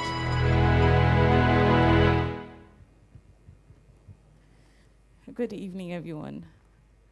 So I'd like us to ponder on this quote. The famous Swiss author and psychologist once said that if the path before you is as clear as day, you're probably on someone else's path. I don't know about you, but Love Ankara has been a labor of love. And it's been one topsy-turvy journey that I am still on. There are some days that I honestly just want to fold up. I often question myself, why are you doing this, really? But there is something that pushes me and motivates me to keep going, and that's the journey that I want to share with you all today. So this is my story. Why did I start Love Ankara? I have spent, like you rightly said, over a decade in corporate Ghana, working in some of the most prestigious and enviable roles that you could possibly imagine. I've worked for brands like Emirates, Blisco, which eventually led me to starting Love Ankara. And it honestly did come with a pretty good paycheck. So then why would I leave this and pursue something that was very unknown and very unfamiliar, you would ask? And the reason was that I was largely unfulfilled. So I came to work, I knew my KPIs, I did my work with passion and excellence, but it honestly felt like I was moving from paycheck to paycheck. And I wanted a different path. I wanted more. And I often tell people that right now I am on an impact journey. It's not just about the money anymore. I want to work in a role. I want to wake up every day and see that my work was contributing to make an impact in someone's life, in a community, in an industry, something. I was seeking that. And that fire kept on burning, and the whispers were there, and I couldn't let it go. So I eventually took the bold step, and I started Love Ankara. But that was just the beginning. Starting it was met with so much attrition and tension. Like, this is me. I have no track record. I have no idea about working in manufacturing. And like you said, I had no fashion training. So why on earth would I want to go on this journey? It didn't make sense.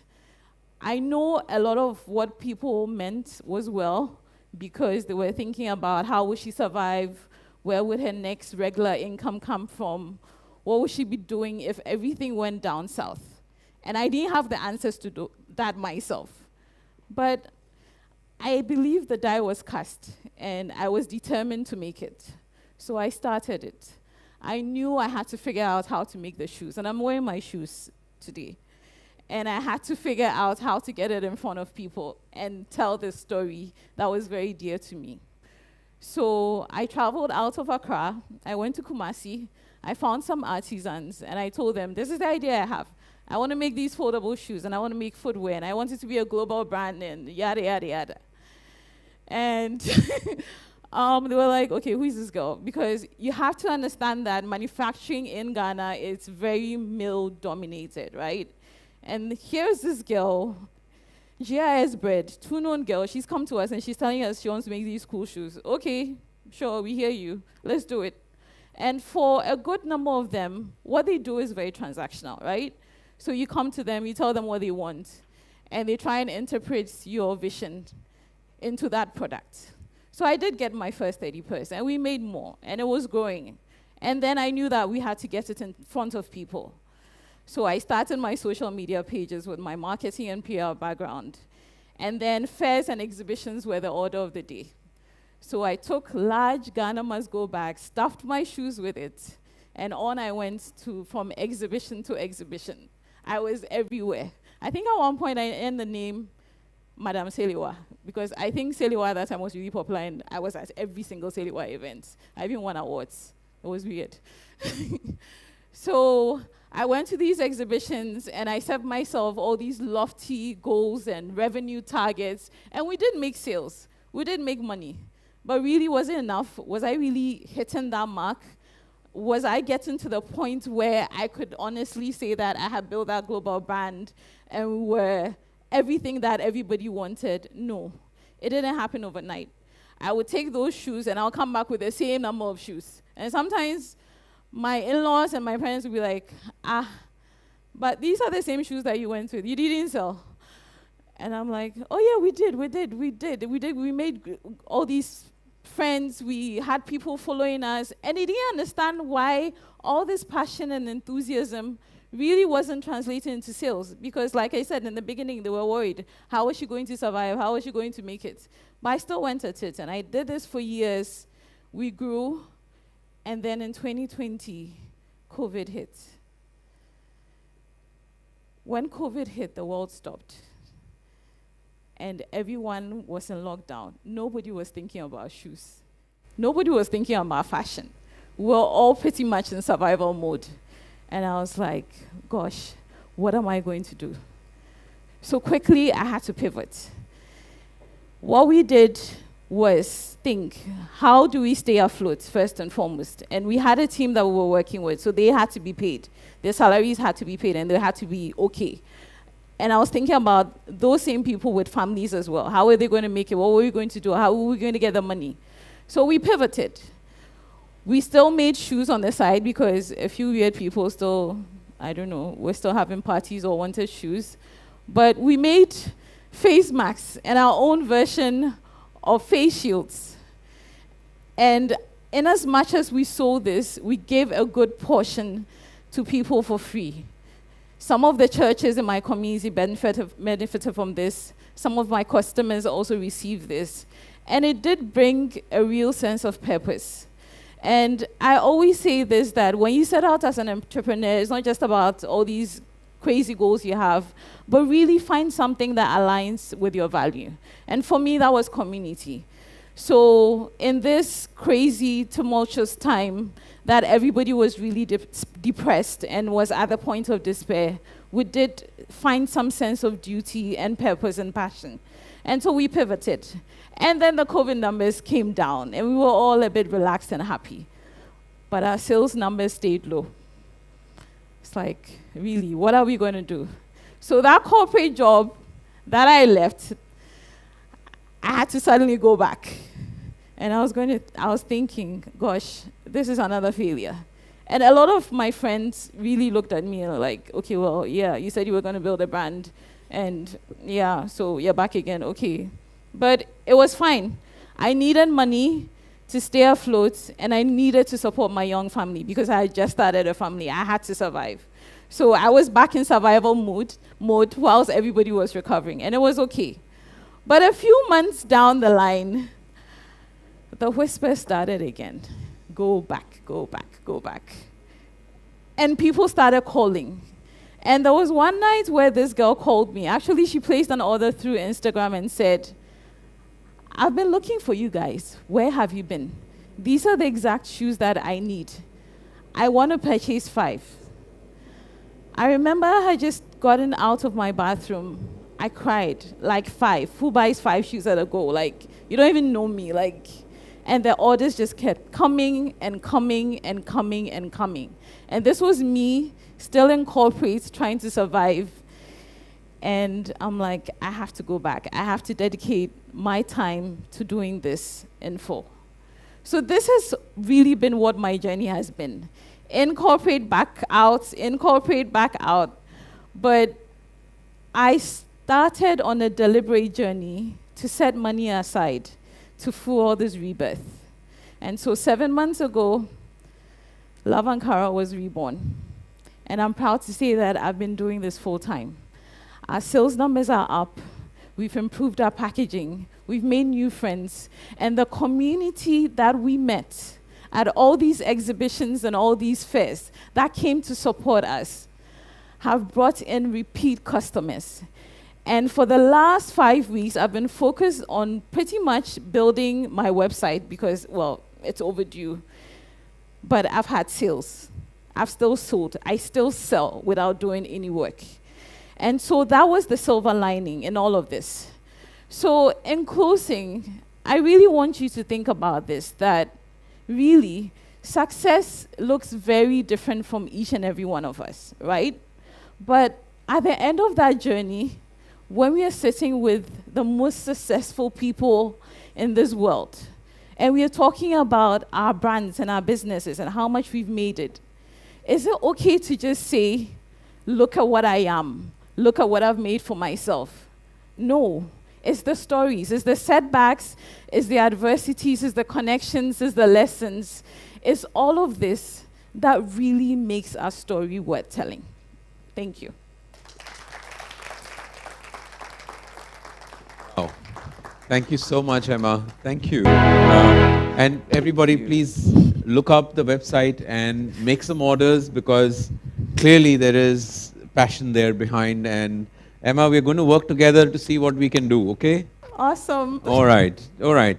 So guys, very often we are in many conversations around entrepreneurship, and there's one that comes to mind where stupidity and courage are two sides of the same coin in entrepreneurship, right? At one moment you're courageous, and in another moment you're feeling really stupid, because that's what you are.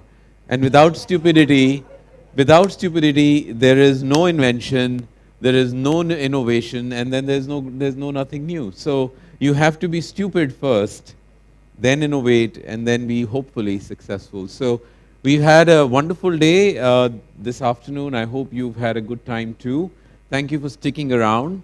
I wish to thank the crew that were here for all the hard work that you did, and we're going to restart tomorrow at 9 o'clock. We only have half a day, so 9 to 12 or 12:30, something like that. So if you're up to it, come by and join us, and have a good evening.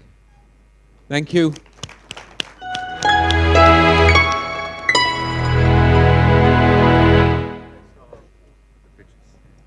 Oh, really? Yeah.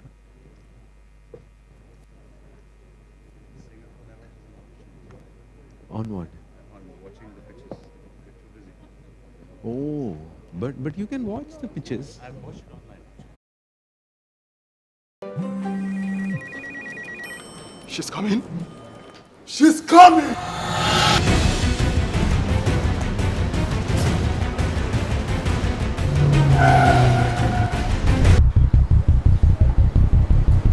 Oh, it's in. Red Hour receive now!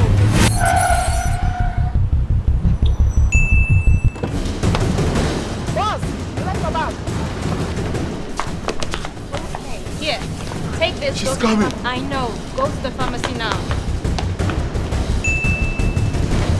She's coming! Oh.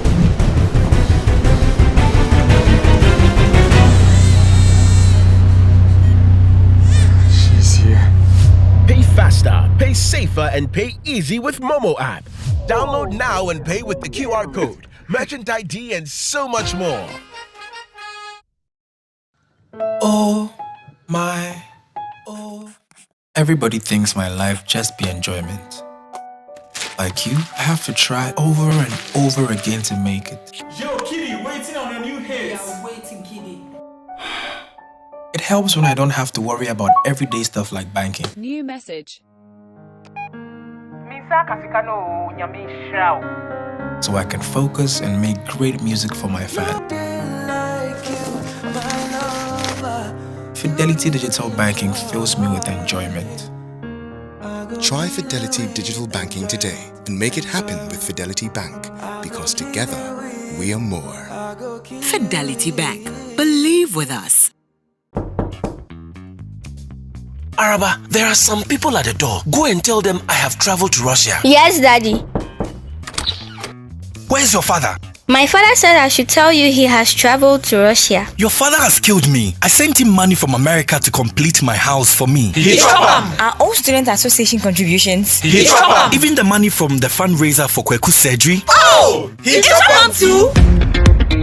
Don't be a victim. If you're contributing to a project, alumni dues, or any public campaign, Chango is your best choice. Chango keeps track of all donations and gives you the power to know exactly where the money goes. Chango is approved by Bank of Ghana. Call 0270-066-614 or visit changoapp.com for more information. Uncle, my father is hiding under the bed. Oh, Araba. Chango for your groupings and crowdfunding. When was the last time your mind had a break? I mean a real break, where you didn't constantly worry, Not breaks like being on the golf course but missing easy parts because you were distracted by failed transactions. Or when you're with family, but pressure from work prevents you from bonding with those you love. Or perhaps when meeting clients, but thoughts of system downtimes put you off your game. Well, we say next time you're on the golf course, focus on making par, get that birdie, at that family barbecue. Focus on getting the ribs tender the way Junior likes it. We process digital payments for your business. On your next business trip, soak in the views and focus on closing deals. We process digital payments for your business across Africa. Live, work, play a little without sweating over payments processing for your business with Insano.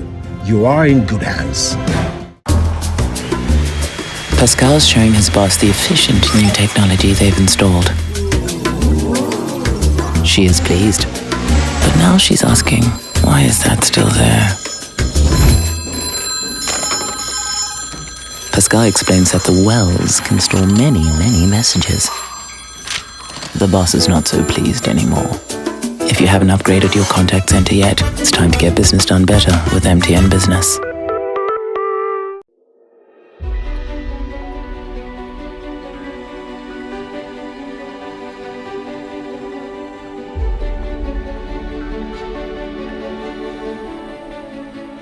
Fintech is transforming the agricultural sector in Africa, providing farmers with valuable insights and tools to improve their productivity and profitability. Globally, investment in agri-tech and fintech solutions for agriculture has been increasing. The 3i Africa Summit is a key player in this timely movement, bringing together industry leaders and innovators to shape the future of food security in Africa. According to the International Fund for Agricultural Development, 60% of African smallholder farmers lack access to financial services, limiting their ability to invest in their farms.